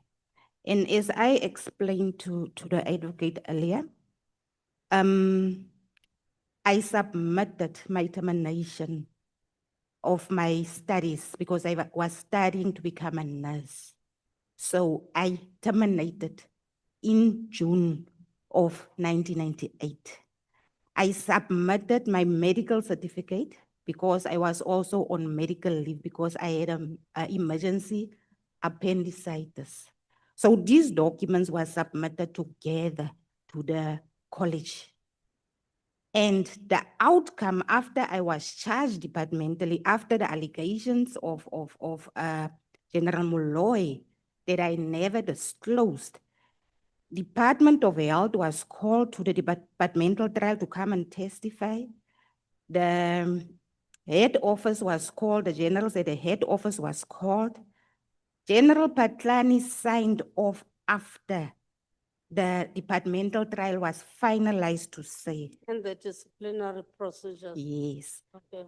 And General Patlani signed off the annexure. I did submit an annexure to say, this matter was not because of the mistake of Mashal. She did submit.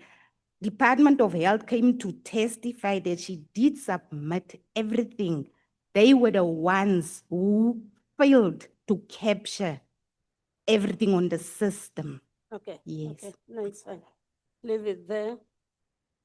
Then, can you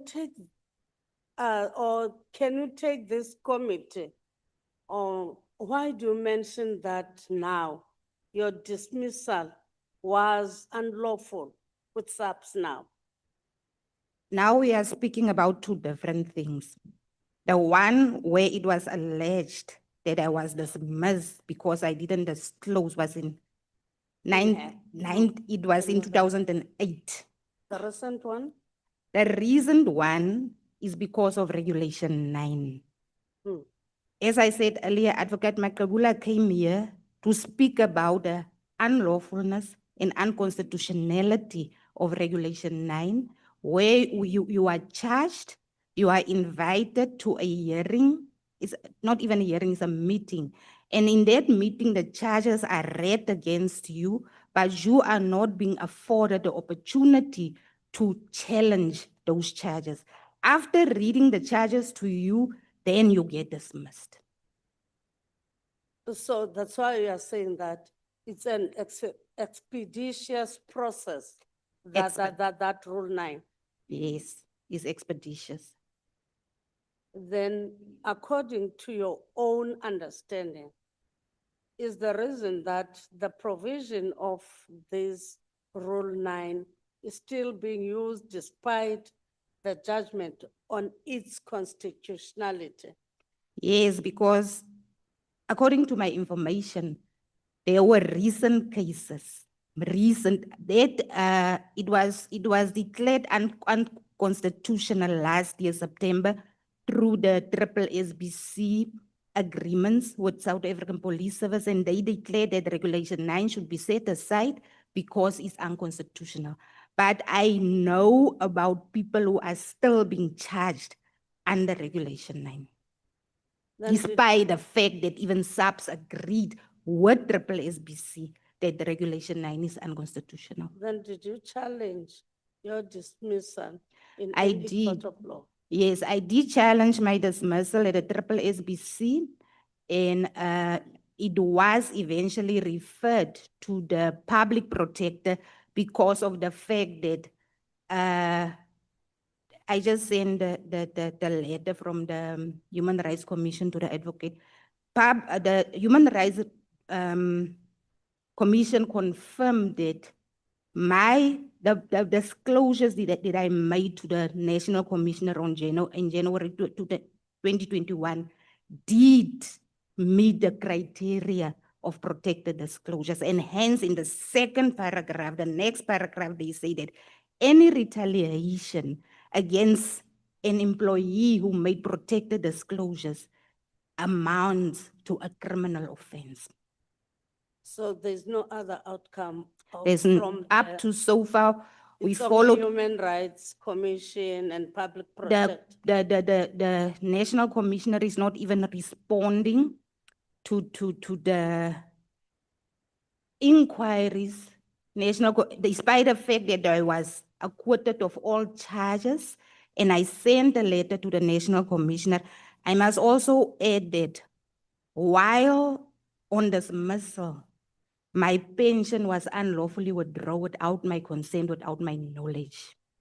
And I also had to submit a complaint to the SIU regarding to that, because when I received a message from GPF that my pension withdrawal application was approved, I immediately contacted them and I told them, but I'm in the process of challenging my dismissal. Who made the pension withdrawal approval? Because SAPS and GPF is two different departments. SAPS cannot make a withdrawal application on behalf of an employee, on behalf of a member of GPF. But despite that, when the investigation office of GPF came with the documents, my pension withdrawal application was signed by a captain at Okay. service termination. No, it's fine. You know, when Mary Deha's name was mentioned, I saw you were laughing. Then, what can you say about your relationship with Mary Dehas? And why were you laughing? If you can just. The reason why I was laughing is when I referred to the title, because I was saying professor and I was helping myself. So no, not professor. That's why I was laughing. But as I said earlier, Your relationship with her? yes, we are a group of whistleblowers, a small group of whistleblowers who have suffered retaliation after blowing the whistle in the workplace. But not only that, the brother of Babita Diukuran is also in our whistleblower group. So Mary Dehas is a social worker. We also have Mr. John Clark, who's a social worker. We have Dr. Margie Dehas, who is a medical doctor. We support one another morally. We are there for one another, and that is where the relation started with Mary Dehas. As I said earlier, when everyone else, even the people that I thought was my friends, called me an information peddler, Mary Dehas didn't know me, but she believed me. So that is where the relationship started with Mary Dehas. It's because she was very much passionate writing about your safety, Mary Dehas. And the reason for that is she knows my situation. She knows that I'm currently in exile since 2022. She knows the suffering that my children are going through. Okay, it's fine. But are you aware that what you are telling Meridi has in turn influenced that directive of the 31st December 2024? Do you know that directive?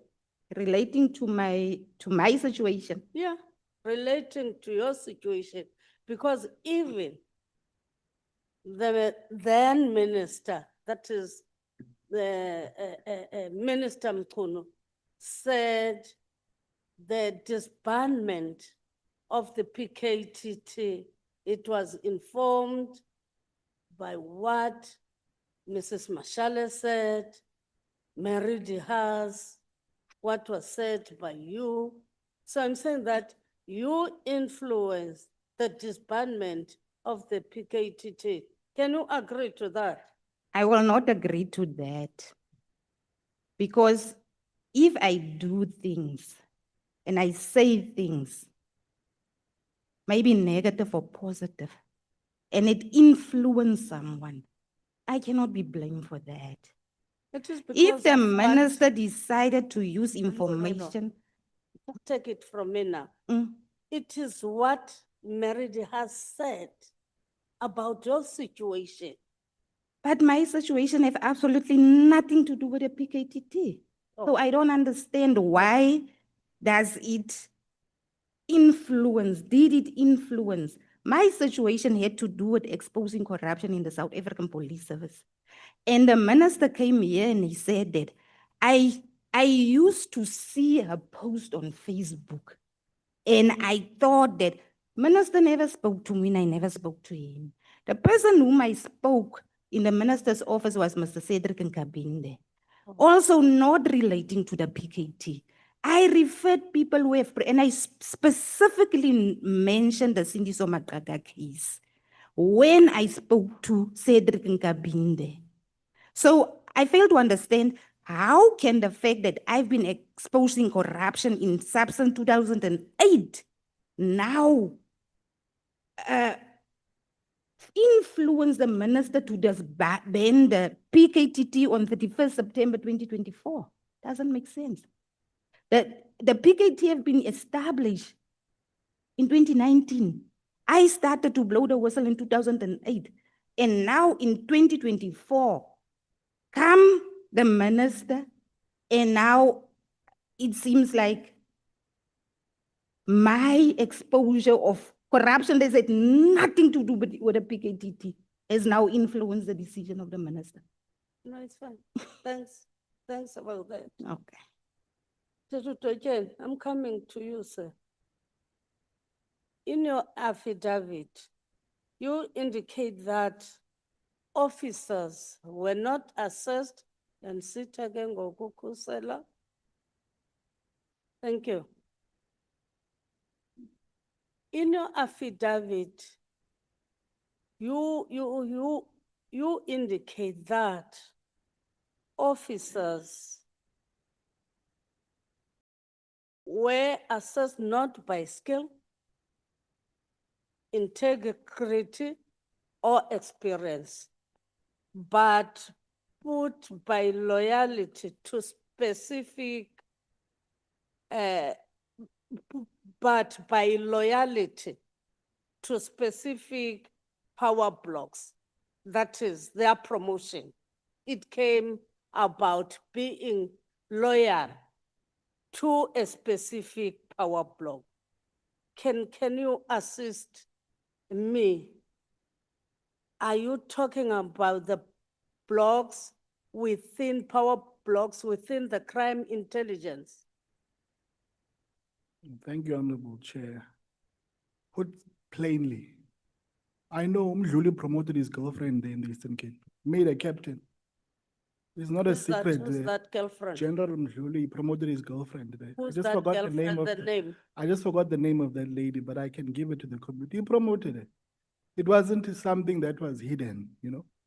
So why I say promotions were not merit-based and were based on loyalties I myself, I was gonna be a colonel, but because I refused to give testimony or to falsify, give false evidence, they decide, no, you are not going to become this. So it is from that background where I say what I witnessed within crime intelligence Okay.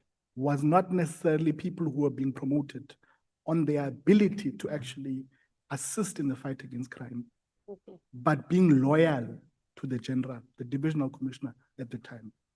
So a power block can be formed by one person, Yes. just for interest's sake, because he is in a senior position. He can use his power. Oh, definitely. It's not a cabal of some people. I can't say I can't dismiss a hypothesis that says it's not a cabal of people. I'll give you another example with this thing of the withdrawal of posts. They like to do that. When I was there were posts that were advertised. Mm. When they realized that not the right candidates or the preferred candidates must be promoted, they withdraw the posts. That's why I was saying earlier, same script, different cast. But they're Some using posts were not being advertised. well, they would withdraw. simply They appoint. advertise. After advertising, when they realize, no man, it's not the right people that need to actually get appointed. General Mkhwanazi's girlfriend, was the post advertised? Yeah, it was advertised. It was advertised. An external advertisement. One of those which allow lateral placement. So even if you were coming from the private sector and you were a lowest, even if you were unemployed, you could occupy a senior rank within the SAPS. It was one of those appointments. You suggest that the committee must also weigh the consequences of centralizing dockets and disbanding field-driven units, as seen with the removal of the PKTT and the 121 case dockets from KwaZulu-Natal. Further that, in fact, the part of a broader sabotage of independent policing. Can you elaborate on the broader sabotage of independent policing that you're talking about? Let me sketch this scenario to you. Okay. Something that I've witnessed on the ground. You are investigating a criminal network. That is what the PKTT was doing. And I'm going to also supplement this with already what has been testified at the Nhlanhla Commission. Whilst you are investigating as this PKTT, you receive an instruction to disband. Now, understand this. The SAPS is a semi-military organization. It's not tomorrow. If I say withdraw, you withdraw and you do it now. So when the instruction now comes and you are, and before I actually make this point, understand that it's already now common knowledge that the PKTT actually utilized intelligence as part of its strategy and its approach. So it meant that it would utilize basic information at a level of overt structures. Perhaps it would also utilize deep cover agents to infiltrate the network of the people being investigated. Now here comes this letter on the 31st. This letter disbands the PKTT. Once it disbands it, what does Nhlanhla do? What would I do as Nhlanhla? I would say to my people, whoever leaves in the next 2 weeks, I know who is a mole. I know who is a spy inside. It inadvertently exposes those who would have been able to proceed as far as infiltrating the network of the people who are targets. Those are the real consequences on the ground. But a minister's power and instruction has a ripple effect within law enforcement. I can tell you for free, the minute that the letter was received, a national instruction is issued. That national instruction that was issued disbands whatever authorizations that people on the ground, agents on the ground actually had.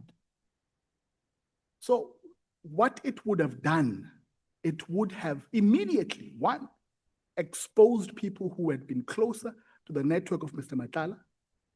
Two, it also poses a danger now because every operation that takes place must have a life cycle.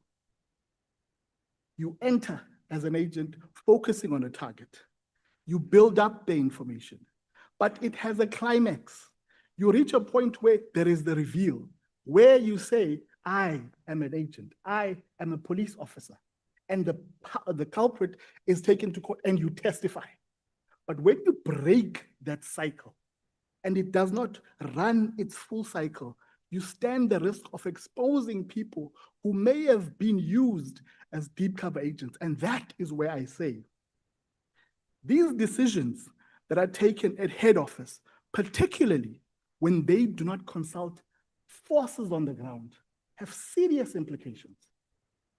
And perhaps if there is more consultation, particularly from people who are operating within the units, you would have decisions that are taken that lead to a more, even if the PKTT was eventually dissolved, but before you do it, because by nature, the investigations that law enforcement actually undertakes, it involves people's lives, which you must at all times always protect before you give an instruction or a command. So you're saying that it was wrong, the way it was done? When I look at it from the outside, I feel a lot more could have been done, so much more could have been done in a way that would ensure that when they withdraw the forces, because, Honorable Chair, we are not in a conference with crime or an imbizo. It's a war against crime. And there are these competing forces, and you can term it good or bad, but ultimately, when an instruction is issued, it must always be cognizant of the ripple effect and what needs to happen before those instructions are issued. That is my honest opinion. That is what I see from the outside. Okay. I don't know I don't want to answer what you are really saying. Yeah. No, it's fine. It's fine, I get it. Then now, under topic 4, you talk about political retribution. You indicate that it signaled to all within SAPS that even those in the upper echelons of command are not immune from it. That is the political retribution. When they investigate the wrong truth, then this is in relation to your analysis of circumstances leading to the death of General Mkhwanazi. What do you mean by that political retribution? Well, my understanding of politics may be limited, but it is perceptions that actually shape the day. Leading up to the assassination of General Mkhwanazi, and judging from the remarks that he made, the comments that he made, he obviously was of the view that there were those within the South African Police Service who had certain beliefs that necessarily he did not agree with. And these beliefs can be attributed to what is right and what is wrong. So I mention that because it is, in my view, my own assessment that leading up to the assassination of General Mkhwanazi, perhaps he did not agree with what other quarters wanted to do at head office. Okay. Yeah. And he took a particular position, and for that, he may have suffered the ultimate price. When did the family of General Mkhwanazi heard about the proceedings of the investigation towards his death? Or it was quiet when the docket was taken from Cambridge police station to head office? Or was there anything that was said? Or they are constantly put on par with the investigation, what is happening now? I think what has constantly stood out from the family is that they are not happy with the progress that's been made. To give you Is context. there a progress or no progress? Or they are not happy how the investigation? I wouldn't call that progress, unfortunately. The manner in which everything unfolded, to the rushed funeral, well, it had to happen. But it was the family's efforts that led to the reports, the court toxicology report. It's the family's efforts, not law enforcement. So I think the family has played their part. It is law Mr. enforcement. Token, I'm saying that now the dockets have been taken to the head office. Up to now, are they constantly being informed about what is happening with the investigation? Or it is quiet? Not consistently. Yes, there is occasional informing of the family, but it is not consistent. You will appreciate that it's been 5 years. Mm. And That's why I'm yeah, asking, it's been because 5 it's years. 5 years now. And a person who was high in the police, at least it should have been a quicker. you come across their Facebook posts, you come across interactions with various whistleblowers, and you can see the desperation that the family, the suffering that they're going through.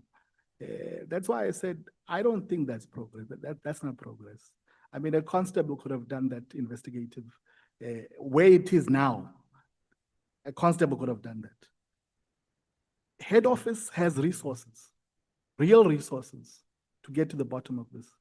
And I think it's high time that either they pull their weight or someone else takes over the investigation. But my view is that for as long as head office is the crime scene, you cannot hand the docket to be investigated where everything had sort of taken place and there are people who are implicated there. That's my honest view, and that's it. Okay, thank you. Chair? Done.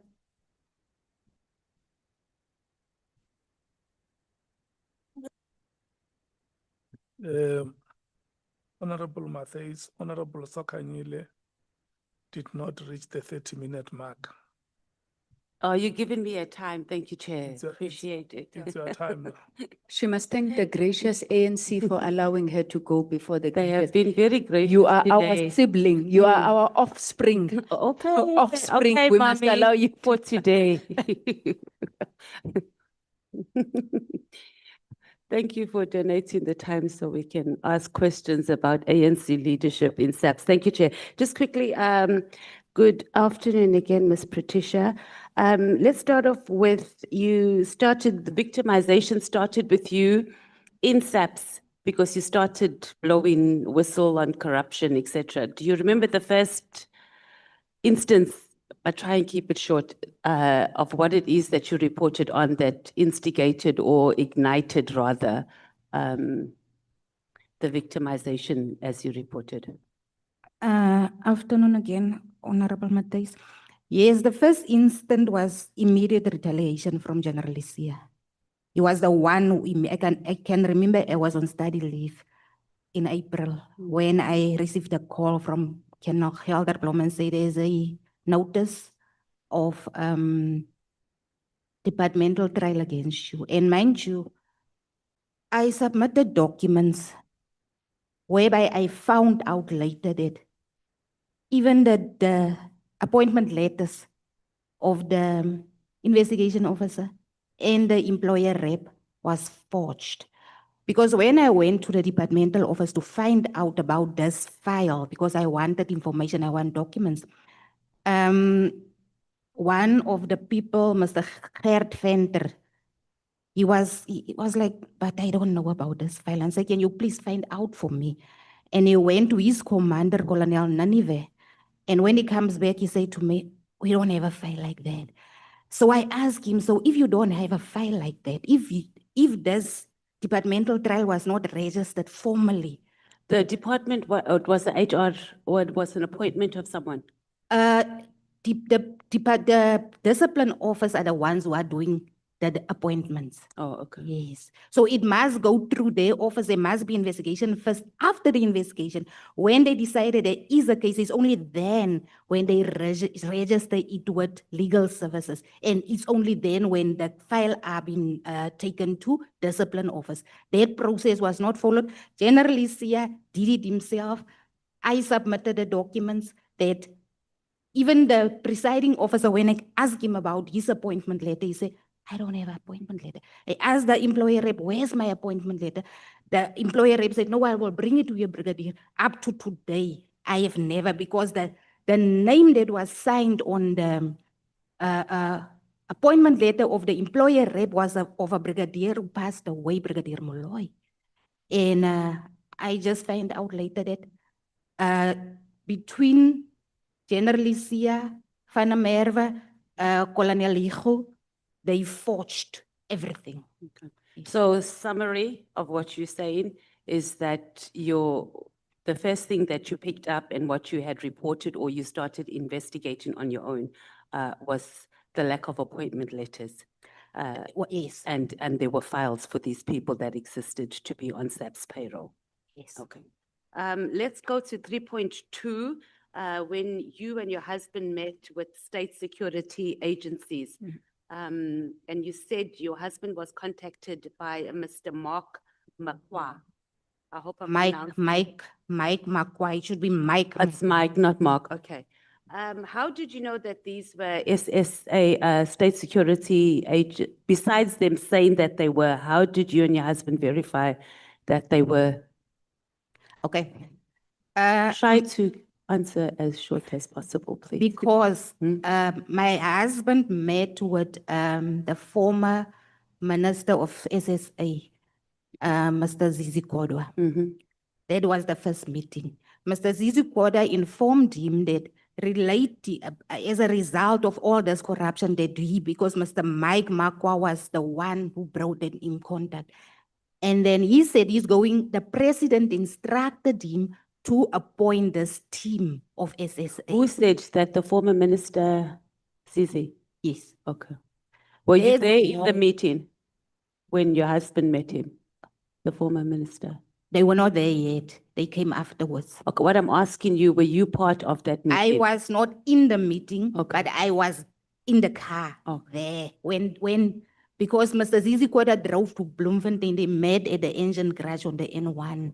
So that is where he said that this is what's going to happen. The president is going to want me to establish a team, and I'm going to send the team, and that is indeed what happened. And then what happened with this team? What was the outcome of it? What happened? We gave this team a lot of information. There was 2 memory cards that was given to them with information on it, also relating to the stolen firearms, to the. I think you gave us that information, but ultimately after you provided them with all the information. After my phone was, I still have a message that I sent to Mr. Zizi Kodwa. After my phone was confiscated, because now I even gave them that phone that was confiscated to download all the files on that phone. And then that was in September of 2021.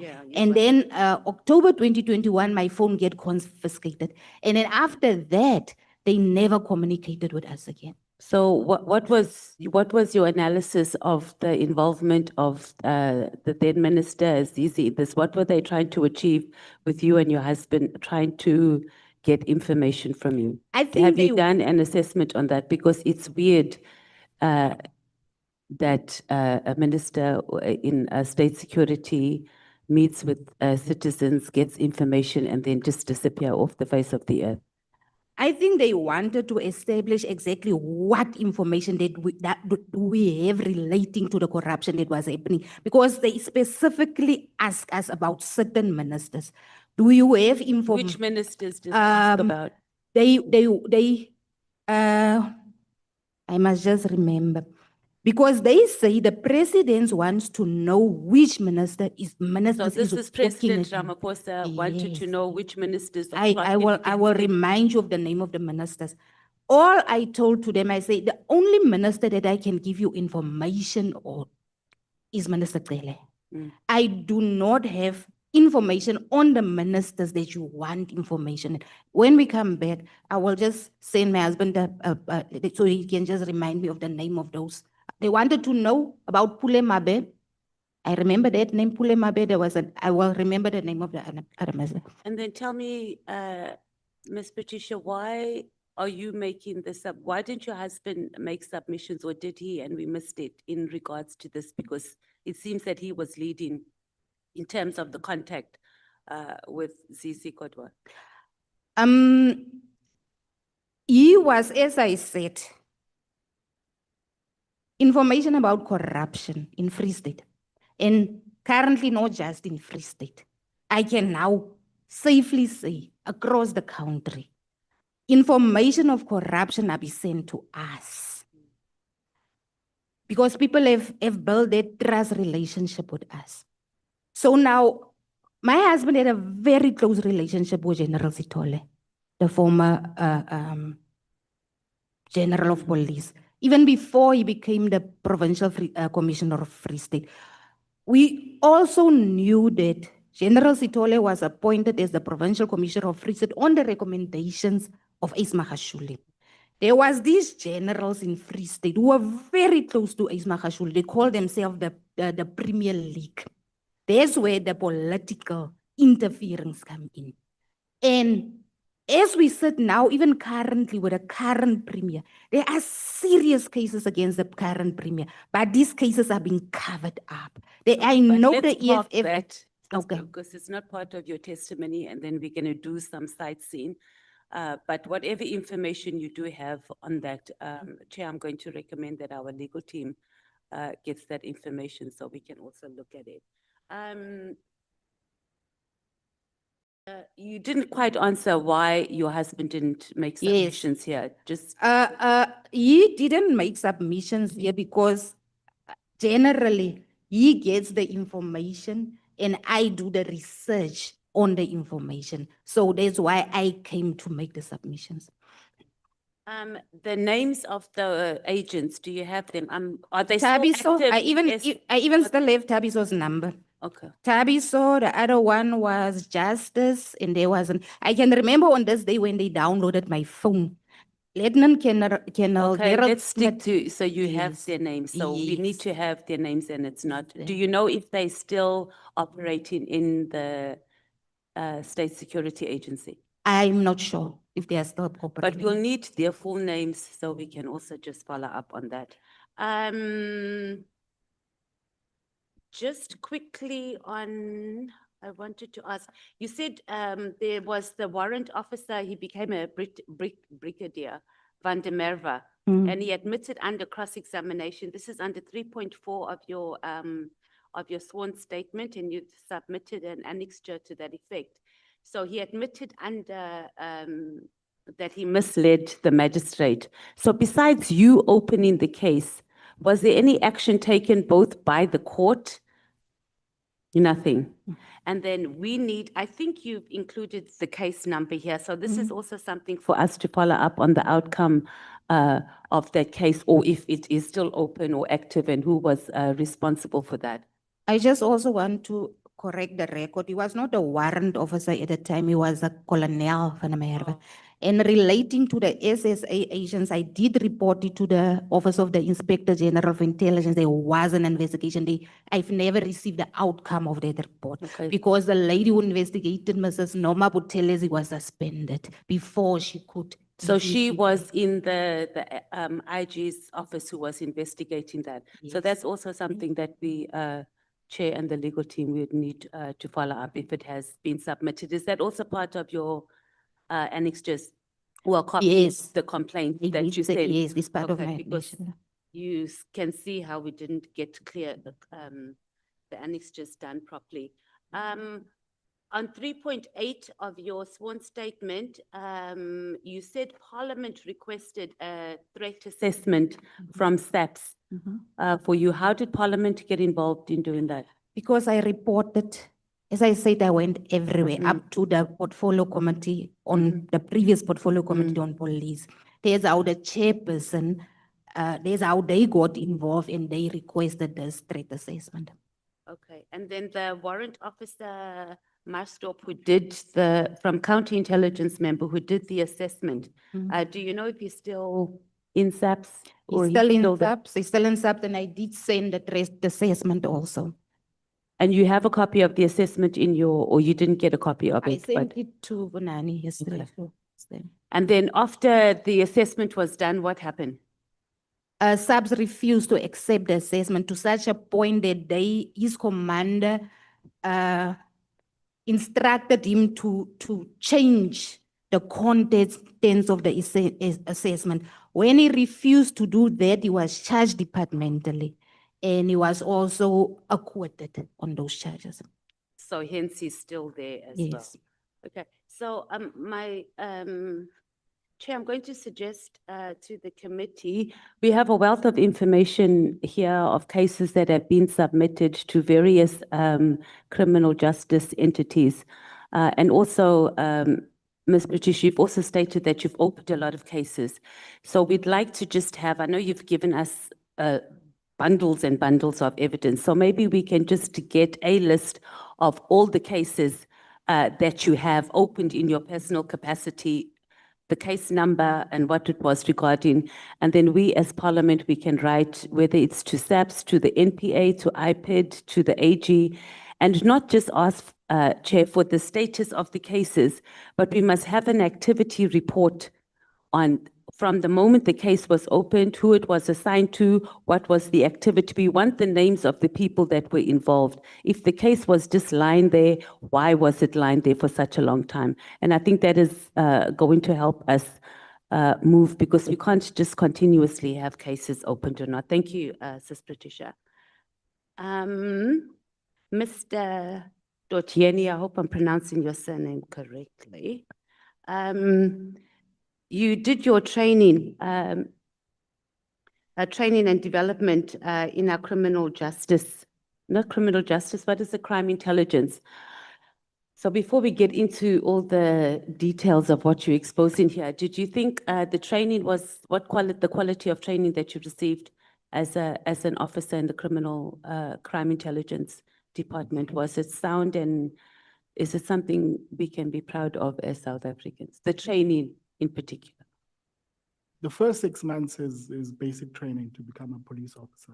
And I must commend a lot of the guys on the ground that actually train young people. I was 19. You're talking very soft. You were very animated before. Now when we're asking you about maybe the good story they used to tell about training and development, you're getting quiet. I was quite impressed with the officers that delivered the training, because as I was saying, I was 19 years old at the time.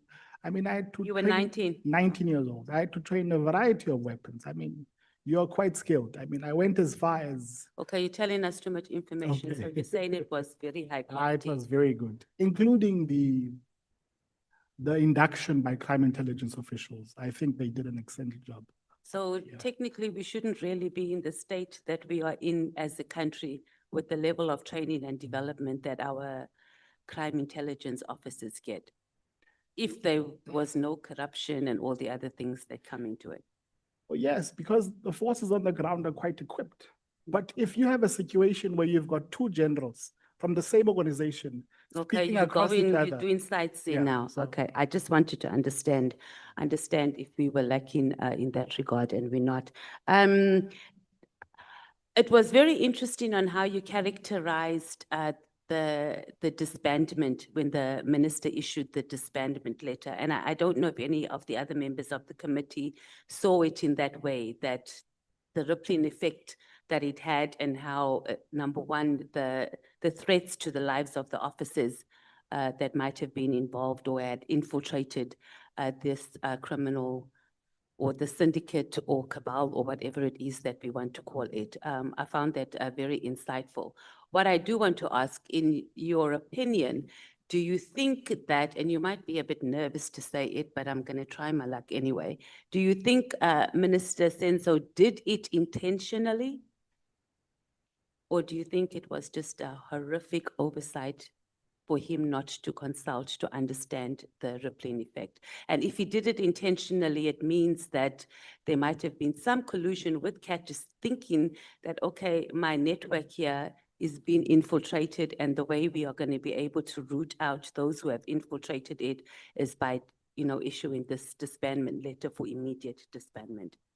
Honorable Member, I look at data. I don't personally have enough data to make that conclusion. Okay. If I had the data, I would bravely say so. What data do you need to be able to make an analysis on that? So I think what's important is to go through thoroughly an interrogation with the minister to understand what influenced him. And I think the interactions that he had give some perspective as to what may have influenced him. But I think if you have a more detailed sort of engagement with the minister. Oh, but we did. We were here for 2 days. Yeah. What questions you think we should have asked him that we didn't? I'm saying this, Honorable Chairperson, as a former member of crime intelligence.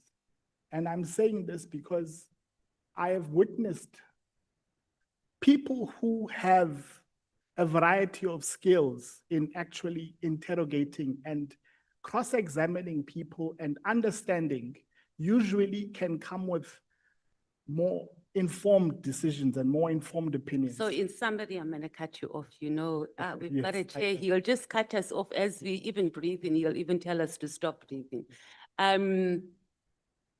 So you're saying that as members of parliament, we're not fully equipped because we don't have the training that you received in crime intelligence. No, I got no, the story. No, it's fine. No, I understand. Let's move on to, you raised the issue of system access and the decline of that, or the blockage of that, how it affected cases. And pretty much because of the issue of privacy, but also the abuse of it.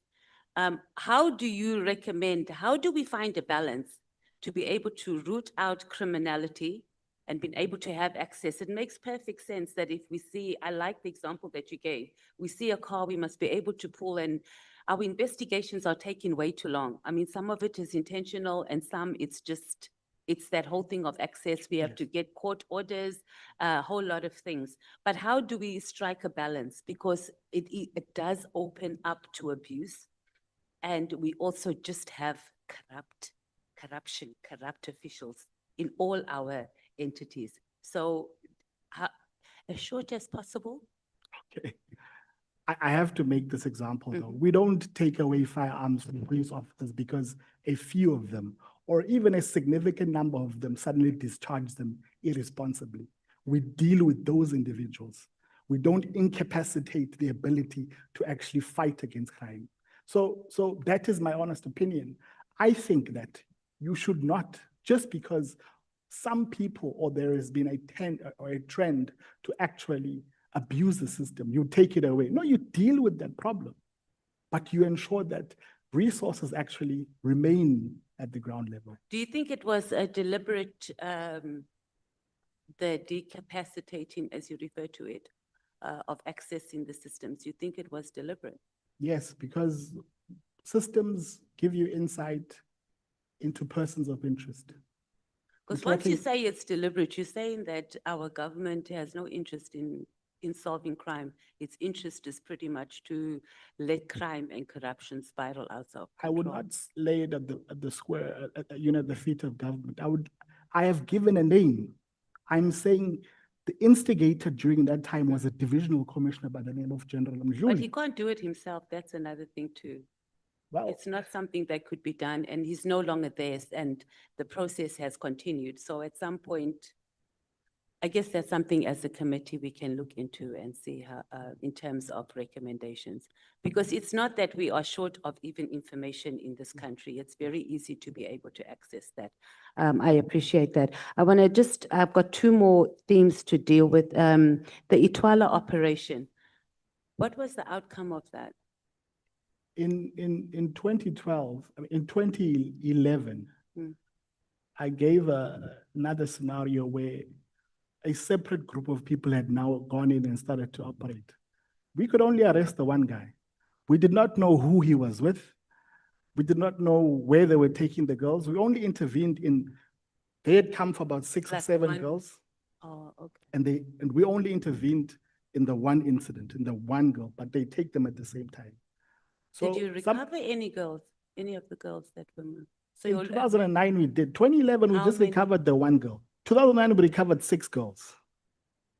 In 2011, we only recovered one girl. And they operated as a group. They didn't operate as just going to take one. So why do you think, was the operation shut down or you just don't have any more information about it? At this stage, I don't have. But So who's implicated in that? In terms of within the criminal justice system that would have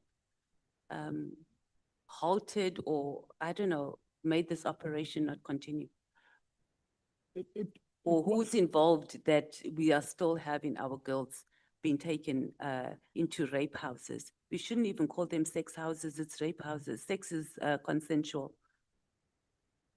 the point was made to reference or to give significance to the point of the impact of removing system access from ground forces.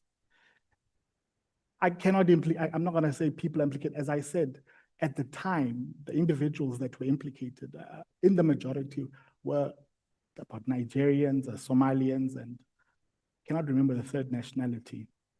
And then obviously a few South Africans. So it was a mixture of. You don't know the South African names. Okay, but so your submission here to the committee is that it's not so much that there was involvement of SAPS officials, of politicians in this. The operation failed because of this system's access. Exactly. And I'm saying that that's the ripple effect of a decision that's taken by divisional commissioner at the time without thinking about the implications. And it's still continuing now. So it might have even been outside of his control as well. What was your relationship beyond work with General Mkhwanazi? No, I mean, he was a good colleague. One thing about the General Mkhwanazi is that Not one thing about him, what was your relationship? he made it his business to be informed about each and every one of his What members. was your relationship? He was a outside colleague, of a work? very good colleague. And I can call him a friend, yes. So did you have any activities, etc., with him outside of work? Not really, no. not Boys really. trips, all those? Come again? You didn't do boys trips and all that with him, okay. How were you promoted from a constable in Willowmore to an analyst position in the province? So I was moved before I was promoted. So from Willowmore, I received a direct transfer to the provincial office. And then after training and development of a period of 3 years, I then applied for a position and then I was appointed. So when you moved to the analyst position on the provincial level, was that post advertised externally? A transfer does not need advertisement, ma'am. So they created the position, or the position was open, they just. Yes. So as a constable from Willowmore, I was simply transferred to the provincial office. Okay, and then who is Colonel Gunden? These are questions I got from the public. So I might not, Okay. that doesn't mean you can't be honest. Okay. No, Colonel Gounden was a colonel within information management. And yeah, it's also a very good colleague, you know. He's left now, he's out of the police. Why did he leave? His own personal choice, his own frustrations. Everyone makes their own personal choice. And Colonel Muller? Mula. Muller, M-U-L-L-E, Muller. M-U-L-L-E-R, you don't know? So all these are just good colleagues. There's been no anything outside of work. with them? Well, you're saying you don't know Colonel Muller, so that's fine. I don't know.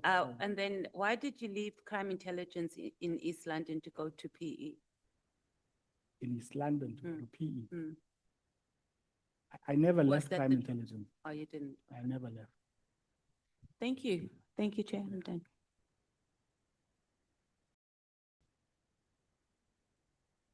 Yes. I was looking at you, I can see that you learn from the African National Congress. Are you opening up doors now, Chair? The child must learn from the parent. Honorable, You are opening up doors now for engagement you don't want.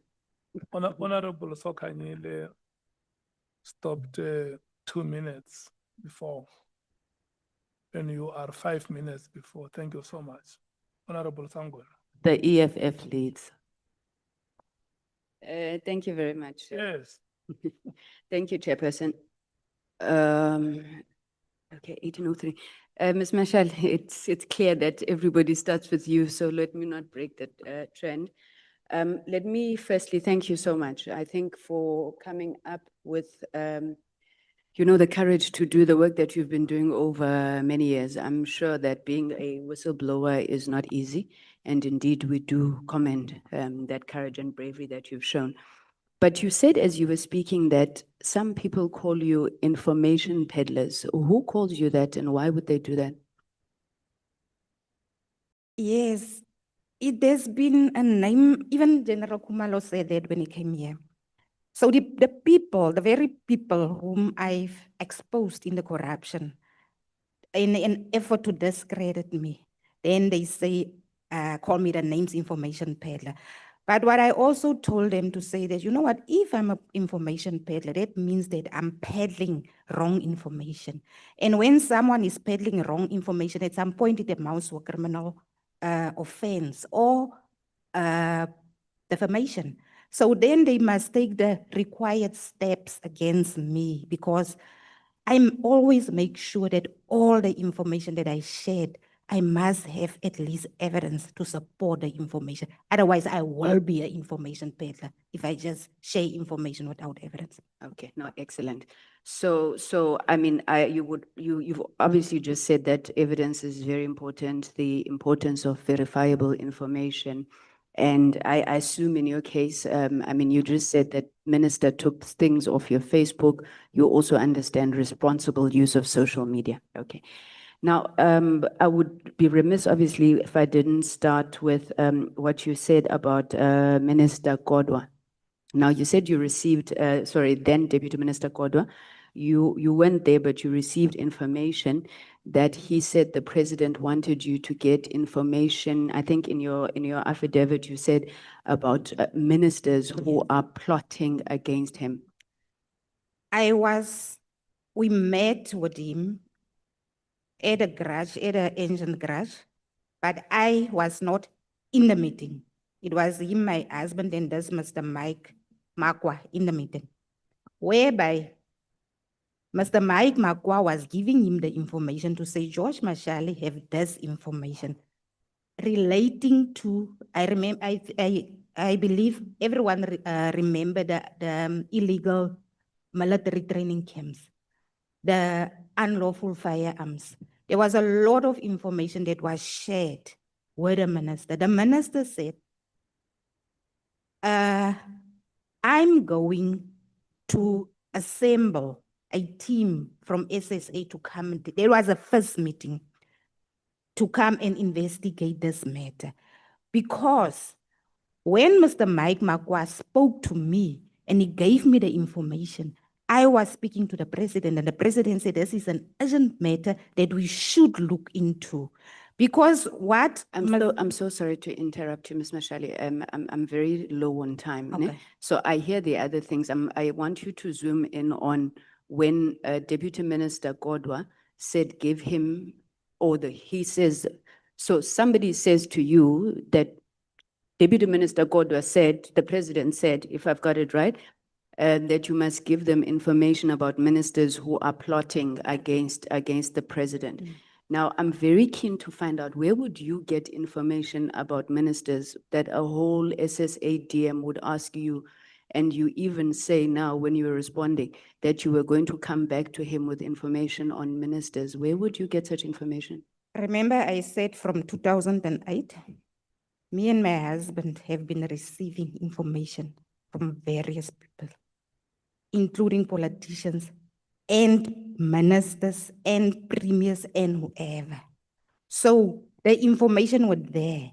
The people who gave the information to my husband, they were there. And most of these people were people who were inside crime intelligence, people inside SSA. So my husband, Mr. Mike Makwa, was also working at SSA. My husband shared this information not just with Mr. Mike Makwa, but also with General Sithole. But General Sithole never acted on this information because there was a letter that I personally wrote to General Sithole to say, General Sithole, we want to bring you in contact with the sources of the information. General Sithole sent General Mkhwanazi to meet with my husband. General Mkhwanazi met with my husband, and General Mkhwanazi said, I need to meet with the sources. So my husband said, you know what? The sources are not comfortable to meet with you. So General Mkhwanazi went back to General Sithole. Nothing happened after that until Mr. Mike Makwa. That's fine, Ms. Mashal. So you have a dossier database that you keep information on ministers, deputy ministers. Not just ministers, everyone where there is wrongdoing detected. It doesn't mean if I say ministers, I mean that the ministers have done something wrong, but we receive information. In what capacity are you, what capacity are you receiving this information? At the time I was working at a South African police service. I don't believe you have to have a particular capacity when people trust you with information. Okay. All right. Sorry, I need to run quickly. I don't know if you listened to Minister Mkhunu's testimony, but in paragraph 99 of his statement, now this is him explaining to us why he trusts you, right? He says, you posted, so on 24th October 2024, in a Facebook post, Ms. Mashal indicated that Major General Khumalo and Lushaba, both implicated in corruption, are trying to get rid of Major General Khan because Khan seized a 30 million consignment of drugs during the July 2021 unrest. He says this is your post. Who's Major General Khumalo? Lieutenant General Khumalo. Is it Lieutenant General Khumalo? Okay. I think at the time, yeah, he was Lieutenant General Khumalo, not Major General. Okay, now, so according to you, why would Lieutenant General, well, I'm sure Major General, October 20, okay. Why would Lieutenant General Khumalo and General Lushaba want to get rid of Major General Khan for seizing this consignment of drugs? And what evidence do you have to back up what you're saying? Okay. The information that I received is Major General Khan are going to be charged through Regulation 9, and was indeed charged through Regulation 9 for seizing of that consignment of drugs. He was indeed charged. General Mkhwanazi came here. And sorry, his charge was seizing the consignment of drugs? Yes, he was, they implicated him to say that he was the one who gave the instructions that the other police officers must take the drugs away from the crime scene. It was the charges against him. Okay, so he was not charged for seizing the consignment. He gave the unlawful instructions that the other police officers. He was indeed charged. Lieutenant General Mkhwanazi came here and he said, and me and Lieutenant General Mkhwanazi had a conversation about that. Lieutenant General Mkhwanazi came here, he said, I was appointed as the presiding officer in that matter. There were messages circulating on WhatsApp where there was allegations that General Mkhwanazi was appointed specifically with a mandate to dismiss General Khan. Since me and General Mkhwanazi was on a very good, we spoke on a daily basis. I asked him, I said, Sorry, Ms. Mashal. In your Facebook post, though, you said Major General Moses Makubo, the one who dismissed you, was the presiding officer. Was it Makubo or was it Mkhwanazi? no, Makubo was not the presiding officer. It was, the presiding officer was General Mkhwanazi in the case of General Khan, was General Mkhwanazi. He came here to testify about that. So it may have been an error in your Facebook post. Might have been. Okay. That's fine. So you then further went on and you said that a criminal case was opened against Khumalo for forging his security clearance. Do you have the case number? I believe there was a investigation. Brigadier Tungwani came here and he also referred to that investigation whereby the Inspector General of Intel, there was a complaint submitted relating to the first security clearance. It was found that it was fraudulently issued to him and it was withdrawn. So there was a case. If you could please. Not a case, it was an investigation.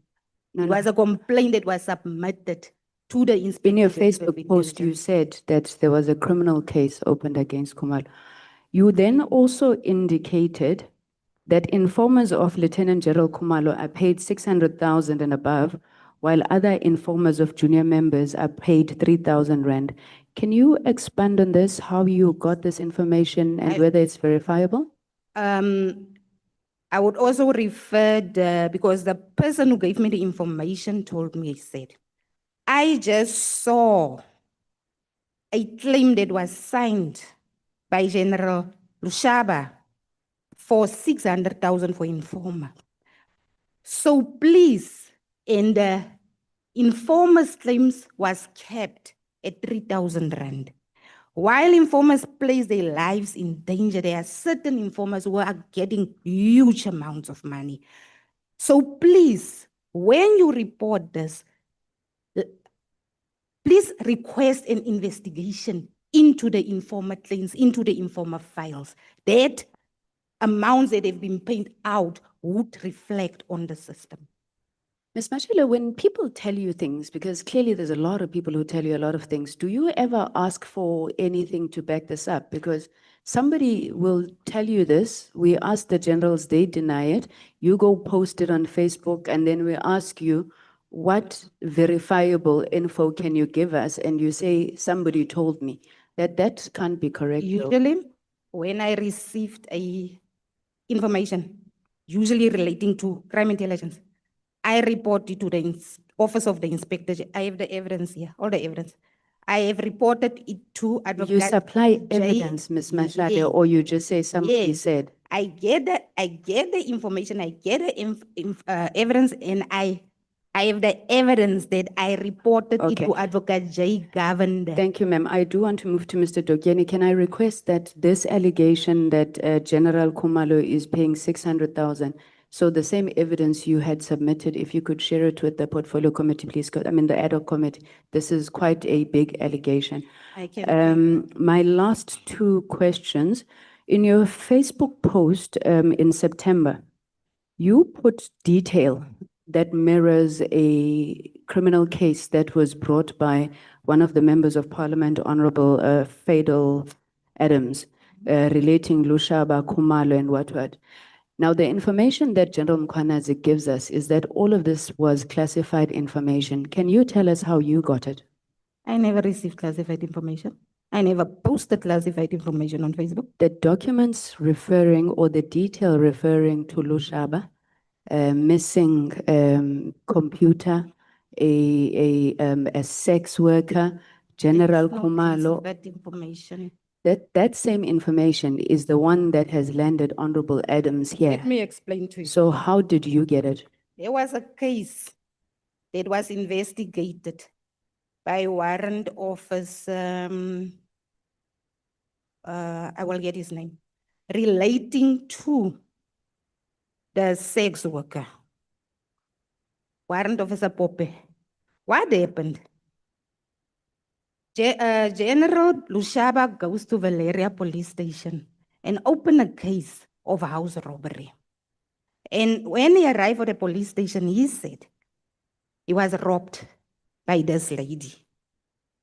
General Pope get allocated to investigate this house robbery. Through the, is a normal investigation. It's a normal investigation. Through the course of his investigation, he found that General Lushaba lied. He actually invited the sex worker to his house and she stole the state phone, the state firearm, the state laptop. And as a result of that, he opened a case of perjury and defeating the ends of justice against General Lushaba. After that, Warrant Officer Pope gets charged. They charge him criminally departmentally. He's now dismissed as we speak. And Colonel put out, take the docket that was Ms. Mashal, investigated. let's stick with the answer. So you're saying the information is not classified. Classified. So what we received saying the information is not classified, Honorable Adams, for example, was not entitled to it, is incorrect. It's not classified information. My last question for you. Is there a reason why your whistleblowing seems to focus only on one faction of the SAPS, if I can call it? So you're accusing General Kumalo, you're accusing General Masamula, what? The other side of the SAPS, nobody's given you any information about them, say General Sibia, other generals? Do you know that General Sibia took me to court because I exposed also him on social media? That case was decided in the Free State High Court on 8 August 2024, and the judge make a decision in that case that as a whistleblower, I'm entitled to expose corruption. There's a Okay, decided. so you do expose both, not just Everyone. one side. I don't see the reason to choose sides because corruption is corruption and you don't need to. Okay. My last question for you. What would you recommend that Parliament and government does to strengthen the protection of whistleblowers? I mean, as I said right at the beginning, it's dangerous work that you're doing. Would you have any recommendations for this ad hoc? You know what, when you are a mother and you last have a normal sit down with your children 4 years ago, because you are in exile, you cannot meet under normal circumstances with your children, then the government must really sit down and take notice. Because I'm not the only whistleblower who are living in these circumstances. When you report the wrongdoing in open cases and the people that you reported the wrongdoing against are still in the positions in power, then it means our government is not serious to protect whistleblowers. And that's the reason why whistleblowers are afraid to come forward and they instead give the information to us. We have made the decision that I cannot be silent about this. But you're in hiding now, Ms. Mashal. How should we protect you? I'm sure in the whistleblowers WhatsApp group, you did discuss the reforms that you would like to see. All I want is for the government to stand up and say that this is a whistleblower who risked her life to stand. I don't want recognition. I don't want compensation. I just want a normal life. The government must come forward and say anyone who retaliate or kill a whistleblower must be harshly dealt with. We cannot go on like this. Thank you. Thank you, Ms. Mashal. Truly, truly appreciate it. Mr. Toeni, my sincere apologies and because we're run out of time. Okay, I'll leave the non-important questions for last if I still have time. During the break, I indicated to you that when General Sibia was here, we asked him about the murder of General Mkhwanazi, and he said it was an ongoing investigation. Now, you've testified that you've been in contact with the, I'm assuming, investigating officer. Can you give us a sense, to the best of your knowledge, has anything ever been done on that particular docket? I haven't personally spoken to the investigating officer. My colleague has spoken to the investigating officer. As far as I know, it was obviously some of the witness statements that were taken, the people who were in the house, obviously in the toxicology report. Now, after we met, after we had a discussion, I called the driver. And I'm going to say these names, man, you know, because this thing of always keeping quiet doesn't help anyone. The driver told me that he received an instruction from General Vuma to give, he, the driver, received an instruction from General Vuma to give the investigative dockets that Mkhwanazi was handling to Sergeant Pungu. That is what he's told me. Sorry, are these the documents that were now seized from General Mkhwanazi's house after he passed on? Yes. Okay. Okay.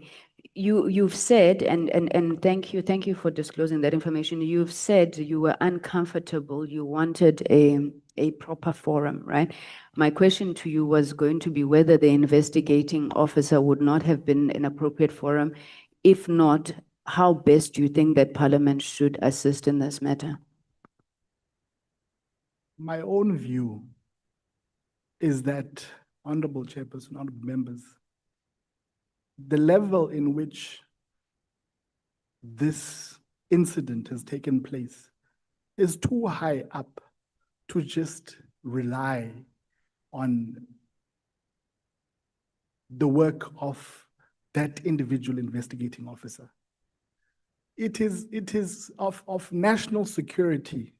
It is my own belief that when anyone within the armed forces, as close as these people are to the state president, because essentially that is who a DNC is, and a national commissioner, and generals in the military. So when you have an incident such as this one, even state security must say something. Okay, I'm hoping I am helping you and us. During your testimony, the evidence leader led you on your supplementary statement, but I was quite interested on your initial statement. I'm not sure if that is still valid. Particularly, I wanted you to read into the record your specific request to Parliament, because you had direct proposals that you made to Parliament, and I would really like to get them on the record. If I'm not mistaken, it's not, doesn't have paragraphs. Do you know the section I'm referring to? If you could please just be specific, read this into the record what you want Parliament to do. I'm opening up the document as we speak. It is now open. All right. Here are my recommendations.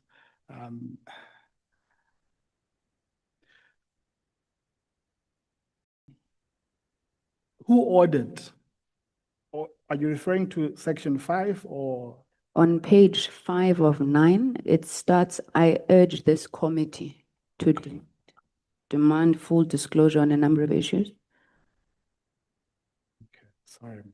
5 of 9, there we go.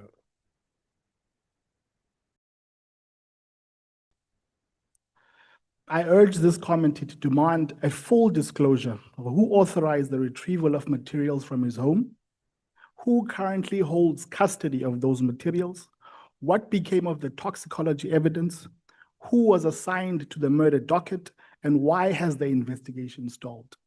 I think if we begin there, then thank you for that, Honorable. Thank you very much. Chairperson, yesterday in our committee meeting, you indicated that political parties wanting to make requests for correspondence to various institutions had until the end of today. The African National Congress requests that this demand is part of the letter that is sent to SAPS, and we are requesting that this disclosure is requested from SAPS for this committee to understand, to get full information. We are obviously also, once we get that information, we would like to request the right to obviously demand any further action, even if it's through the Portfolio Committee on Police. Thank you very much. My final questions, because I need to beat Leanne, lest she thinks that the EFF really leads on timekeeping. General, sorry, man, Mr. Mtokeni. Mr. Mtokeni, this one is a personal irritation of mine. Eh? Your statement makes references to political interference and not, but you're speaking about General Mkhwanazi and other generals. Where is political? What does political mean? Because every time we say political, ne, everybody looks at us and says, yeah, African National Congress. What does political interference actually mean? And I tried to explain this earlier. Look, I'm a law enforcement agent. And what we do and what actually drives us is data, it's evidence, and we're after criminals. The minute that at work, you start discussing who has what, who did what, to us, in my mind, that is the formulation of politics. And if you put me in front of any team of investigators, I should be judged on my ability to assist that team. Don't tell me I have a relationship with this person. In my mind, those are the politics I'm referring to. Okay, so we have different interpretation of political. This is the last question I'm going to. It's two questions in one. And let me thank you because I don't think I'll have time to come back. The issues that you spoke about weakening the system access and things of that nature, to the best of your knowledge, have they now been resolved, or is SAP still in that weakened state it was in 2009 is the first part of the question.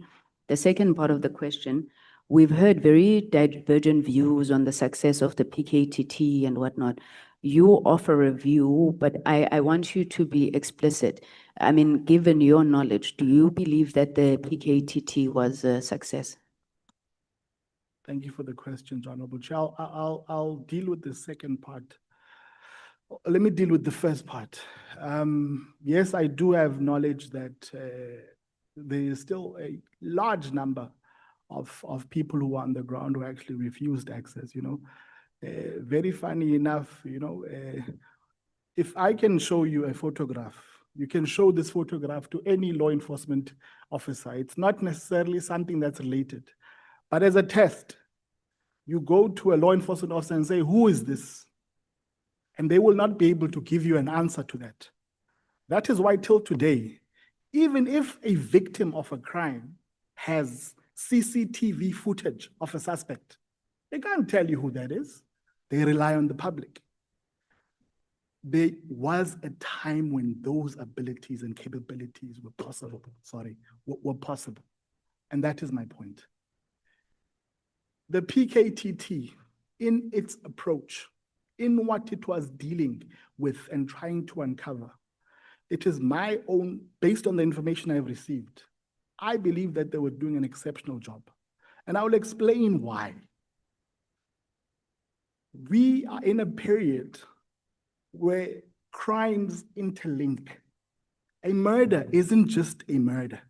A murder is linked to drugs, it's linked to trafficking, it's linked to a number of other crimes, which when you look at it at face value, you may simply assume that, no, this is just a kidnapping. But behind it, you find that the kidnappers actually, they have an agreement with this chap. They agree to borrow each other money. And it is now leading to all of these things. So the approach of the PKTT was designed in such a way that it slowly uncovers and unpacks what begins as perceived political killings. But if a killing leads you to a boardroom, if a killing leads you to organized institutions, then you say the PKTT was doing very well in pursuing those. I do not agree with the approach of saying let a single detective handle this thing, because the detective's approach is siloed. They have less resources. They simply see and want to only lead to a conviction of a gunman. That is why the majority of shootings in this country only lead to the arrest and apprehension of a gunman. But who ordered the hit? Sorry. They were successful. Chairperson? Honorable Mosman Level and Chair, the African National Congress would like to give you 30 minutes back. We are not going to field our third speaker. So I want other parties to meet that and must also cut off 30 minutes from their time. Thank you very much, Chair.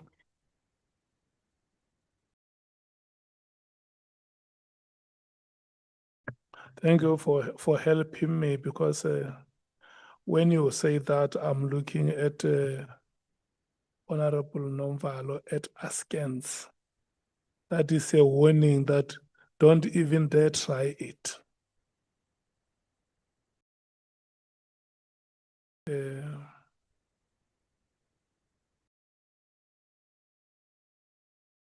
Musika Mhlanga. Jali. Sithokoze che kusho ukuthi ngizokuthatha ne-30 minutes kaShongwe ngine-iri. I've got 1 hour today. Yeah. Thank you, Chair. Good afternoon, Miss Mashal, if I'm right. Give our school vet, school vet, Nyana advocate. Afternoon, Um, Honorable Skosana. Thank you. I'm not going to dwell much into the issue, but I'm going to give a chronology of events and thinking that perhaps there's some retaliation in your matter. You've explained many times. I'm going to ask you to be short in your questions because we don't have time. And, you know, I won't do justice to Pilasande Ndojeni, perhaps because he's going to come back for being in camera. Maybe I will reserve for that. But I'm going to be quick and please try to be short as much as you can. Is it true that on 29 October 2021, you were on sick leave when you participated in a protest march for the launch of a union called Musa? Is it true? If it's not true, you must just say it's not true. If it's true, it's true. And that's It's it. not true. So you never participated in that march? The thing is, Honorable Skosana, your question have two parts. The first part, I can say is true. The second part is not true. No, I refuse. You know, you remind me of General Sibia and Professor De Haas when he came, you know. There cannot be two answers. It's yes or no. But I came here to assess the committee. Yes, I So understand. you need to give me an opportunity to give you the proper answer. No, I have. I believe, Honorable Skosana, I'm not an accused here. Yes. And I need to give you the full information for you to also make a proper decision. So if you are going to ask me a two-part question and you say I must just answer no, yes or no, then I cannot assist you. I need to assist you, but Yeah, ask me to give you proper answers. Yeah, but let me say to you, I have your submission. I've already read the submission. You know, what I want to probe, I want to find from you is that if it's not true what I'm reading, If you are probing, what I'm probing, if you are probing, you are going to give me opportunity to give you a proper answer. yeah, but it should not be length. Otherwise, I'm going to have 4 questions for you. Then I should answer four questions. No, but I have more. Then I should answer all the questions that you have. Yeah, but if you take time, if you want to explain, because But I the need explanation to I have. explain, Honorable Skosana, because it's unfair to me to be asked yes or no questions. I feel it's unfair. I need to answer properly. But Patricia, it's simple. On the 29 October 2021, you were on sick leave. Do you agree? On the 29 October 2021, I was on sick leave. Ask me, And ask me the second part. Yeah, the second part, did you participated in a protest march where Musa was launched? No. Thank I you. did No, not. thank you, it's fine. Oh. No, if you say no, it's okay. You and members of the public, including dismissed Lieutenant Kuga, marched to the SAP provincial head office in Bloemfontein, where you read a memorandum whilst you were on sick leave. Is it true? So you participated in that launch of Musa? I said I was on sick leave. I did not participate on a launch of Musa. That's not true. There's my second answer. I say no. So in the same day, you did not march with Lieutenant Colonel Nguga? That was not for a launch of Musa. That's what I want to clarify to you. That was not If the police are honest, they must bring the minutes of that march. No, it's fine. Then you will see what was the march. That was definitely, and there's a video of that march. I can provide it to the committee. Yes, That thank was you. not for a launch of Musa. There's false information that someone gave you. No. Remember, we do research. You do research, but you need to also give me the opportunity. Hence, I'm giving you the opportunity, Patricia. Let's agree. Is it true that you led being disciplined and you walk out of the hearing and never reconvene the hearing? This eventually led to your automatic dismissal in terms of the Subs-Discipline Regulation 26 Clause 9. It's not 7B, which is still in place as we speak here. not true. It's not true. It's not true. Yeah, anyway, You said on the 6th of January 2021, you submitted a report to General Stolle about the allegation of corruption. Am I right? Yes. Is it true that you sent a WhatsApp message to Brigadier Nale in which you were making allegation that Major General Lisia is plotting to dismiss him relating to the loss of firearm by Brigadier Nale? It's true. I reported it Yes. to Brigadier Nale. Were you They out- make allegations. I reported factual events to Brigadier Nale. Were you aware that when Major General Lisia inquired about Brigadier Nale loss of firearm, it was Brigadier Nale complained to him? That is why Brigadier Nale made Major General Lisia aware of your allegation against him. Brigadier Nale, the court, when we appeared in court, the court asked Lisia to call Nale as a witness, and Nale refused to go and testify to support what Lisia was saying. The same in evidence, information that you had. Brigadier Nale refused to go and support that evidence. How did you know that Major General Lisia called Lieutenant General Smith and threatened him? He told me himself, there was even an affidavit that Smith gave to SSA relating to that information. So we can get that affidavit. SSA must come with that affidavit. The Did evidence- Colonel Smith open a case against Lisia? Who? Colonel Smith. I don't know. I don't have information of that. If the conversation between Lisia and Smith was recorded, if as you alleged, where is the recording? I would not know because I was not there when the information was recorded. So it's a hearsay. Smith came to me in the presence of Colonel Moorkorov, and he informed me that Lisia called him the previous day and told him that he must remove himself. He saw his affidavit in the statements that I sent to General Sitole, and he must remove himself. Smith gave an affidavit to SSA relating to this information. So if you said there's a recording, then the recording must be submitted to the. So if I may ask you, this information you gave us, are you given by your husband? Which information? All the information which you are. There's a lot of people who give me information. How can my husband? No, I'm asking. Which I'm information? asking. Is there all the Yeah, because your husband is a policeman, am I No, right? not anymore. Yeah, I'm talking about then, because remember, we are going backwards. When Kesha Stolle I was should still. say that. No, but I'm saying your submission. Remember, you came to the portfolio committee years ago. Your husband was still a policeman. Give me an information that I have is information that I was given to by sources, not my. He does. No, I was asking you. I'm not saying your husband. No, I'm he asking. didn't.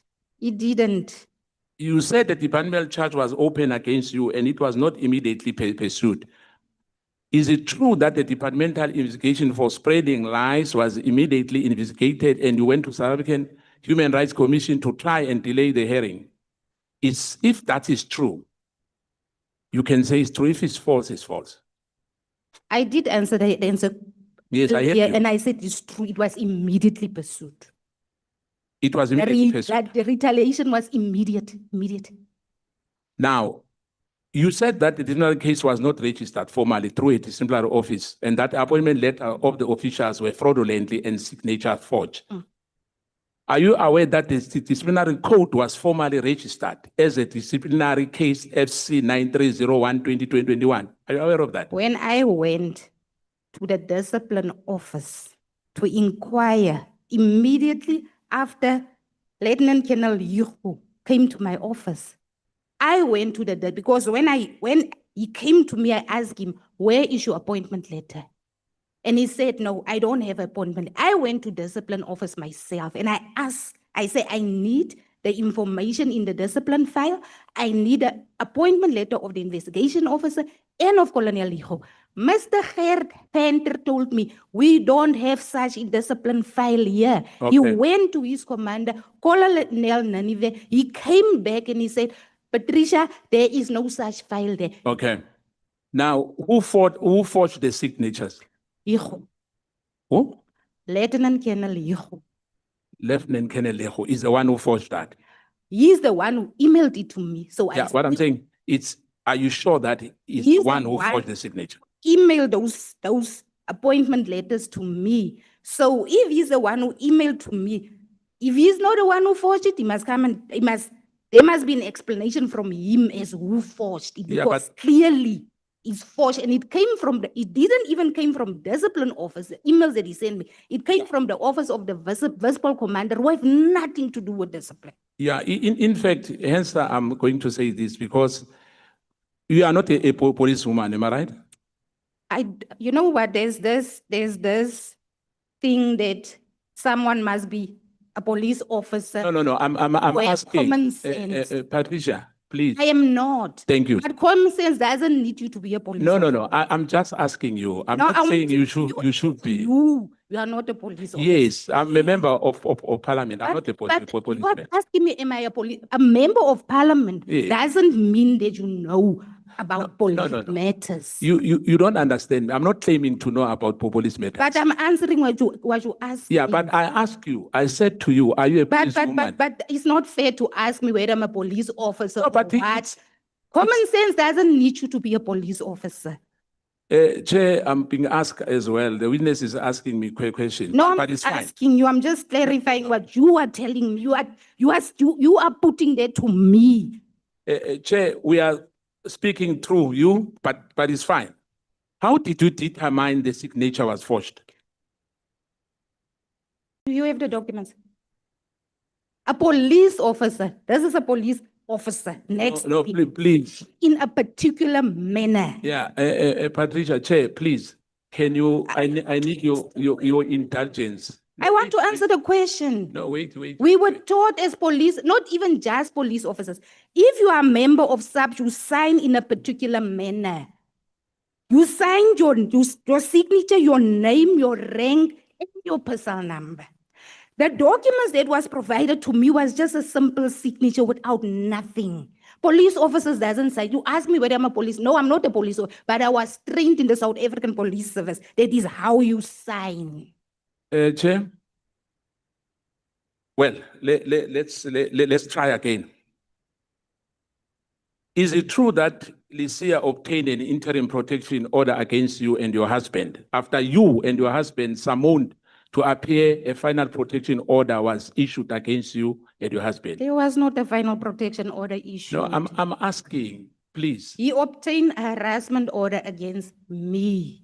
I don't know where my husband fitted in the picture, because even in the court case, the magistrate asked, what is this man doing in this court? Because no charges has been leveled against him. Patricia, is it true that the protection order prohibited you and your husband to stop spreading false allegations against Lycia? But it was not, you know what, there's a difference between the truth and false allegations. What I was telling was the truth.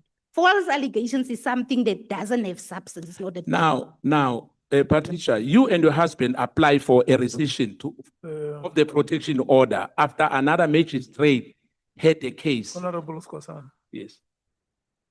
may you please address the witness as Ms. Mashal. No, I don't mind, Chairperson. Thank you, Chair. Ms.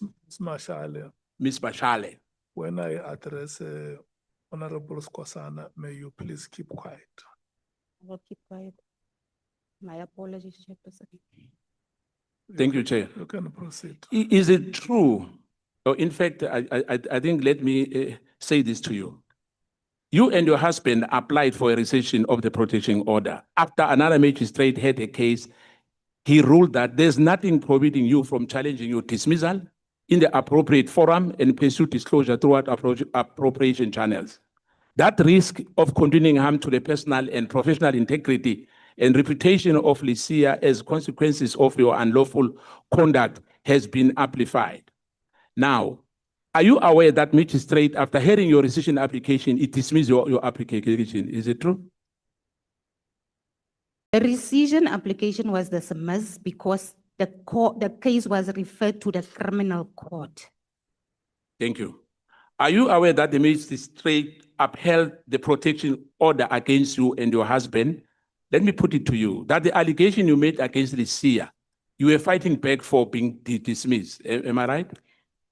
That application was dismissed because the docket was referred to the Bloemfontein Magistrates Court, where I was acquitted on the same charges that you are referring to now. Okay. Now let's come to the issue of the surveillance and intimidation of a family. You presented to us that your family was followed from Tronsberg to Bloemfontein by 5 unmarked vehicles. Do you have the details of the vehicles? Have you, I'm not finished. Have you lodged a complaint about the incident? Why and how do you link Lucia to that incident? I'm going to answer from backwards. I've never linked Lucia to the incident. Never.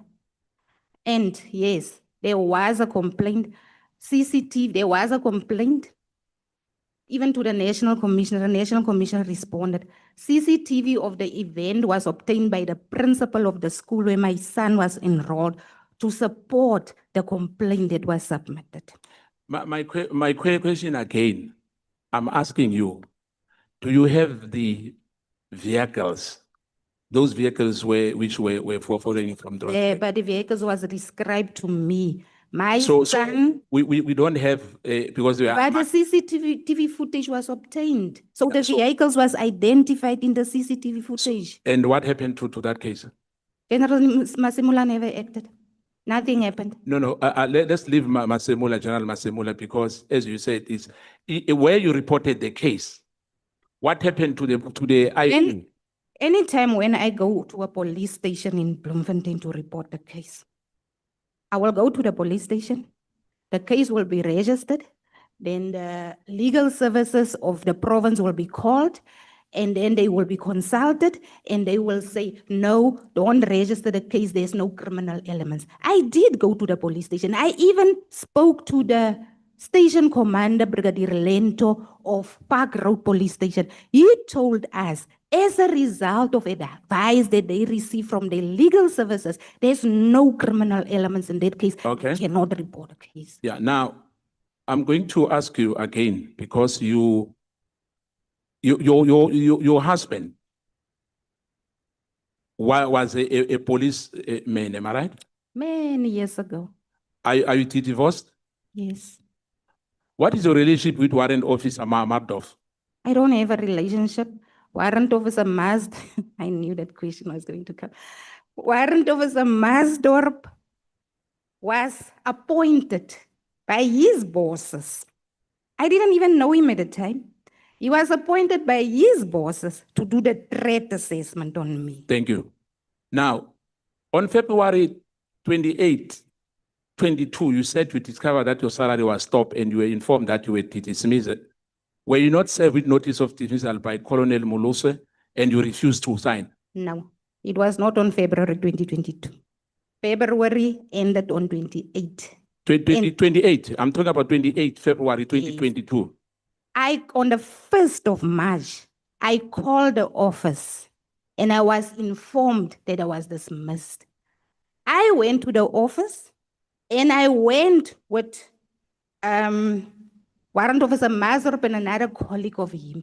And fortunately, there were witnesses when Lieutenant Colonel Mulusi told me that, hey, I received this thing on the 26th, I forgot to inform you. Whilst any document that are being served on me will be sent with Captain May to my house. But this one, they forget to send it to me. Okay. Their document was signed. If you can see the second signature on that document, Mulusi's, I even told her, sign there. You forgot to give it to me. Mrs. Mashal, once again, my question was simple. Did you refuse to sign? I didn't. How can I refuse a document that I asked her to sign? Yeah, so I'm saying you did not refuse. The answer is that you did not refuse. The document, I cannot refused to sign a document that I went to collect. So you did sign the document. Thank you. Not a No, document. it's fine. It's fine. Because remember, we are under oath. Document that you're talking about, that one that I actually refused to sign because they realized that they made a mistake on the first document.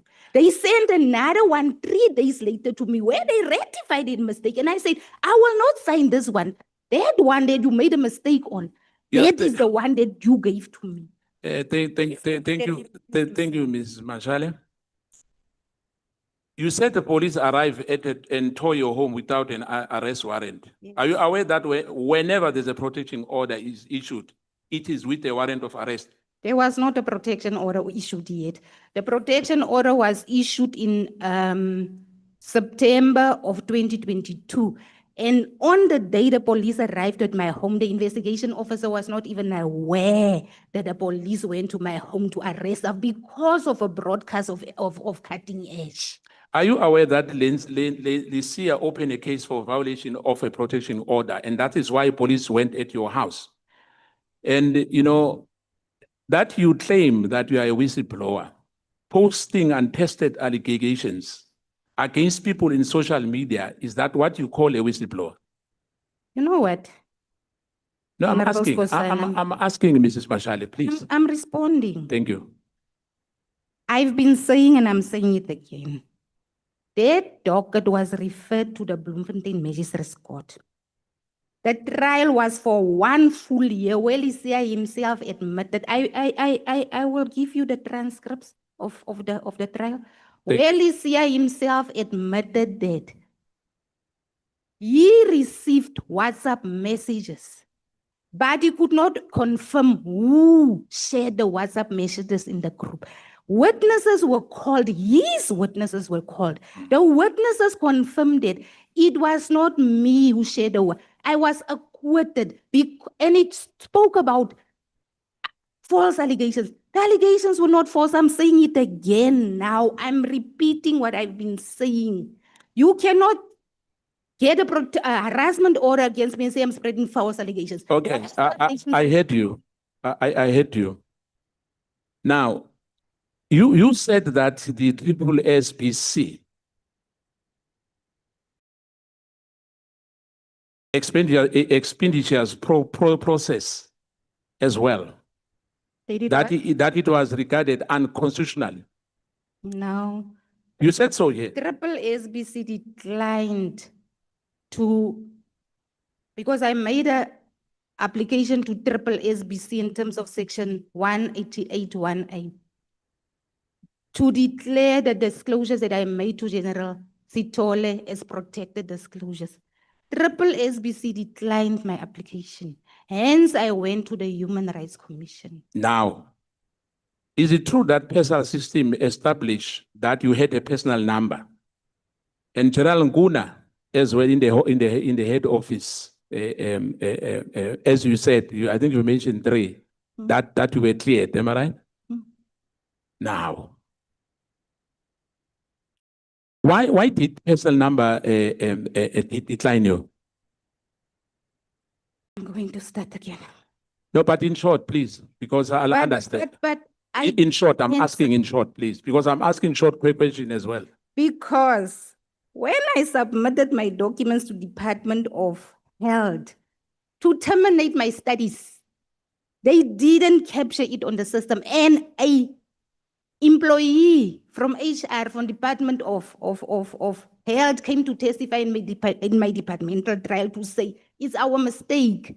We did not capture, that's why personal declined. And it was rectified by Department of Treasury because they wrote a letter to Department of Treasury to say, this is our mistake. Now, you say your studies. What do you say? The Department of Health? Studies. I'm talking about your employment. Studies.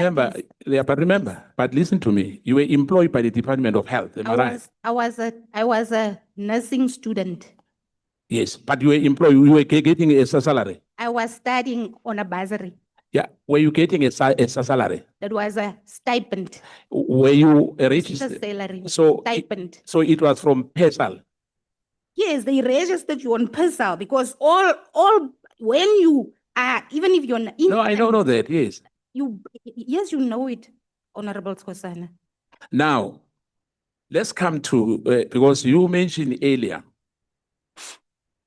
are you aware that disciplinary cases are not registered in the legal service? But there is hard copies of it. No, but it's HR. Matters. There is, you cannot, Honorable Skosana, let's be reasonable here. You cannot tell me that disciplinary cases are not registered. Then why No, they no, go no. to them? Let me rephrase it for you. Disciplinary cases are not registered in the legal department, but remains with the HRM. Are created at the legal department. Now, the FS number. No, I'm talking about registered. The legal department. No, I'm not talking about the creation. I'm talking about the registered. There's registering the case because the legal department must generate the FS number. There's registering the case. Yeah. Then it goes to the disciplinary office. Mrs. Mashal. Registered. Mrs. Mashal. Discipline without the FS number. Mrs. Mashal. Let me repeat again and listen to what I'm saying to you. And if you disagree, you must disagree. Disciplinary cases are not registered in the legal service, but they remain in the HRM. Do you agree? I don't agree. Thank you. Now, were you in contact with Advocate Tefo on WhatsApp messages? Now I'm in contact with Advocate Tefo. Did you discuss matters when it comes to, let's talk to this one because you were very, in fact, passionate about it. You said that General Nkua is a Lesotho citizen. Mm-hmm. Do you still maintain that? Yes. Do you have proof? I said earlier, I reported this matter to Department of Labor. No, I'm aware of that.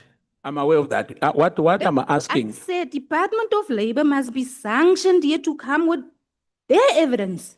Yeah. That's Now, what I said. What I know is, what they told me is, they have no information on their database. yeah, no, I've got that. That's what they told me. Yeah, but Pick it up from. yeah, but listen to me. My question again, because the Department of Home Affairs, did you ever went to Department of Home Affairs and find out about, because you said that Department of Labor, we must call Department of Labor. I'm asking you because But to Department of Labor. no, you said now Department of Labor.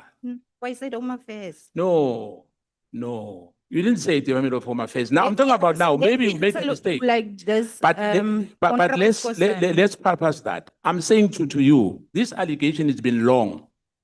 Do you have any proof? Earlier, the chairperson said, it cannot be the Department of Labor can investigate this matter for so long. We need Department of Home Affairs. I'm apologizing to you. Department of Home Affairs can investigate this matter for so long. We need to write to them so that they can give. Mr. Van Neil told me last week they are presenting to the Portfolio Committee of Home Affairs next week. Thank you. Yes. Now, because of time, my time is going to end soon. Can you, because this wide allegation has been going on for some time, and it was investigated by SAPS and IPID, and it was found that it is unfounded and unsubstantiated. Now, hence I'm asking you, if you are still continuing with that, please, you can still send us a proof, besides all the Home Affairs story, that they will come and you did that. Regulation 9 was never declared unconstitutional, as you said. There's no constitution, there's no court order that for that effect, that the SSBC has no jurisdiction to make such a ruling. There's no such a thing. If there's any, please, can you provide us with that court order? The agreements with SAPS, September, even Pop Crew, it was all over the news because Pop Crew celebrated it. Now, if we can go back to the first thing that you asked me. Yeah, no, the issue, Chair, with your benevolence, I'm finishing before you'll answer me on that. My last question to you, you misled this committee again, that there was a ruling that General Moloi must pay 50,000. You asked for 100, but you were paid 50,000. It's not true. It's not true. Advocate, If I may ask you. please submit that court order where the court granted me the damages claim. I asked for 100,000 and the court granted me 50,000 against General Moloi. It was repeated. It's here. I have submitted all the information. No. We are misleading us because I've got that here. That court order was rescinded. It's here. He tried to rescind it. No, yeah, the court order But is here. He never went back to court. He ran away. Where is the rescission? It's here. He tried to rescind it, but he never went back to court. Thank you. I've got a proof here that the court order was rescinded. Both of you my stop documents. speaking when I say thank you. Honorable Kola Barnard. Thank you very much, Chair. Good afternoon. Good evening, I should say. Good evening. To you, Ms. Mashal. Could you please confirm whether or not you've released any confidential or crime intelligence related documents into the public domain? And if so, what consideration you gave to the potential risk this posed to the lives of investigators involved in organized crime, hitmen, and drug cartel investigations?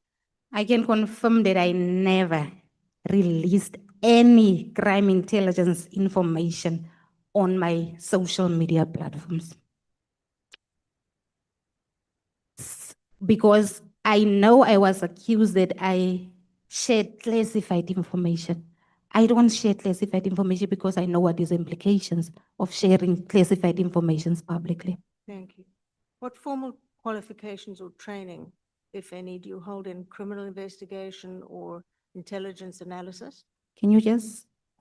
What formal qualifications, if you have any, or training do you hold in criminal investigation or intelligence analysis?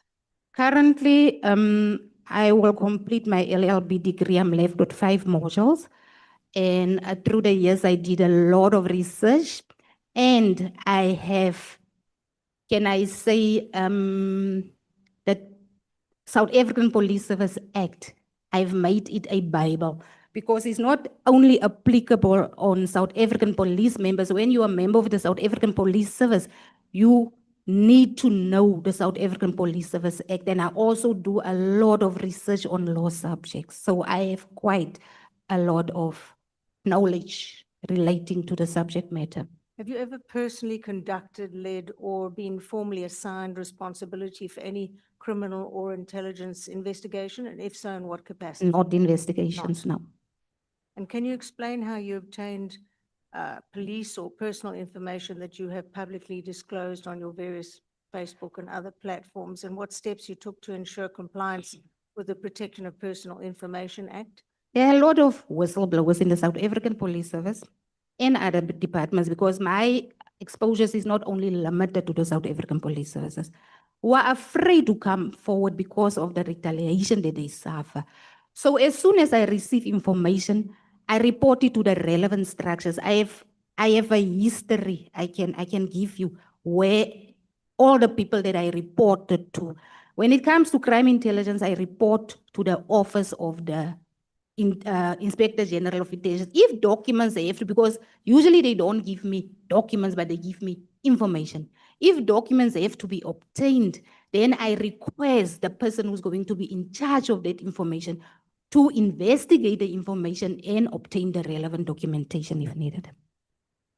Why did you not publicly discredit or expose SAPS or members of SAPS or members of crime intelligence while you were still employed? Was it fear of retaliation? You know what? I made a lot of disclosures. Honorable Kola Barnett, and you know it. You were in all the previous portfolio committees when I reported this since 2007. You would, Honorable Okiter Blanche, Mr. Francois Beekman, and so. So I have been reporting all these things publicly. So when I got dismissed and when there was a direct attempt on my life, I made a decision to say, I'm not going to die silently with all the information that is in 2022. The attempt on my life was November 2022. That is when I started my social media platforms and decided henceforth, I'm going to expose this information publicly. Now, on what basis do you describe yourself as a whistleblower? What do you see the role as being and involving? And is there any financial benefit to you? A whistleblower, I don't know why are we called whistleblowers, because to report wrongdoing doesn't need a title. You really don't need a title and you don't need a benefit. The only benefit or the only reason why I'm doing this is because have you ever seen when you have report a matter of a minor child that they've been raped by a son of a brigadier and that docket are being covered up, and you look at your own daughter and you say, what if it happens to my daughter tomorrow? This matter that I'm referring to is currently in Free State. I'm fighting for this case to be put back on the roll, where the son of the brigadier raped this little girl, and this case was swept under the carpet by the DPP. I usually saw how emotional Honorable Darrell James gets when she confronted or challenged these issues. That is exactly how I feel, because crime and corruption have collapsed these institutions who are supposed to protect us and to serve us. The reason why there are no vehicles to go and attend to crimes is because of corruption. The reason why the police is in the current state is because the South African police have turned into a family factory. He mentioned it, where the father will make sure his children with appointed cousins, girlfriends, boyfriends, whoever. And at the end of the day, they become so entitled. They are not there to serve the general public of the people of South Africa anymore. They are there to serve their own interest. I'm not here for any benefit. I'm here to fight for the future of my children, because if I'm not going to do it, no one is going to do it. How many cases have you personally opened when you were in possession of evidence of criminality or misconduct? We're talking to the SAPS, to IPID, to the Office of the Inspector General, to the NPA, or even IDAC. Is not less than 10 cases. And I have submitted the evidence. I have submitted the feedback that I received from the DPP, who declined to prosecute all these cases. As I say earlier, I am not entitled as a South African police, as a citizen of South Africa, to go to the police station to open a case, because my surname have been blacklisted. As soon as I open a case and that docket go to DPP have already issue instruction that that docket must go straight to her office, and she declined to. I investigated, they submitted the report. I opened a case against the provincial commissioner. I opened a case against General Lysia. I opened a case against Van der Merwe, whereby both of them admitted under cross-examination, the records is there. Van der Merwe admitted that he misled the magistrate to sign a fraudulent citizenship. Lysia admitted that he lied about his father's vehicles being involved in stock theft. That information is there. Lysia admitted that he went to a police station and used his influence to instruct the police office to release a suspect that is known to him. And I know what you do, but what justification do you have for sometimes publicly naming and accusing individuals who you don't know personally or professionally and who've had no findings against them by a competent authority? Say on your Facebook page. Honorable Kola Barnett, I'm saying that after I reported these matters to the relevant authorities and received confirmation that indeed this information that you are giving us is confirmed, is only then that I go and expose it publicly on Facebook. I don't just make wild allegations without any supporting evidence or confirmation. So on what legal basis do you claim you made protected disclosure under the Protected Disclosures Act? Were these disclosures made in compliance with sections Yes. 6 to 9 of the Act? National Instruction 18 of 2019 give me a legal basis. The PREGA Act, the Anti-Corruption Act, SAPs have also their own internal measures whereby they drafted this document, National Instruction 18 of 2019, where they make provision for the protection of whistleblowers when they make protected disclosures. Okay, can you finally, last two, can you clarify your employment history with the Department of Health, including the period of employment and the circumstances in which you exited that department? Okay. 1st January 1999, I get enrolled as a student nurse at the Free State Nursing College. So I was not employed, I was studying to become a professional nurse. In May 1998, I get admitted in hospital with it was an emergency operation, my appendicitis. I get booked off 6 weeks. And then in June of the same year, I decided that anyway, I'm not cut out to be a nurse. That's not my profession. I don't want to waste my time and waste the money of the department. Let me terminate my studies. That's when I fill in all the necessary forms to say, stop funding me. I don't want to study anymore. Terminate my studies. Okay, so then you went to the SAPS, and what was your official position, your rank, core responsibilities within the SAPS at the time of these events that you describe up until you left? I was a administration clerk when I was appointed in SAPS, and that was in 1st August 2007, and I was still administration clerk when I was dismissed in February 2022. Thank you. Chair, I'm done. Shall I hand over to my colleague? Can we just go back? What do you say is the first name of Honorable James? Honorable Darrell James. Okay. Should I know? Was I not supposed to say it? I don't know. She is a better judge. Honorable Klofa, your time. Thanks very much, Honorable Kola Barnard, for being so frugal with your usage of time. Thank you, Chairperson. Good day, Mr. Toeni. If I may start with you. I'd just like my first question, which Honorable Matais had already touched on. You spoke about the letter and the disbanding of the PKTT, which seemed to jeopardize operations that were in place. So I just want to revisit what you said there. Would you say that Minister Mchunu, whether he had the right or no right to disband the PKTT, placed people at risk executing what he did on the 31st?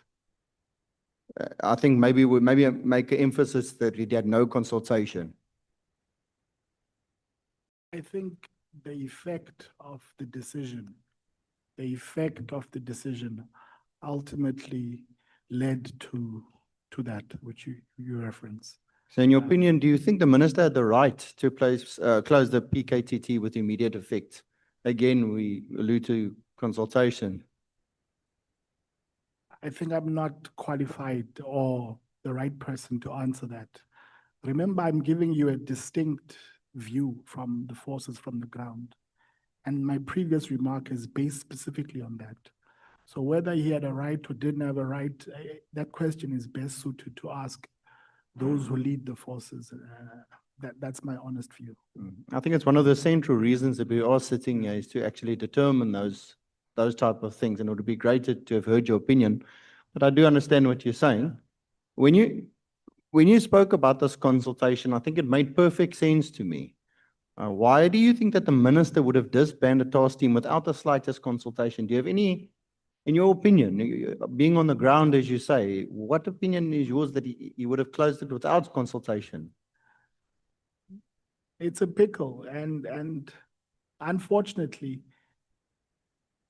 one can only make assumptions, and it's never good to simply base a judgment as grave as this on assumptions. Look, what is fundamental in the evidence I've given is to demonstrate, even for future decisions, to say, understand that when you take decisions, particularly within a semi-military organization such as the SAPS, it has a ripple effect. That is why it is imperative to always consult, because even the National Commissioner says he was not consulted. I mean, and it is on that basis where I say there are operational consequences. But I cannot place judgment or say this or provide that opinion. I'm not the best person to do that. Thank you. Mr. Toeni, would you agree that people writing to the Minister Mchunu to disband the PKTT would then also be somewhat, wouldn't say responsible, but also assisting, putting these people in dangerous situations that were undercover, not understanding the operations of the PKTT, not understanding the internal structures where people were placed. And if it didn't influence the decisions made by the minister, is it responsible then just for a minister to take up any letter that comes and lands on his desk and base an opinion on that? I think every South African citizen has a right to write to their minister. It is No, their not the minister. right to Yeah. do it, but does it influence the Yeah, decision? It is their minister. Whether the impact or the weight in which those letters actually have in swaying the decision of the minister is something else. But at the gist of my submission is that perhaps what lacked was to hear the other side. Yes, rightfully so. Everyone has the right to write to the minister. But the other operational side, that mattered most, particularly when you're dealing with such high-profile cases. Perhaps it is a mistake that was made. I don't know. And I dare not go into that space. Mr. Toeni, I understand, and you can't answer many of the questions that I'm posing to you about Minister Mchunu and the decisions he made. But I would put it to you, it's particularly peculiar that the minister would seem to take letters that are written to him with very serious consideration. And as you say, everyone has the right to write to the minister, and you would think that those inputs would matter, and it does. But at the same time, that he wouldn't consult with the people on the force and the people sitting making decisions and the people that are particularly involved with the PKTT. And I would put it to you that Mr. Mchunu, Brown Mkhwanazi, Kat Nhlanhla seem to be having conversations, and there's been evidence-led and messages circulated. I wonder though, and you don't need to answer, though, if the minister would have actually made this decision and came to the same conclusion that you did, to say that people might have been put into danger. And I just, it's just something that I would put out there, because I find it very strange that you and I could sit and get to that conclusion that people be put to danger, but neither he couldn't, and still went through with that. But moving on, I would just like to find out about, you mentioned Richard Mdluli, and you spoke under his leadership of dismantling crime intelligence. What did he do specifically that you know of? And how was those resources then weaponized, and how did he benefit from it? I think it was in paragraph 32. I'll use this opportunity to also respond to an earlier question where I was asked, what was the name of the girlfriend? Ntombozuko Mpondonke. That was his girlfriend, which he promoted to become a captain. Then he took the sister, who was a cashier at the time at Checkers, and made her a sergeant into the South African Police Service, particularly within the crime intelligence environment. Could you just speak into the mic? Sorry, I can't hear you. I was saying that I'm going to use this opportunity to also respond to an earlier question which had been asked to me, and I was unable to disclose the name of the person whom I said was the girlfriend of the general at the time. And I'm mentioning that name and putting it on record that I have now been given the name. It is Ntombozuko Mpondonke. That was the lady who was promoted to captain. And thereafter, they appointed the sister of the same lady who was a cashier at the time to become a sergeant within crime intelligence or in the SAPS. To come closer to your question, I could cite a number of reasons, but I'm going to speak on one fact. Deep cover agents were used to do illegal things in surveilling people, in surveilling journalists, in surveilling members of the public. I know this because they contacted me. When I was recruited, there was one guy who were very close, who were friends. He was placed in the Free State. He complained because he was being used for operations that had no authorization. That is what I mean by the abuse of those people who were in power. You can go on and on and on with examples like that.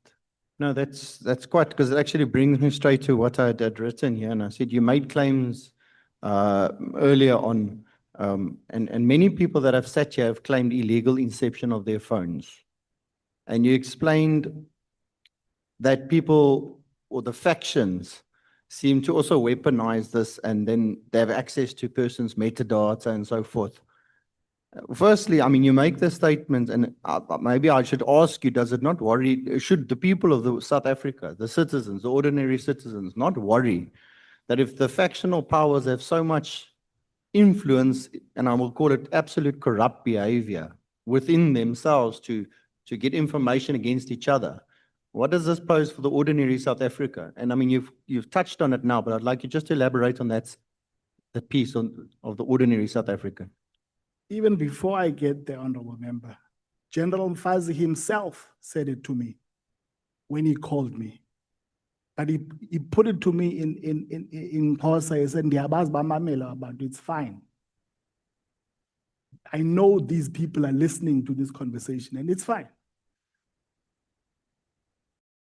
The powers in terms of the resources that the intelligence environment possesses are meant to serve South Africans for the good. The challenge always comes that you will always find the bad apples. It is unfortunate that some of these bad apples have even ascended to the top senior management of law enforcement and have misused these resources. But it does not, or that should not sway Parliament and citizens to say, this should not exist within society. Because in a perfect society, those tools, those assets actually assist in the war against crime. And that's fundamental. I think if we manage to deal with the rot, the corruption, and all of these issues which tend to derail the vision for South Africa, you might find that we all want to feel protected, to feel safe. So I would say it is a huge task that this Parliament has in actually dismantling what is clearly factions within the SAPS.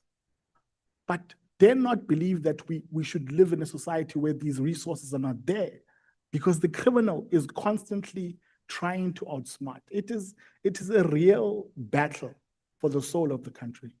For time, I'm going to have to cut you, and I do appreciate your answer. And I think it becomes an ethical question. I think it becomes a philosophical question. Does the means justify the ends? And, you're saying that, people shouldn't lose faith in SAPS. I think that's already happened.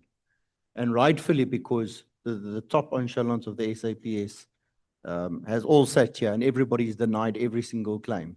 And we're not talking about the ordinary policemen on the ground. We know there's many, many hardworking policemen.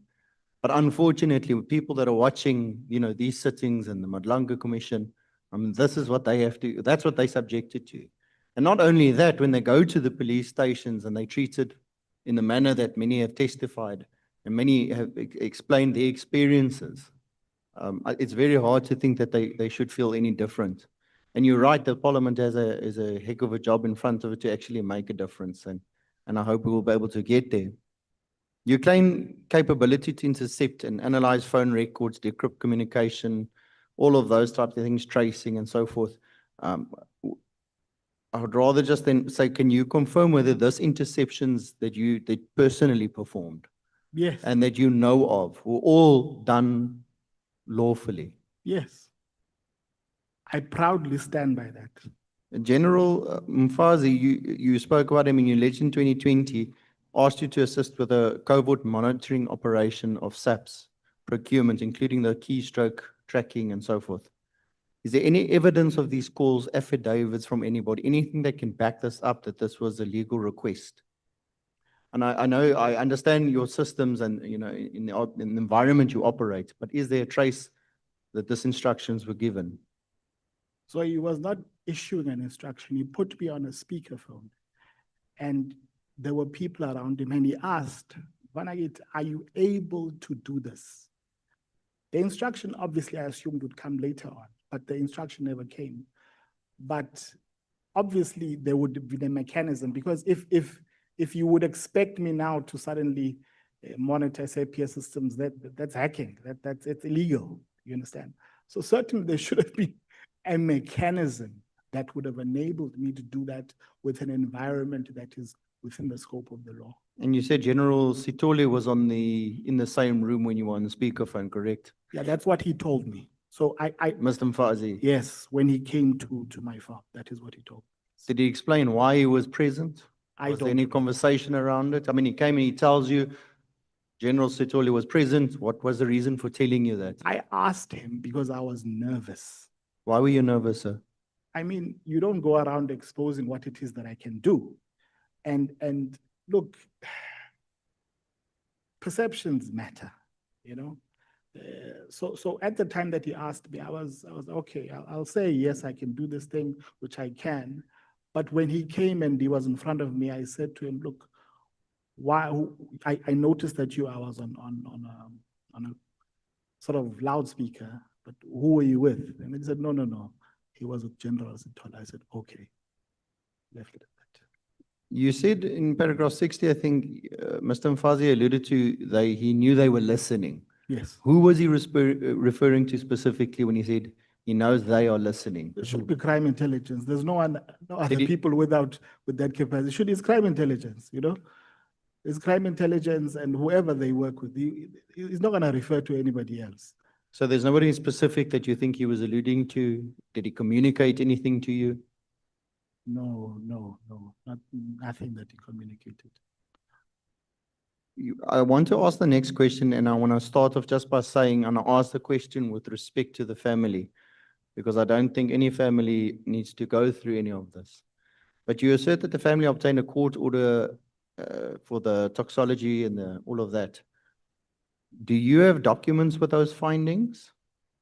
And have you seen the report yourself? I've seen the report.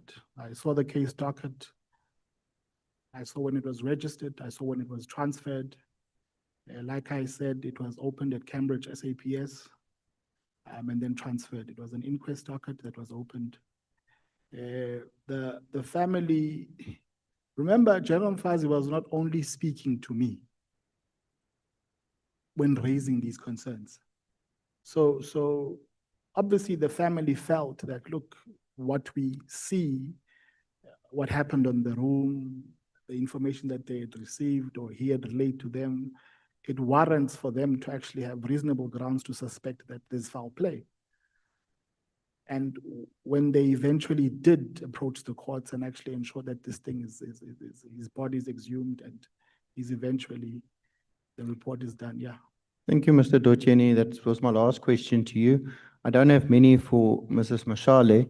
I just would like to request, Chair, that any of the claims made by Mrs. Mashal in this affidavit, I request that all these accusations and claims that allude to criminal activity, that evidence just be properly compiled in a decent format. You know, the amount that came through today alone, never mind last night, and through all the provisions and who we thought we're seeing and when, it's really created a lot of confusion. So I wouldn't want to really ask too many questions without everything, because it would be looking like I'm putting you on the spot for no reason. I just want to speak about one or two things that I didn't notice. You spoke in your statement about your husband who was asked to fabricate allegations against General Nkuna, and to get the charges dropped. Is that correct? And then you also said that your husband refused to make Yes. any fabrication. And then just after that, you say that the charges were dropped. Is this just a coincidence? The court would draw the charges because the police didn't came with an adequate charge sheet. So the court would draw the charges, not the police. Did your husband do anything about this abuse and There is still now, you see, just in short, it's fine. yes, they did, they sued the state. All right. In 3.13 of your, in the paragraph 3.13, you said that Major General Lucia threatened he will deal with you, and he phoned the whistleblower. Oh, sorry, the witness. My apologies. Why did the Major General Lucia phone the witness to threaten you? Because he also submitted affidavits supporting evidence to the protected disclosures that I made to General. The witness. I understand he was also asked to withdraw. Yes. But my question is more, why did he tell me he'll deal with you to the witness? Understand why he phoned the witness to withdraw. He told the witness to withdraw, he will deal with me and is making to make sure that I dismiss. So that was also a form of intimidation to the witness to no further involve himself or testify on the affidavits that he submitted. All right. The next question I want to ask you, you mentioned President Ramaphosa felt cabinet members were plotting against him. I want to understand just quickly, and I might have missed it. Were these plots political plotting, or was it a security plotting, or criminal plotting, or? According to my understanding, it seemed like it was political plotting. Why would you be using state security to fight political issues? We can ask ourselves, so why does people do what they do? Because things are being done, things happen, state resources are being used, and we don't know. You had no why. information on that specifically? No. You've All we taken- know is I can assume that because SSA was in the office of the president, so he might have thought that let him use the state security which is under him in his office. For time, I will make this my last questions. You indicated during a meeting with those agents that memory cards of your husband's phone were taken. Why did they take the memory cards from or the? He backup? gave it to them because all the information relating to what we reported to them were on the memory card. So he gave it to them. All right. No, and that's fine. Thank you very much, Chairperson. I'm done. Thank you, Mrs. Mashal. Thank you. Thank you so much, Honorable Sopa.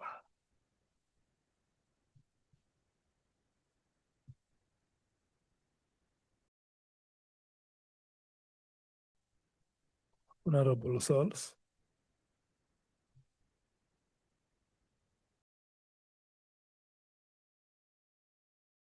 It's 25 minutes to 20 hours. Your time starts now. Until what time? You have observed the trend.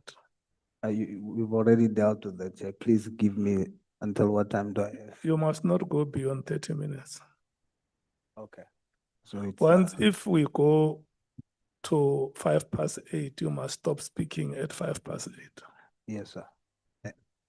Do you mean 30 minutes per witness or? I'm saying you must not go beyond 30 minutes.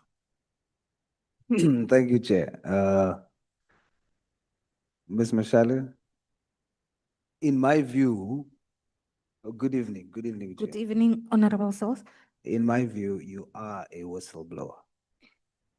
In my view, just based on your submissions, we should actually be saluting you, not scolding you. You get nothing in return whilst those that you are trying to expose are walking away with millions of public funds. I cannot attest to your personal character, but when I just exclusively test and look at your evidence, I can only say thank you. For all these years, you kept on fighting. Thank you. Don't stop. Keep going. Whistleblowers are going to win. The tide is turning. Whistleblowers are going to win.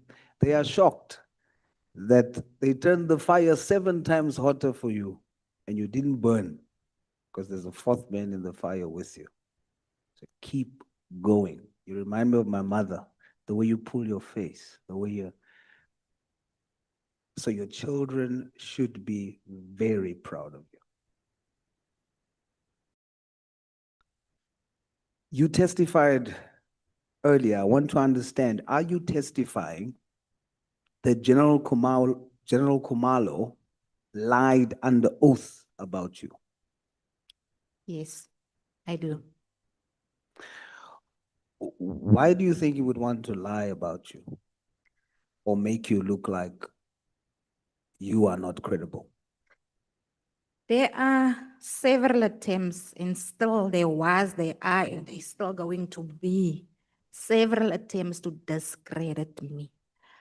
But I also feel that if you're going to discredit me, you must at least discredit me with credible evidence also. Don't just discredit me for the sake of discrediting me with misinformation, because as the head of crime intelligence, General Khumalo had the duty before coming to Parliament to confirm the information that he came to give under oath here at Parliament. And he didn't do that. He took the information as he got it from whoever gave it to him, because this information was also presented by General Masimula in Parliament.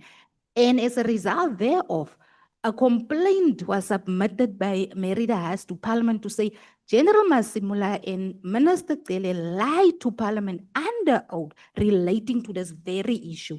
Now General Khumalo take the very same report that was submitted by General Masimula to Parliament, and he came here with that report without confirming the information. In your testimony, are you saying that you have proof or that you can prove that some SAPS officials during your time in SAPS has been supplying guns to gangsters? I have evidence. I have evidence, and that evidence is still in the possession of DPCI Free State. Brigadier Mafojani. I printed everything for them. There's evidence that firearms they were meant to distract were removed from the Free State sub-storage facility and sold back to the black market. So our children are killing each other with guns supplied by SAPS. Guns supplied by SAPS, yes. Name the people in SAPS whom you can prove is corrupt. I will start with General Lysia. Then I will go to the Provincial Commissioner of Free State. Then I will go to the Deputy Provincial Commissioner of Free State. Then I will go to General Sibia. I will add General Khumalo and General Lushaba. If you want me to sit yet for the whole night, but currently now I can tell you safely that Free State SAPS is a crime scene. Firearms, I have evidence that firearms are being removed, and General Isia and General Mudise is implicated, that they supplied hitmen with firearms from the storage facilities. Those firearms killed witnesses, and those firearms are now in the possession as a result of the Mr. Nguru's evidence that he provided. Mr. Nguru exposed the location of the firearms. Those firearms are now in the possession, and it killed a teacher, it killed a police officer, it killed many other people. Those firearms must still be linked to more killings that we still don't know. The firearms have been sent for IBIS testing. We will get the results. And if you are a hard worker in Free State and you fight against crime, you become a target. Currently, we sit with the situation where anti-gang members were arrested by anti-corruption, whereby they went to Nigerians, take the drugs, take the money, and they take them from themselves and they release them. And then anti-corruption arrested them. There were evidence, there were witnesses, and then a general, Mukalake, she found them not guilty on the departmental trial while they are still on trial in court. They were arrested a second time for the same offenses.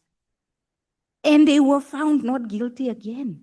Now you ask yourself, that same General Mukalake that I'm speaking with, where her son raped a minor child, and a police officer was instructed not to arrest the son.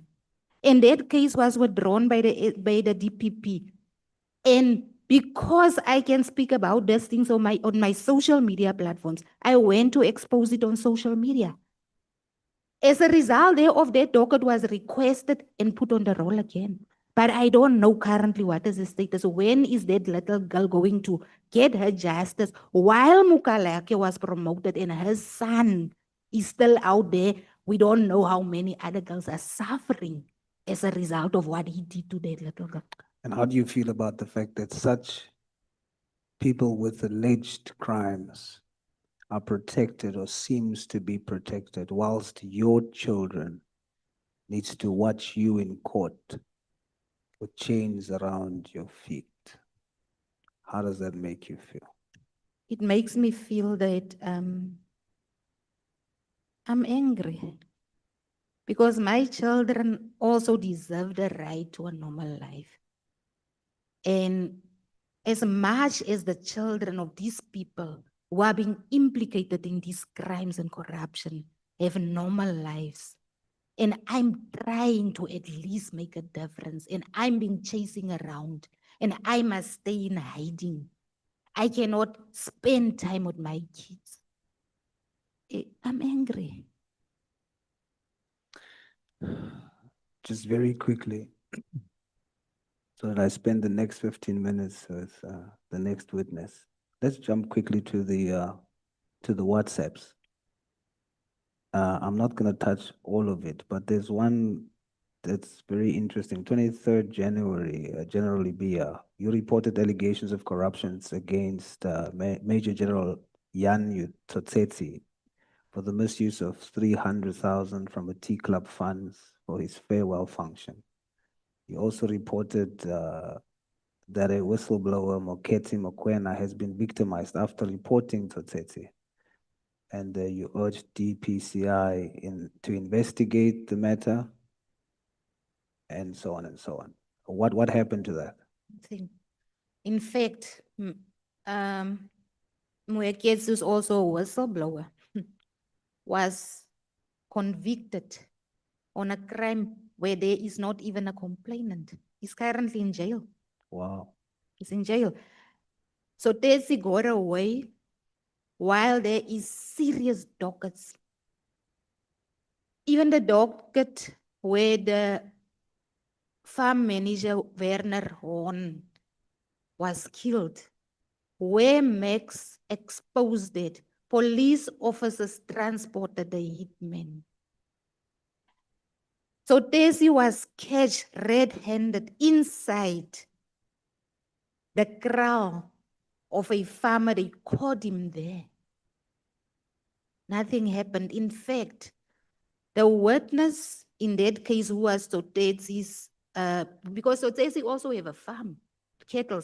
In fact, all these generals have farms. I don't know where they get the money to buy all these farms, but they have farms.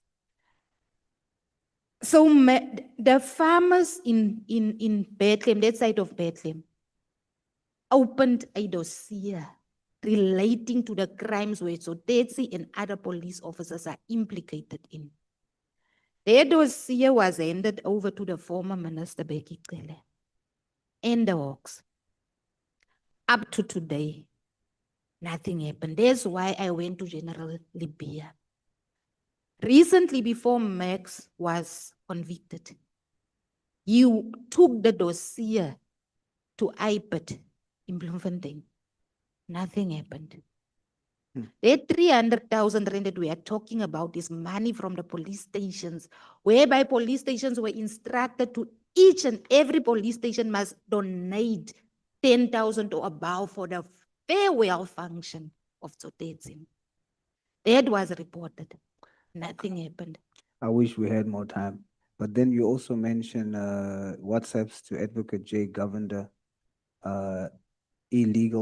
potential illegal military style training camp near Vicksburg. What is that about? You gotta go quickly for me, no? Remember, there was the issue of the illegal military camps that was established in Mpumalanga. There was a result, but we reported to SSA. And then I received information that even in Vicksburg, there are these illegal camps. There was when I posted recently on Facebook to say, there are illegal military camps where Lesotho nationals are being trained. And SAPS announced, they make a huge announcement to say, we are going to look for these illegal military camps. When they arrived there, those people were gone. But the Lesotho government confirmed it. It's true. Those illegal military camps was there, but as a result of the fact that SAPS made an announcement that they are going there, those people left. All right. Then you have something about a Major General Pilani Lushaba.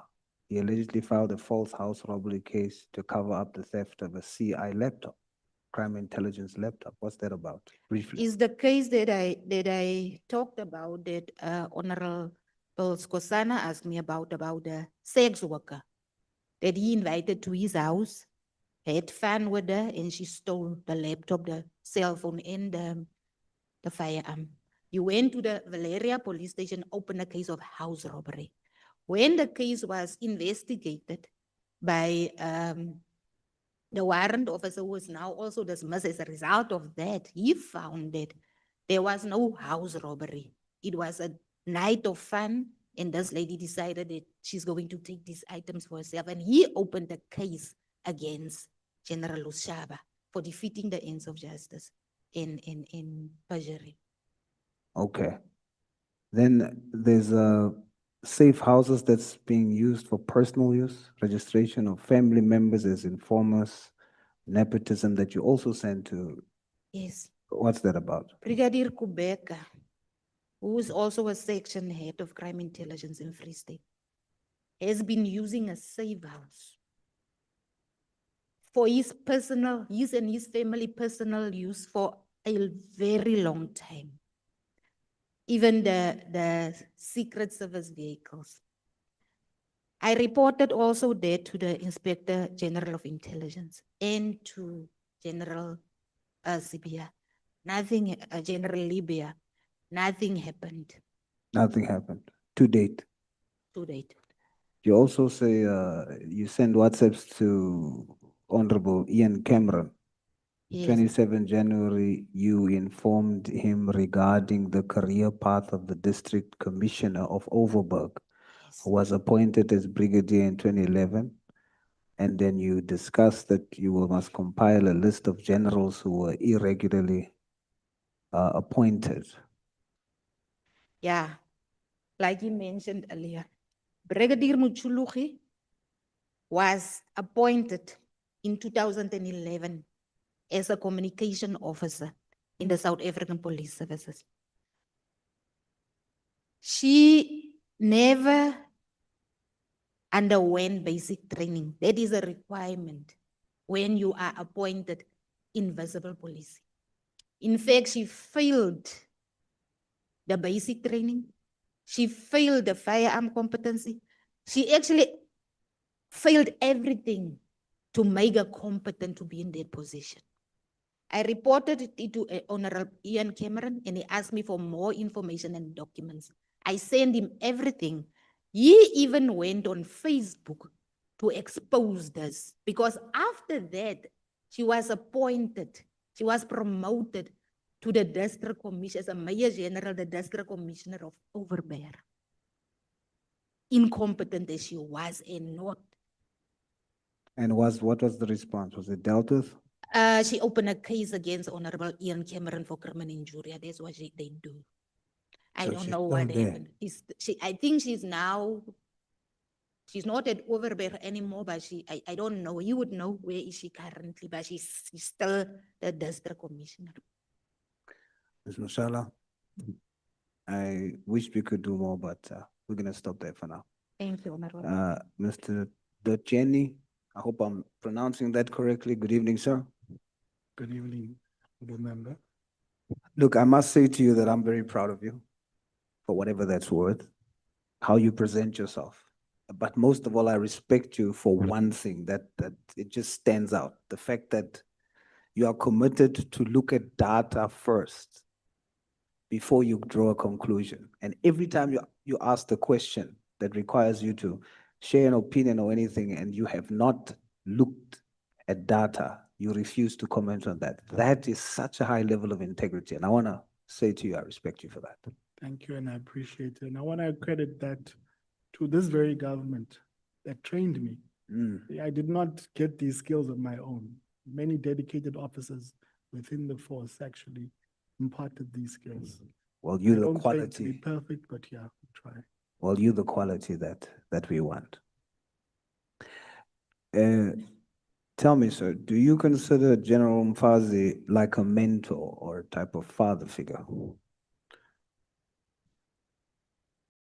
You know, honorable member, when you undergo police training, there's a certain indoctrination that actually takes place at the college.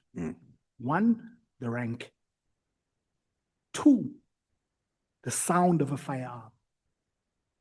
That training hardly leaves you. So when you see a senior officer stand in front of you, no matter who they are, that rank makes you nervous. That rank forces you to salute. And that's what you leave understanding. So it would be difficult to understand this relationship when you haven't had that indoctrination. We react differently even to firearms. If you hear a sound, each person interprets that sound in a different way. I saw at the Nhlanhla Commission, General Mkhwanazi heard a loud bang. He didn't flinch. The members were ducking underneath the table. It shows you the conditioning that takes place within law enforcement training. So if you ask me, was he a mentor? He was a general. And you begin by recognizing, hey, you must fear these people. And then when they begin to do good things, you then afford those accolades to them. It just comes with the territory. It could have been anyone. Had they done the right thing and been my commander, I would be speaking about them today. So General Mkhwanazi did the right thing. He was your commander. He was a general. And for that reason, you have some sense of revere for him. Yes, I can say that. Yes. Do you miss him?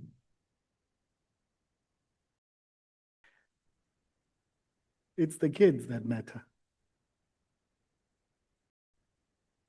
That's the bottom line. It's his children, it's his family. That's where it really matters.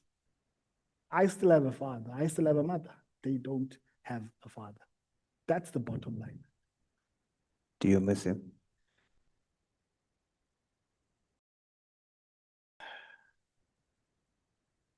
Well, if you've known anyone, certainly you would, and they've passed, you would certainly say, yeah, if General Mkhwanazi had been here in this particular situation, perhaps this would not have happened.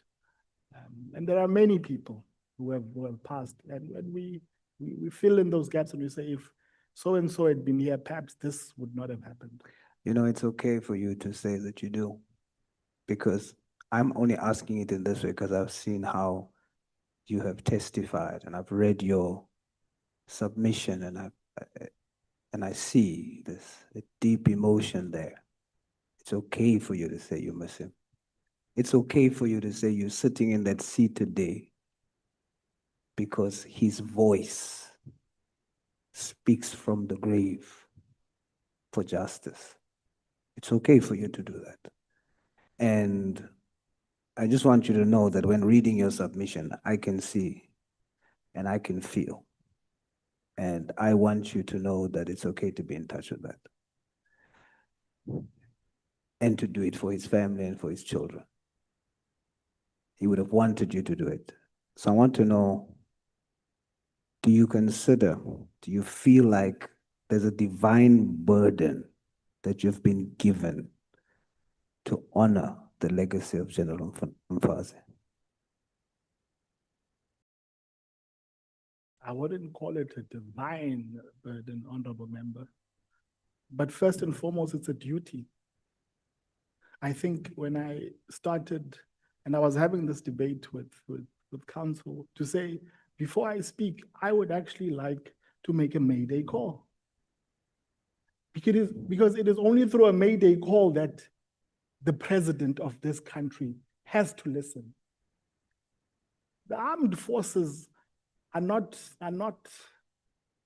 used to standing in front of cameras and making statements. They are not meant to do that. But the unfortunate situation in which we find ourselves in is that, unfortunately, even those who operate within the darkness have to come forward. You testify that, and I quote in section 3 of your testimony, we're going to rush through it. The tumultuous tenure of Lieutenant General Richard Ndluli, who assumed leadership of the unit in 29, ushered in a climate of fear, internal surveillance, and overt patronage networks. Officers were assessed not by skill, integrity, or experience, but by loyalty to specific power blocks. In 1 minute, explain to me. How do you justify promoting a cashier to be responsible for law enforcement investigations within crime intelligence at the rank of a sergeant, and you overlook dedicated constables who have actually undergone intensive training, both by general policing and then ultimately by crime intelligence? That alone was not just undermining those officials, because the ripple effect of everything is that you now today have unresolved cases, a weak intelligence structure. You can go on and on and on. So there was so in your view, based on your testimony from 2009, there was an intentional effort to weaken crime intelligence. The center did not hold, sir. Those who occupied positions of power were selfish in their approach. I don't know what motivated them, but the consequences we feel today. Is that a yes? That's a yes. From you further go on to say from 2009 to 2011, when you testified earlier, the evidence leader said you exited SEPS in 2012. Yes. 2012. Was it 2012 or 2011? 2012. 2012. Your statement says 2011. I tried to correct that in the supplementary statement. All right, so it's 2012. I left 2012. I exited 2012. All right. Then you say from 2009 to 2011, I observed how operational cohesion gave way to systematic factionalism. 1 minute, wait for me. It is hardly based on the evidence which I submitted earlier, where I had witnessed and received reports from intelligence agents on the ground and the operations that they were involved in, which were not authorized, were not in accordance to the law, did not address priorities, national priorities in terms of crime. And based on that, we made the assessment that actually what is driving these investigations are other issues other than the issue concerning crime. So you're submitting there are factions in the SAPS? Yes. All right. I make this point, and it is unlike any other faction. Yeah. All right. Then do you hold by your statement, now that you've clarified that you've exited in 2012, you say by the time I exited SEPS in 2011, it will now be 2012. This pattern was firmly established. I stand by that statement. It was firmly established. And unfortunately, if any of the people that were appointed, some of them are still serving till today. That is what they understand. That is how they'll still do things. You know, the 31 December letter from the minister, it didn't only deal with the disbandment, it also dealt with the moratorium on appointments. You make mention of this in your statement. You say compounding this is the alleged moratorium on the appointment of critical crime intelligence posts believed to have been imposed or maintained by executive directive. It has left the division hollowed out and at precisely the moment South Africa faces its most sophisticated wave of organized crimes. Kidnappings, transnational trafficking, cyber-enabled financial crime, and targeted political violence. SAPS has neither the personnel nor the internal trust to tackle these threats at the scale required. That second part in the letter, are you saying that in itself is also an intentional effort to weaken crime intelligence? What I witnessed during the era of General Mkhwanazi was precisely what is happening now. This is why I say perhaps it's the same script, different cast, but when crime intelligence posts become available, which is not a day-to-day thing, it is ordinarily under circumstances when a thorough assessment has been done to actually determine the needs of that unit. At your weakest moment, you don't, what is the word? You don't disassemble, you build. And all indications are that crime intelligence at the present moment is a little bit challenged when it comes to assisting in the fight against crime. All right, you literally have 1 minute. And in that 1 minute, on behalf of General Mkhwanazi's children, what they want, what they dream for, his wife, for justice, in 1 minute, tell us as Parliament, if General Mkhwanazi was here now, what would he have wanted us to do? There was a dream for this country, and I believe there still is a dream, that a people can come together and live as one, regardless of race, of creed, of any form of belief. But such society can only thrive when all of us can live in this land freely so. You do not commit a murder at that level of this institution called government, this country, this republic. I think one of the things that I remember General Mkhwanazi used to say is that, Chief, it's not about you, yes. It's not about you, it's not about you and me. Because ultimately, all of us need to make a sacrifice to build this country to be that ideal that we aim for it to be. If I were him, I'd say that. Stop. Stop. Tochen. Stop.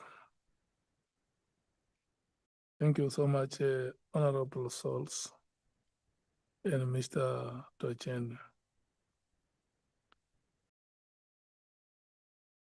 We are now left with two speakers. That is Honorable Vessels and Honorable James.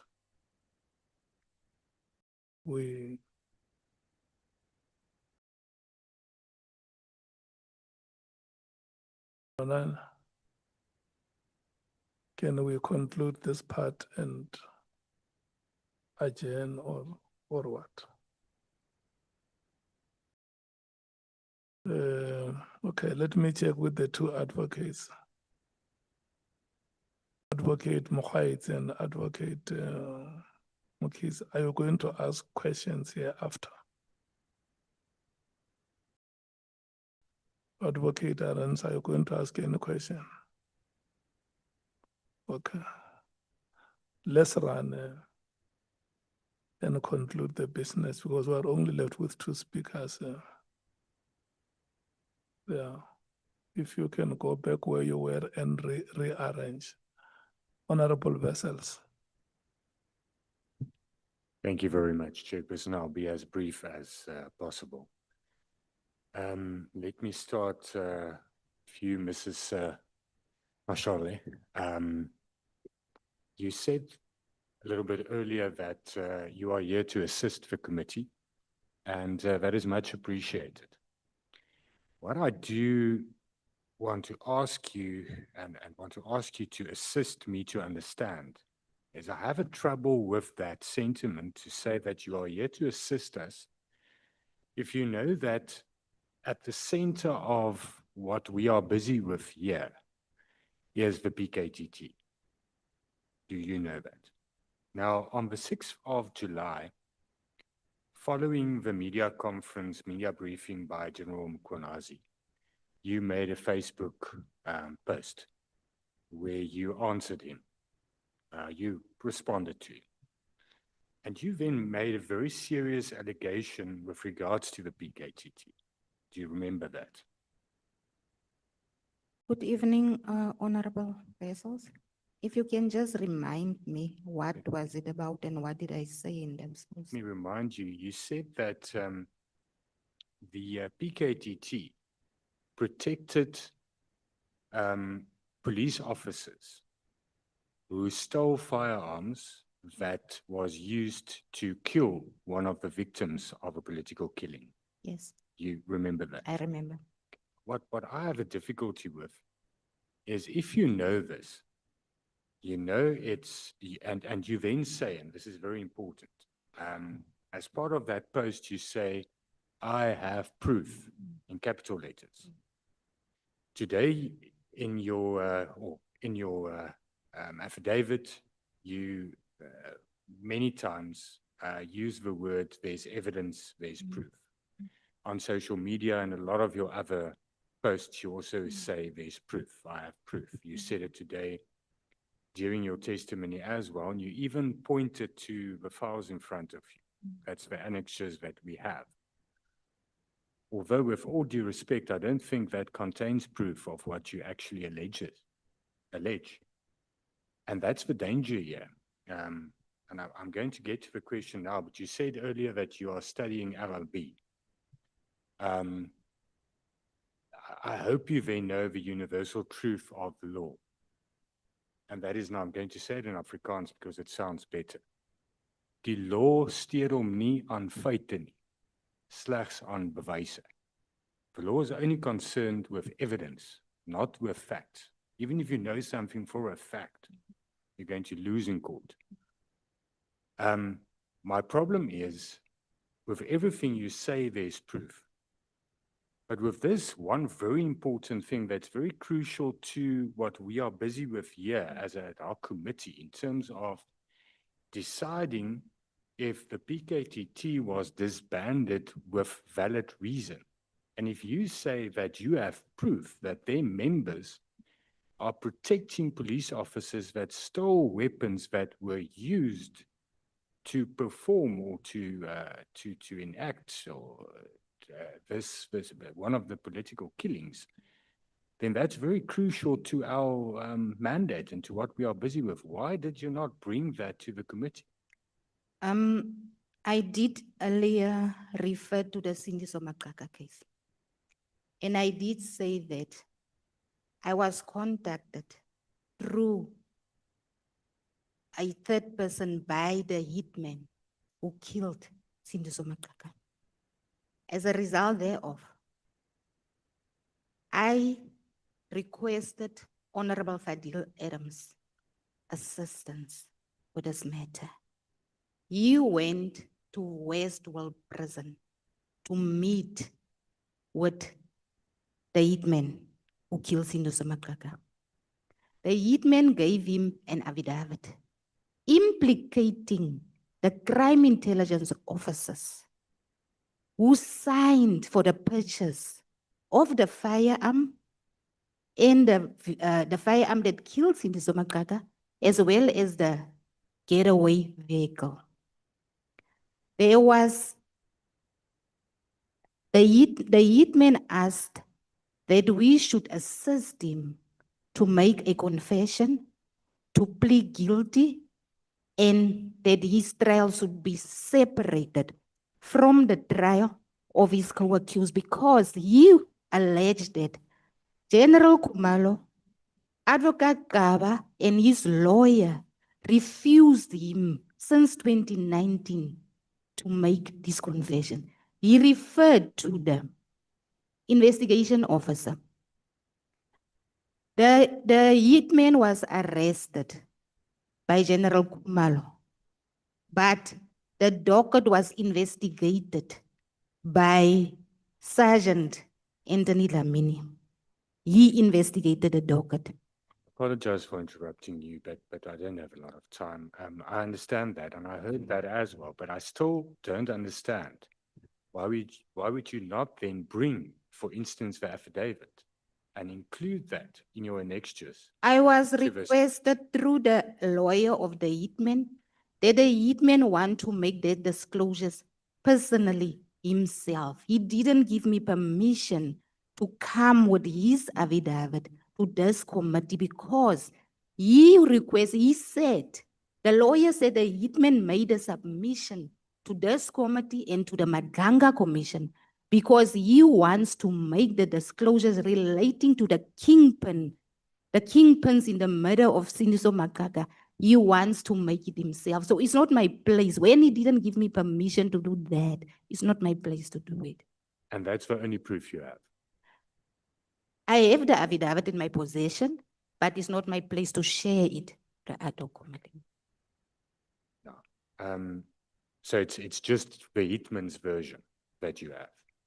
As I said, he's the hitman who admitted in court that he killed Sindiso Makaka and he was working with police officers from crime intelligence. So Those crime intelligence officers that he then implicated, are you saying they were members of the PKTT for a fact? they were members of crime intelligence, but the problem was that members of the PKTT refused him to make a full disclosure into this matter. That was the issue relating to the certain members, not all members, certain members of the PKTT. I understand that.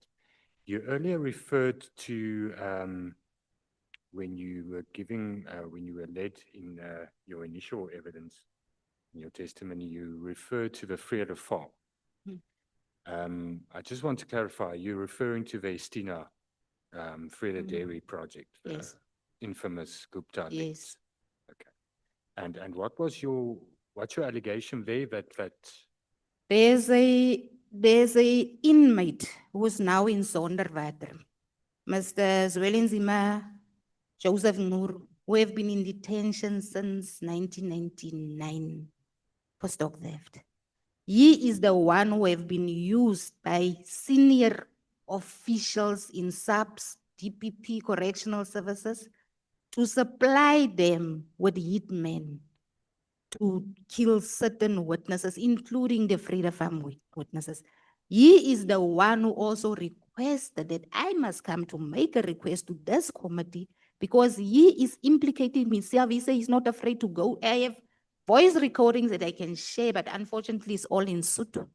But he made a request to say, a lot of people have been killed and I am prepared as a witness and as a suspect in those matters to disclose it to this committee. And I just want to go back just to get clarity on the whole timeline of your employment.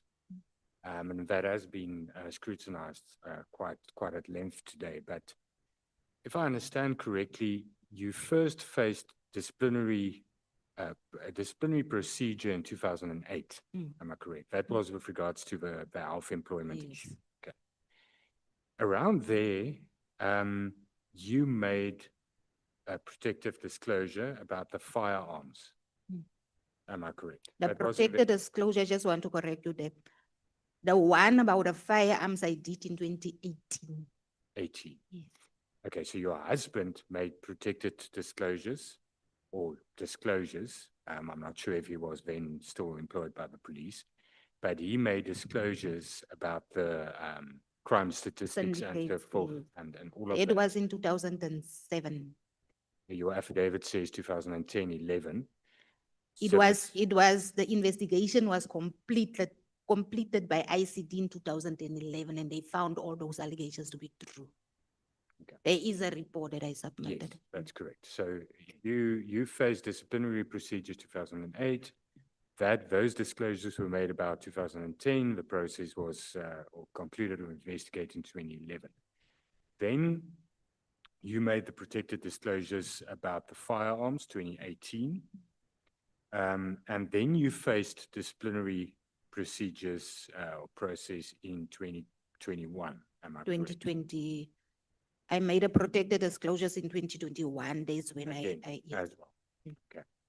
And that was then about all the other issues. Yes. So it was the firearms 2018 and then all the other issues. And then you faced the final disciplinary procedures. Okay. Now, I just wanted to clarify that for myself. Thank you very much. That's all my questions. I think Thank you, everybody, Honorable. all the other colleagues covered me quite well. Just to Mr. Toeni as well, I don't have any further questions for you, but I do want to thank you for your evidence and your testimony and your inputs and insights as well. Thank you very much. Thank you, Chair. Thank you so much, Honorable Vessels. Honorable James. Thank you, Chair. Ms. Mashal, jy het baie gepraat vandag. Good evening, Honorable. Regtig baie gepraat. Kop raad glad. Ek weet nie waar om te begin nie. Ek weet nie hoe manage jy om al die information te stoor nie. Ek ook, ja. Wat jy ons hier gesê het vandag, name en datums is regtig ongelooflik. Maar ek wil jou vra vandag, waarom is jy hier? What is your why that you speak so passionately? I was raised by a single mother because my father was killed in 1974. Just shortly after I was born, he was burnt alive by his employer. So my mother was left with 3 small children, and she had to raise us through those hard times.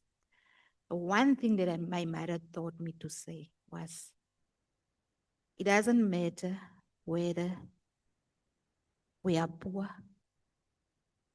we don't have money.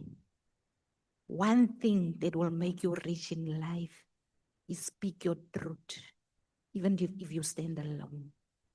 Don't run in circles where people are ashamed of the truth. You are going to get a hard time. You are going to be humiliated. But stand strong in the truth, because in the end, the truth is the only thing that will set you in front of other people. My mother died while I was still young. I was 18 years when she was also in an accident, and I had to raise my brothers. I taught them the same values. One of my brothers is out of hand, drugs and all those things. And people blamed me when I celebrated and say we did it. When they were arrested, when General Khumalo and the others were arrested. But go and ask my brother, when he does something wrong and he gets arrested, I celebrate. I will be the one to take him to the police or a police station, because I will not tolerate one of my families to be part of the problem in this country. Thank you. That's why I celebrated when a case that was reported was investigated, prima facie evidence was Ek gaan jou found. gou daar stop. Ek weet jy wil graag meer gesels. I want to ask you, At any point, because I've been listening to your testimony, at any point do you perhaps believe that people can use you as a tool and share information to drive their own agendas? Have you ever thought about that? There was people who tried to use me as a tool. I received a 6 million offer through my husband by the executive director of IPID to say, stop talking about corruption. Wie was daai? Jennifer Nhlanhla.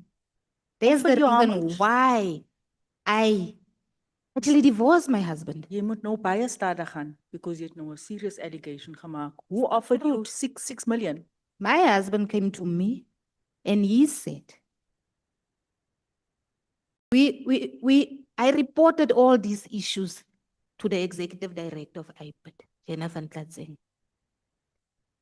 And behind my back, she went to my husband because I don't know what was she and Becky, Minister Cele discussing. And he came to me with this offer to say, you know what? I received this offer from Jennifer Nhlanhla. They will give you 6 million. They will give you a rank of a brigadier. They will buy you a house and a car. Just stop exposing and implicate the minister in corruption. That is the day when I told my husband to say, this is the end of the marriage. Sure. That is heavy. Okay. I want to ask you,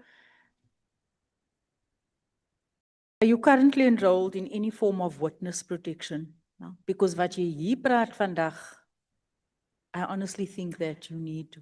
The government is not Protection. prepared to offer me witness protection. I'm on my own. Why do you say so? Who have you asked for witness protection? The threat assessment was sent to Parliament, and up to today, no one. In fact, Free State Crime Intelligence had charged Warrant Officer Masdor because he did a threat assessment on me. I think that's something we need to revisit. You also spoke earlier on and you indicated something that made my skin crawl. You indicated in your evidence that firearms that were officially booked in at SAPS for destruction were subsequently re-registered and returned to our streets, right? Could you explain the formal process for destruction of firearms and whether it is legally possible for firearms destined for destruction to be re-registered? And I'm asking this because this is not the first time. Way back, we had a colonel by the name of Christian Prinsloo. Who has been released in 2020. Christian Prinsloo, way back, there was firearms that was handed in and he actually was selling those firearms to gangs here on the Western Cape. En nou sê jy weer vir my, years later, the same thing is still happening in SAPS. What is the process? How does this happen? When the firearm owners hands over the firearms at the police station, those firearms are forfeited to the state. When the firearms are forfeited to the state, police stations take the firearms to the provincial storage facility.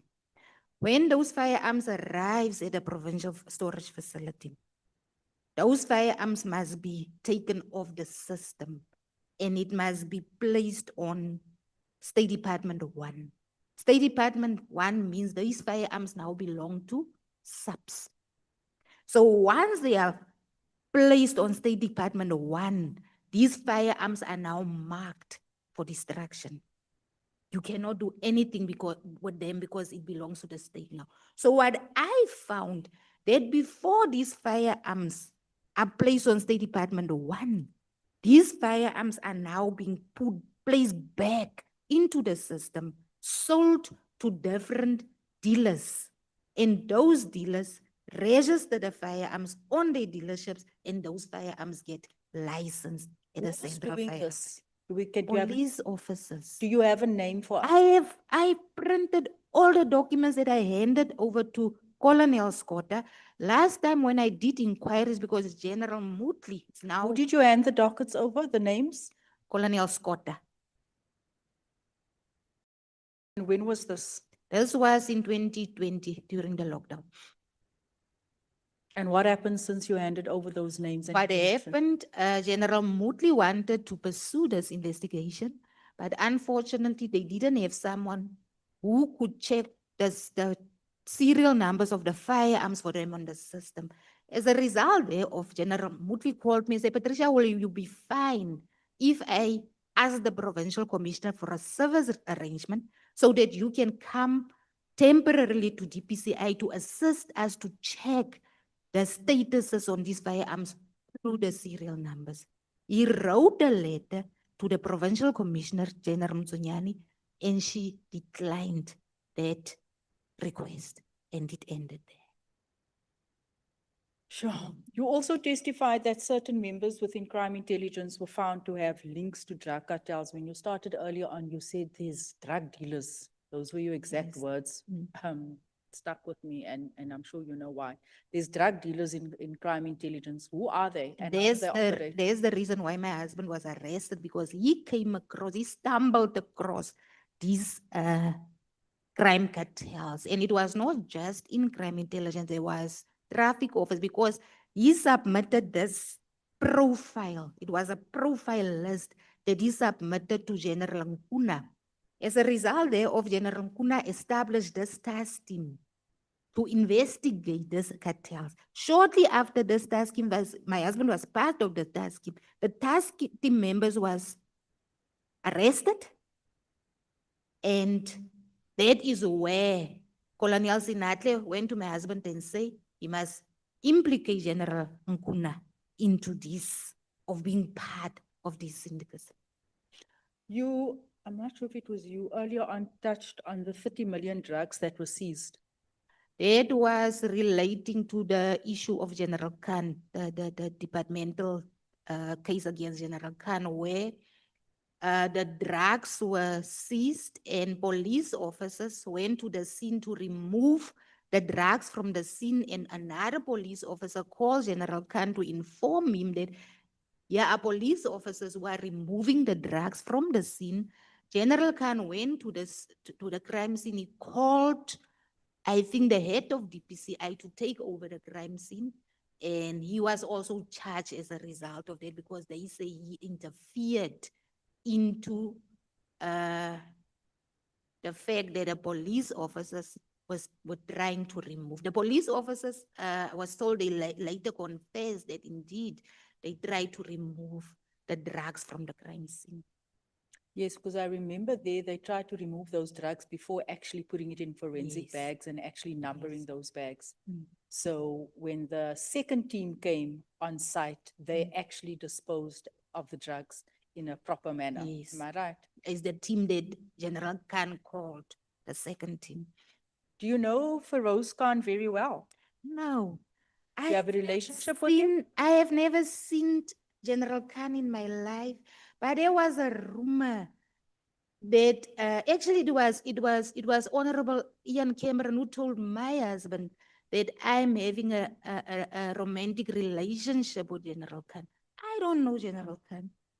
I have never spoken to him. I don't have his, nothing. I don't know where Honorable Ian Cameron got that information, but he told my husband, because Honorable Ian Cameron, I don't think he knows what is the relationship between me and my husband. He's speaking a lot with him. Yeah, speaking on a daily basis. He told my husband that Patricia have a romantic relationship with General Khan. Dat julle twee ook die kat knip. Soos ek in Maasdorp. Has he even given you information? No, I Never. General Khan? Yeah. I don't know. I've never communicated with General Khan. I don't have his number. I've never communicated with him. I've never seen him like this. I've only seen him on pictures or wherever he's been shown. I don't know him and he doesn't know me. Also, I want to ask, you know Mr. O'Sullivan, and if so, to what extent was his involvement in matters relating to SAPS, crime intelligence, state security? I have this YouTube channel, my own YouTube channel, where there's other guy in Jabula, where we actually challenge Paul O'Sullivan on several occasions relating to the Senzomiwa case and other cases, to say that he is all over the place in police business. But we've never found him actually questioning Kininda's behavior in the Senzo Miwa case. I've never spoken to Mr. Paul O'Sullivan. I don't think he knows me. But there was a time where he also shared information that I shared on Facebook, and he also shared that information. And maybe he took it from my Facebook with me. But I've never spoken to him. I don't know him. Do you think he could be connected with these drug cartels? If you look at the Radovan Kresha case and what transpired in that case, I believe he's connected. Are you specifically referring to the fact that you organized for witness protection for one I of those? specifically refer to the fact that they organized witness protection with the idea of a dead man for their Section 204 witness. Say that again? I also received Ms. Mashal, just go slow. Okay. What are you saying? They organized, witness protection. yeah? They gave the ID of Mr. Jacob Nare, who was murdered in 2015. This witness of them, the Section 204 witness, is now known as Jacob Nare. But Jacob Nare was killed, and Jacob Nare's brother sent me here to say, please ask Parliament to assist us with our brother's matter, because this undocumented Zimbabwean national is an imposter using the ID of our brother. And who organized that? Mr. Paul O'Sullivan? Paul O'Sullivan, Candace Kutsia, and Gininda. Sure. Okay. Finally, based on your evidence and your observations, you have indicated that political interference within SAPS and other state security institutions continues, right? According to your experience, which political parties have been at the center of interference? From what I know in Free State is the ANC. Vini ANC, and why do you say that? I know about Ace Magashule, and currently now I know about the current premier, of which serious cases have been opened against her by the EFF, and those cases are being covered up by the South African Police Services. Queen, the current premier, they call her Queen. Current premier of which? Free State. Of the Free State. And you say there's cases against her? There's cases that have been opened last year by the EFF. That docket and her baby mama, a baby daddy, is the chief prosecutor, Mr. Silo Madloko. So these cases, these people I can tell you, is a syndicate. They are working together, is SAPS, is the DPP, NPA, is correctional services, hence I'm saying if Mr. Nguru can be called, or you can interrogate his evidence, because it's not just affidavits. He have evidence of payments that have been made to him by generals, by the current DPP of Free State. There's receipts. Those payments, his lawyer confirmed that there's a trust account that was open for these payments to be made in the trust accounts, because Mr. Nguru was the one who was facilitating hitmen for the politicians, and the SAPS and DPP correctional services. All those people cover up these cases. Sure, dankie. Ms. Patricia Mashal, vrou wat so baie post op Twitter and Facebook. I finally get to put a face to it. Thank you so much for your service towards South Africans. But I also want to tell you that, you know, with your type of optimism and activism, at some point you'll be ostracized. So just relook at your approach, because when you put stuff out there in the public domain, sometimes it actually compromises the very matter that you're trying to pursue. Just to Can I respond to that, Honorable James? When I receive information from the sources and the whistleblowers, because I also call them whistleblowers, just free to come forward because of this retaliation, they specifically request me to put it out there. Because if it's not out there, it's going to be covered up. And we have experience of that. that serious crimes and corruption, like when he spoke about General Mkhwanazi, General Mkhwanazi's sister contacted me. She has been posting on Facebook for the longest time. And there was a time when I also posted about General Mkhwanazi, and she contacted me and she was in tears to say, we are still looking for justice for our brother who have been poisoned. And I was so glad to see that you were posting about it because we have been everywhere. We are not getting assistance anywhere. Okay. So when I posted there, it's not because I want likes, it's because people request me to say the only way these issues are going to get attention if it's out there publicly. Thank you, ma'am. I understand that, but I'm just saying to you that it sometimes compromises the very matter that you're trying to push and get justice. Thank you so much. Thank you, Mr. Toeni. I don't have many questions for you. You spoke about how SAPS is currently top-heavy with generals and on the grounds lacking the adequate resources to effectively do their jobs. Can you elaborate on this? Earlier, thank you for the question, Honorable Chair. Earlier, I made the example of a simple function as being able to follow and trace metadata, cell phone metadata, when you are pursuing a dangerous suspect. It is a process of completing paperwork as it stands, which sometimes depends. It can be 3 days, can be 5 days, it can be a couple of days. Whereas in the past, having such access would make investigations, particularly when you are tracing high-profile criminals. That's the clarification. This investigative capacity and skill would be available at the ground, on the ground, with those officials. Okay. You also, I want to ask you, are there cases of illegal, undocumented foreigners in the employment of South African police service? I have not. To your knowledge? Well, my exposure was primarily in the province of the Eastern Cape. And throughout my years within law enforcement, I've not received reports where they've said they are illegal within that specific province. I cannot speak to other provinces. Okay, I also want to ask you, were SAPS members involved in the death of General Mkhwanazi? That is the crux of this whole thing. Okay. I just needed us to be very direct and clear, and that needed to come out. The fact that you testified here today, alleging, insinuating that there are SAPS members involved in the murder of a general, a deputy commissioner, A to be deputy correct.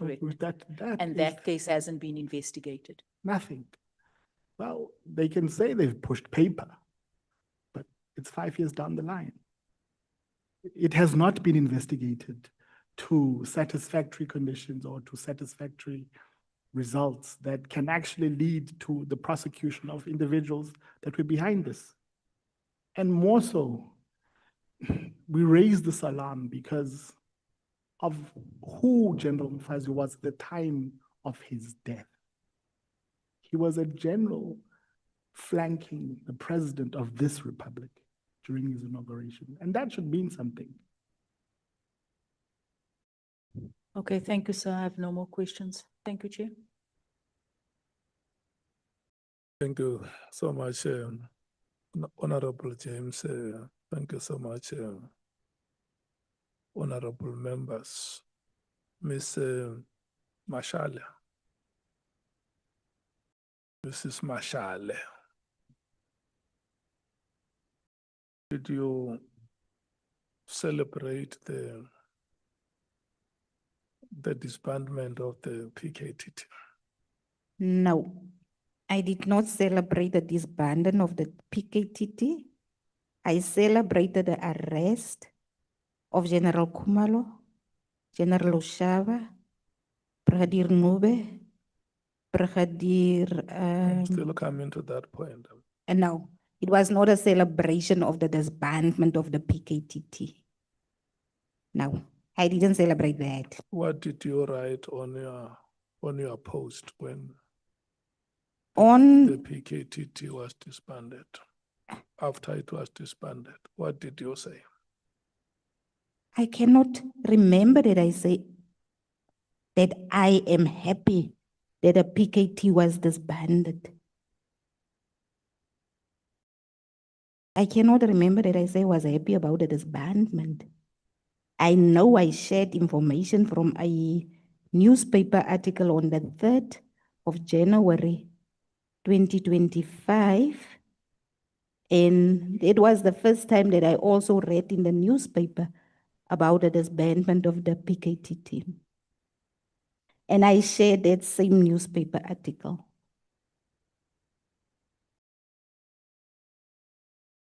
You did not say anything about General Khumalo and his PKTT. Can you please read that for me, Chairperson? As I'm saying, I shared a newspaper article on 3rd January 2025 relating to the disbandment of the PKT team. That is what I'm asking you. Didn't you say General Khumalo and his PKTT members must now watch the space? If you said I said that, then I can also explain that because. No, you can't say if I say you said yourself. Okay, you are saying I said that, It's Chairperson. you who was posting, it's not me. I was saying to the members the entire day that when I referred to the matter of the PKTT, it was solely in relation to the case of Sindiso Makaka, whereby members of PKTT were found. I didn't say all the members, but General Khumalo was implicated by the hitman of. Listen, I want you to respond to this. Okay. On 30 June, Dumisani Khumalo and his disbanded political killing task team must prepare themselves for what is still coming. Mm-hmm. It is not raining anymore, it is flooding. Yes.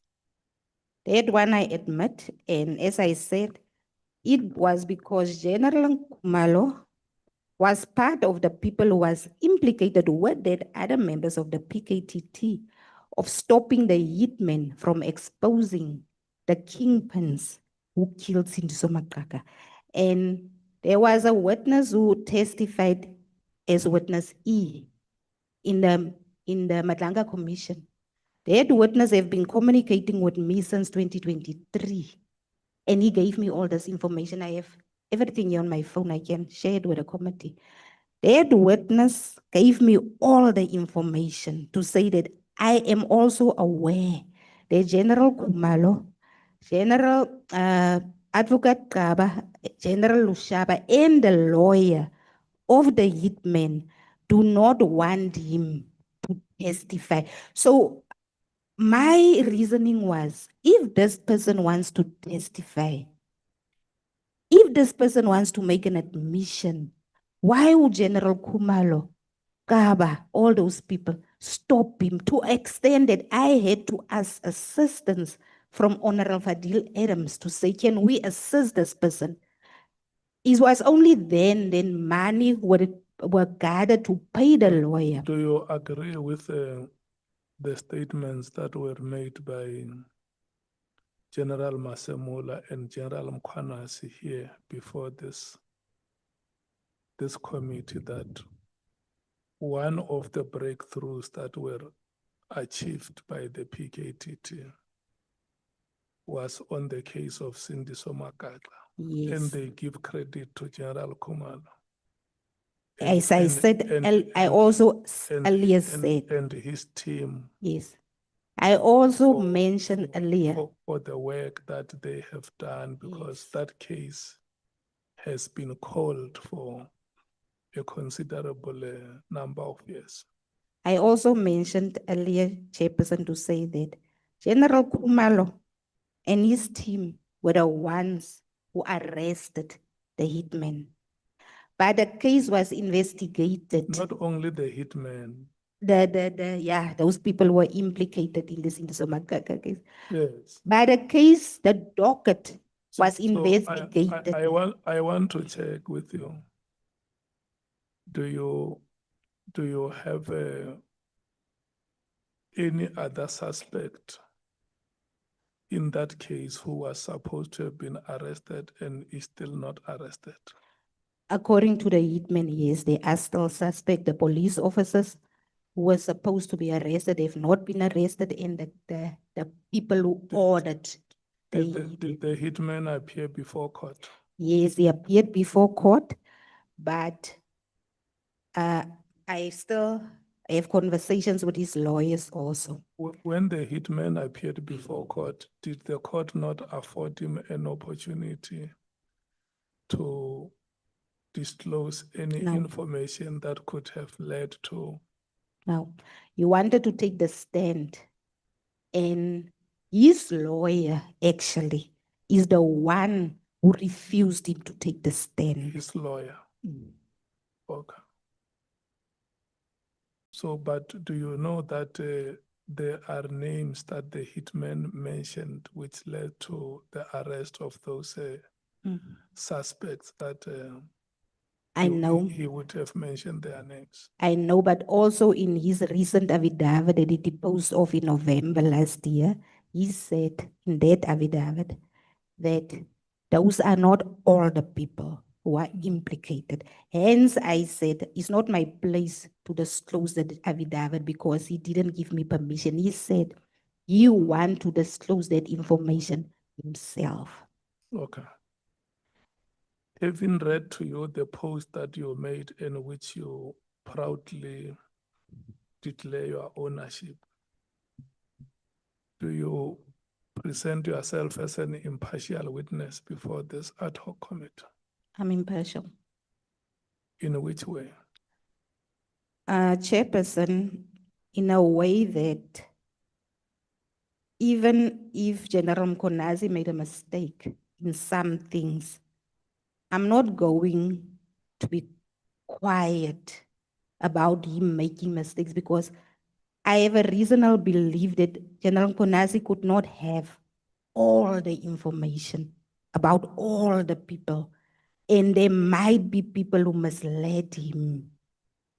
So if I had need to tell General Mkhwanazi, but here you were wrong, or anyone else, I'm not going to be quiet. I'm going to say it, to say, General Mkhwanazi, in this instance, you were wrong. And if I need to expose, impartiality goes with morality. You cannot claim to expose corruption and crime, but there's certain people that you need to protect. So if I need to be impartial, I cannot be seen to cover up or to protect other people. I don't want to be popular. What I want to probe with you is, if you indeed valued the work of the PKTT, which I assume you did, why in your post you did not start by giving them credit for the successes that they have achieved? That might have been I can accept that I might have not given them credit, but as I also earlier said, that I'm not talking about all the members of the PKTT. I'm talking about certain members of the PKTT. No, it's not certain members. You say Dumisani Khumalo and he's disbanded. Because that team was led by him, isn't it? Yes. You don't say some of the... Now let me explain that to you, Chairperson. If I say, when I say Dumisani Khumalo and his PKTT, I'm referring to deaf, because even in the PKTT, they are not all on the same page. They are the ones who are standing on that side and they are the ones who are with General Dumisani Khumalo. So when I posted that, I was referring to these ones, these No, ones. When was this post made? Is the 30th of June which year? 2025. You cannot come and do a reading in now. It's because you are The- asking me the No, question. this Chairperson. post has circulated for more than 6 months. But I already had that information. No, with her. it has circulated for more than 6 months. And in the past 6 months, you never wanted to clarify why certain things are missing, which you are trying to. I guess Correct, that to is correct. why I'm here now to give that clarification, because even on social media, not Because everyone are reading my social media posts, but when I'm here, a lot more people are now listening to what I'm saying. So that might be, from my side, was an oversight. I do credit the PKTT for the jobs they did. They've done very good jobs in other things. But in the matter of the cities of Matraka, in your posts in the last 6 months, is there a post that you can present No. before us to say credit to the PKTT? No. Okay. And then you spoke about Mr. Nhlanhla, who is behind the bars. And you say he is incarcerated for a crime that he did not commit. Now he did commit the first crime of stock theft. He was supposed to be released in 2012. So he was never released. They alleged that he was released on parole, but there was never a parole release. So the documents that they are currently using to detain him is fraudulent documents because there's no court warrant of detention to detain him. And according to him, police officers went to him and told him then, you will only be released from prison on one condition, when he make a sworn affidavit to absolve everyone that he already implicated. Yes, that is what I'm saying. If you say a person has been released on parole, but he's still in jail, do you think there is a person who can willfully just stay in jail without a conviction? He was never released from prison since 1999, not on parole, not. He's now more than 20. He was 18 years. He's now 42 years. That is. So in this case of Mr. Nhlanhla, you are presenting yourself as a crusader of justice. You know what? Not just in the case of Mr. Nguru, but Mr. Nguru's case is one of those cases where you find that the justice system have failed him and his family. He has no one to talk for him because he have been everywhere. There's records. I mean yourself, you are a crusader for justice. Yes. And then Mr. Nhlanhla confided with you that he has been used in criminal activities. Is that correct? That's correct. And he says one of them is the Vrede Farm Yes. murder Yes. in the Free State. Yes. And then who else did he confide? He confided this heinous crime to? In his lawyer, because all the evidence is with a lawyer. He asked me to get a police to go to him to take a statement. They did go. No, it's fine. He confided to his lawyer. Yes. To your knowledge, how long has this lawyer been sitting with this information? The lawyer is now, because this is a new lawyer, the previous lawyer also tried to go everywhere, because they even wrote a letter to the inspecting judge president, the judge of correctional services. they wrote to the president, they wrote to the ministers, Minister of Correctional Service, Minister of Justice, the same lawyer, and they are just not getting any response from anyone. So do you have copies of those documents? I do have. And nobody did anything on that information? I even communicated with Judge Edwin Cameron because I resorted to send him an email to ask him. No, you don't have to speak to individual judges. No, yes. There is a procedure if you want to approach a court, if you have a matter that, because I don't understand why you will write letters to individuals when is there no court of law as an institution which you approach them to say, I have this matter which That is what we are planning to do now, Chair, because I can also not understand why did this lawyer never take the efforts to take this matter to the court. And I guess that is the reason why he resorted to coming to me with the information. So the interview. do you give us a permission to write to a professional body to which the lawyer is affiliated for them to follow him up why I would appreciate that matter is still unresolved, I would appreciate it, Chair. so that they can check if he represented the witness to I would really the appreciate best it, of sir. his ability. I would appreciate if you can do that. And then on this Friede case, what is the evidence that you have before this committee? The evidence that he had, he was part of he was there when the witnesses were killed. He said he was there.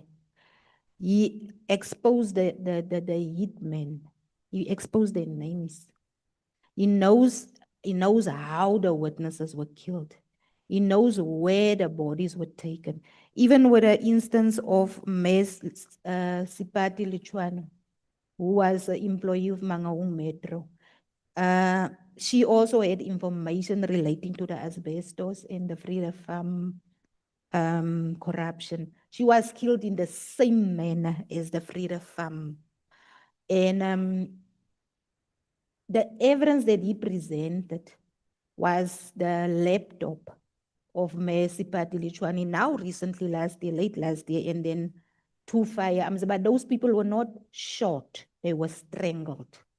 And they were tied up with wire, and acid were poured on their bodies. And he explained it, and the only general that I trust, and we even pulled in military intelligence to assist us because we don't trust the police anymore in Free State, because there was also weapons that were stolen from the Tempe military base as well as vehicles that he exposed. Where is the vehicles? That's why the military intelligence also started with their own investigations. Now this general started to investigate this matter of Sipati Lichwane. The investigation officer in this matter I have not asked you about Mercy Patilichwane. is related to the Freedom Farm. When I ask you a question, you respond to the question that I asked, because if we become discursive, we are going to talk the whole night. There's evidence, Chair, and it can be confirmed. I will give you the number of the Mayor General who is currently in charge of this investigation. He's investigating this matter of the Freedom Farm. Yeah, because you know there are so many names that you mentioned here today, so many people that you implicated. What do you want us to do with this information? Chair, I want this ad hoc committee as a matter of urgency, because as I said, the evidence is readily available. It's not a matter of it should be investigated. The witness is there. In the instance of Mr. Nguru, he even implicates himself. All he wants is, you can arrest me, you can do whatever, but I'm tired to be kept in jail for the crimes of other people. If I need to be kept in jail, my take is that you knew, for instance, yourself, that the 31st of October 2025 was the deadline for members of the public to make submission before this committee. In your own understanding and logic, these affected parties, why didn't they personally write to? I guess. For instance, you say there is a young girl who was raped by the son of Brigadier Mkhwanazi. We say you allege. Why is the family of that young girl not? The information that I have is that investigation. And I'm not saying that you don't have locus. The case is there, is confirmed. I'm not saying you don't have locus standi Yeah. to act on behalf of these people as an interested party. The reason why I decided. Because a whistleblower can raise any matter, regardless. Chairperson, But the reason. just saying to you, why didn't they? The reason why I decided that I'm going to be the voice of this little girl, because according to the information from the investigation officer, is that the DPP met with the mother and there was an agreement for the case to be withdrawn. And I received this information to say that there's no way that the DPP can withdraw a case of rape of a minor. No, I'm saying that there are many cases. You mentioned the case of General, you say Mbatu. Mbatu, yes, Yes. Mbatu. Yeah, it's a host of cases that you mentioned. That Mbatu did make a submission. Listen, Right. listen, because if you speak before I finish speaking, I don't know what you'll be responding to. I'm saying these people that you act on their behalf, it's unlike what Toeni is saying. You're coming here on behalf of many people. Well, how has it occurred that not even one of them? All I can say is maybe they, according to them, should I come here and present the cases? That's the only way the cases will be heard. Because even them, they've went through different procedures, complaints and whatever, and nothing happened. So they use me as the tool. They sent me here to say, can you please go and present our cases? So if somebody says no, you are using these cases because you are still bitter about your unceremonious exit from the SAPS, what is your response? That have been said a lot, Chairperson. People have been saying that I'm better because I have been dismissed from the South African Police Services. But as I said, I didn't start to blow the whistle in 2021. I started in 2008. And retaliation came while I was still employed. There's no reason why I should be better when the only goal and aim here is to expose corruption. So the last question that I'm going to ask you is that you still remember that the evidence that you gave us, you were under oath. So, because some of these matters, there is nothing we take lightly. we were acting on behalf of ordinary South Africans who may not be able to speak, to rise and speak for themselves. And we are going to write to the respective authorities and probe these matters further. They will give us responses where we are not happy, like we read to you, fully and satisfactorily.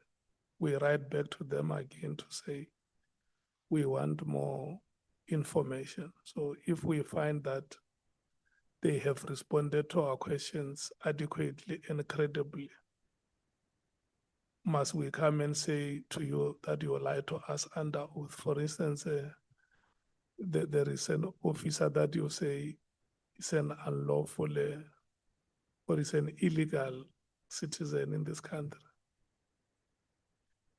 That's where the problem lies, Chairperson. You are going to write to them and say they must respond. And they will respond in whichever way. No, we're not writing to them. Citizenship in this country is confirmed by Home Affairs. We're not writing to you. We're not writing to any of the people that allegations are made against. We are writing to an authority that issues the ID that you and I have. Okay. To say there is this allegation. I'm just saying you must be mindful when you give us information, we process it further. And then you must live here with that understanding that we are going to follow up these matters. as I referred to, Do you support the procedure that I outlined from here to say the respective authorities against whom and individuals against whom allegations have been made, especially with a case of citizenship, will not be asking that person to say, are you a South African? We are asking an institution that must confirm. yes. Yeah. Yeah, Do you support that? I do. Okay. Mr. Dojen. Yes, Honorable Chair. Honorable Sangoni has proposed a way in which the plea that you make with us here should be followed up. Are you satisfied with that proposal? I am satisfied and I trust this committee to do exactly what it sets out to do. And where is the family of General Mfazi? They're based in East London, sir. Mm. Yeah, they're based in East London. All of them. They know that you are here today. Yes, they've been sending me messages. Yeah. Yes, they've been sending me messages. Okay. So, Ms. Mashal, the people for whom you spoke here today, they know that you are here. Okay. But as the chair of the committee, I have not seen any message from any one of them saying this person is representing us well.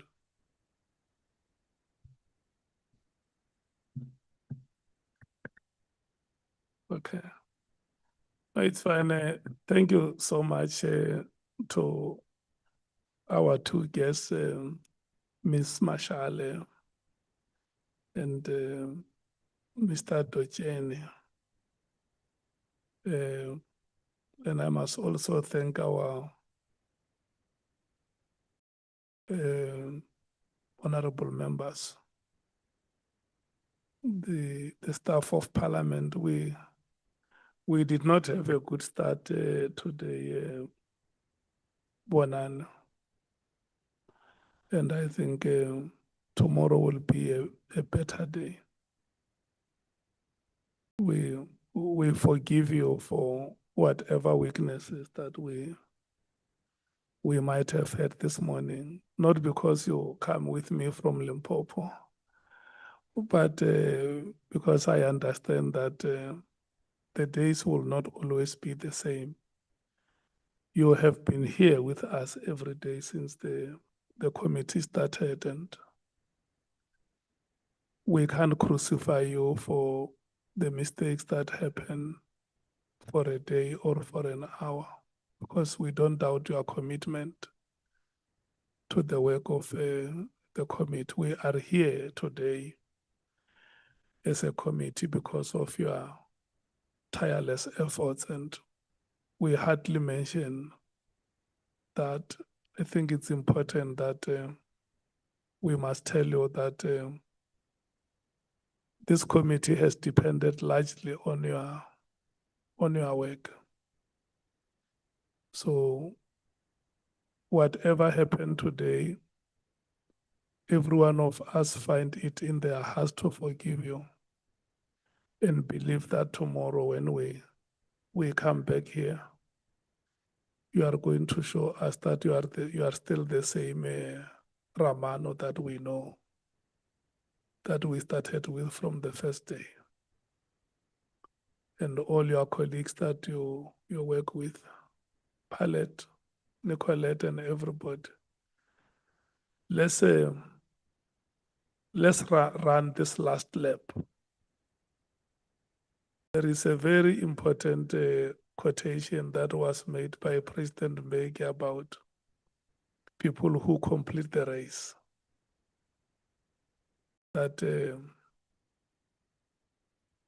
for you to be able to complete, you must not imagine or start to see the inclines that you are still going to run.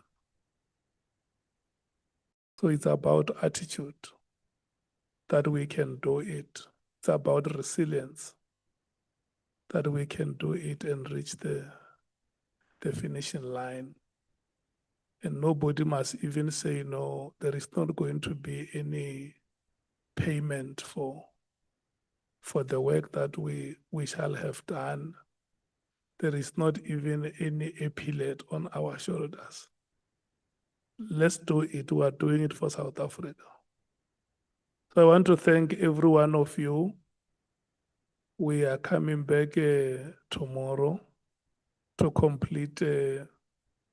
Tomorrow should be the last day for public submissions and civil society organizations.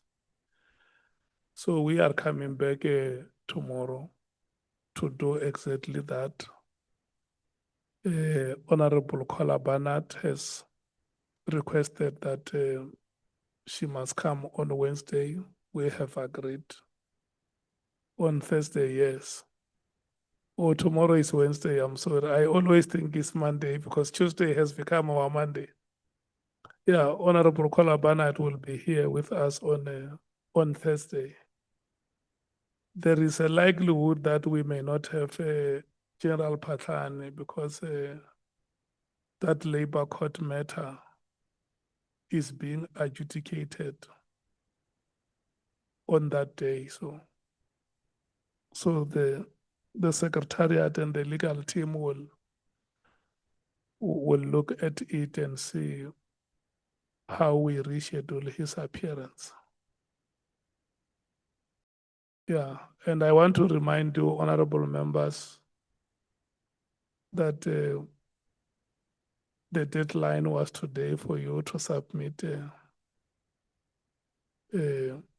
all questions that you have, which you need us to forward to respective authorities, including those that must go to the office of the president. And remind you again that the chair has said that in the event you are not able to submit today, because my platform closes at 5, it might have closed before you submit. Exercising his benevolence, the chair has given you until 5 o'clock tomorrow to submit those questions. Yeah, when I went to Mkhwanazi wa maphaka monara o masalangwa. Honorable members, may you please stand up and leave the chambers.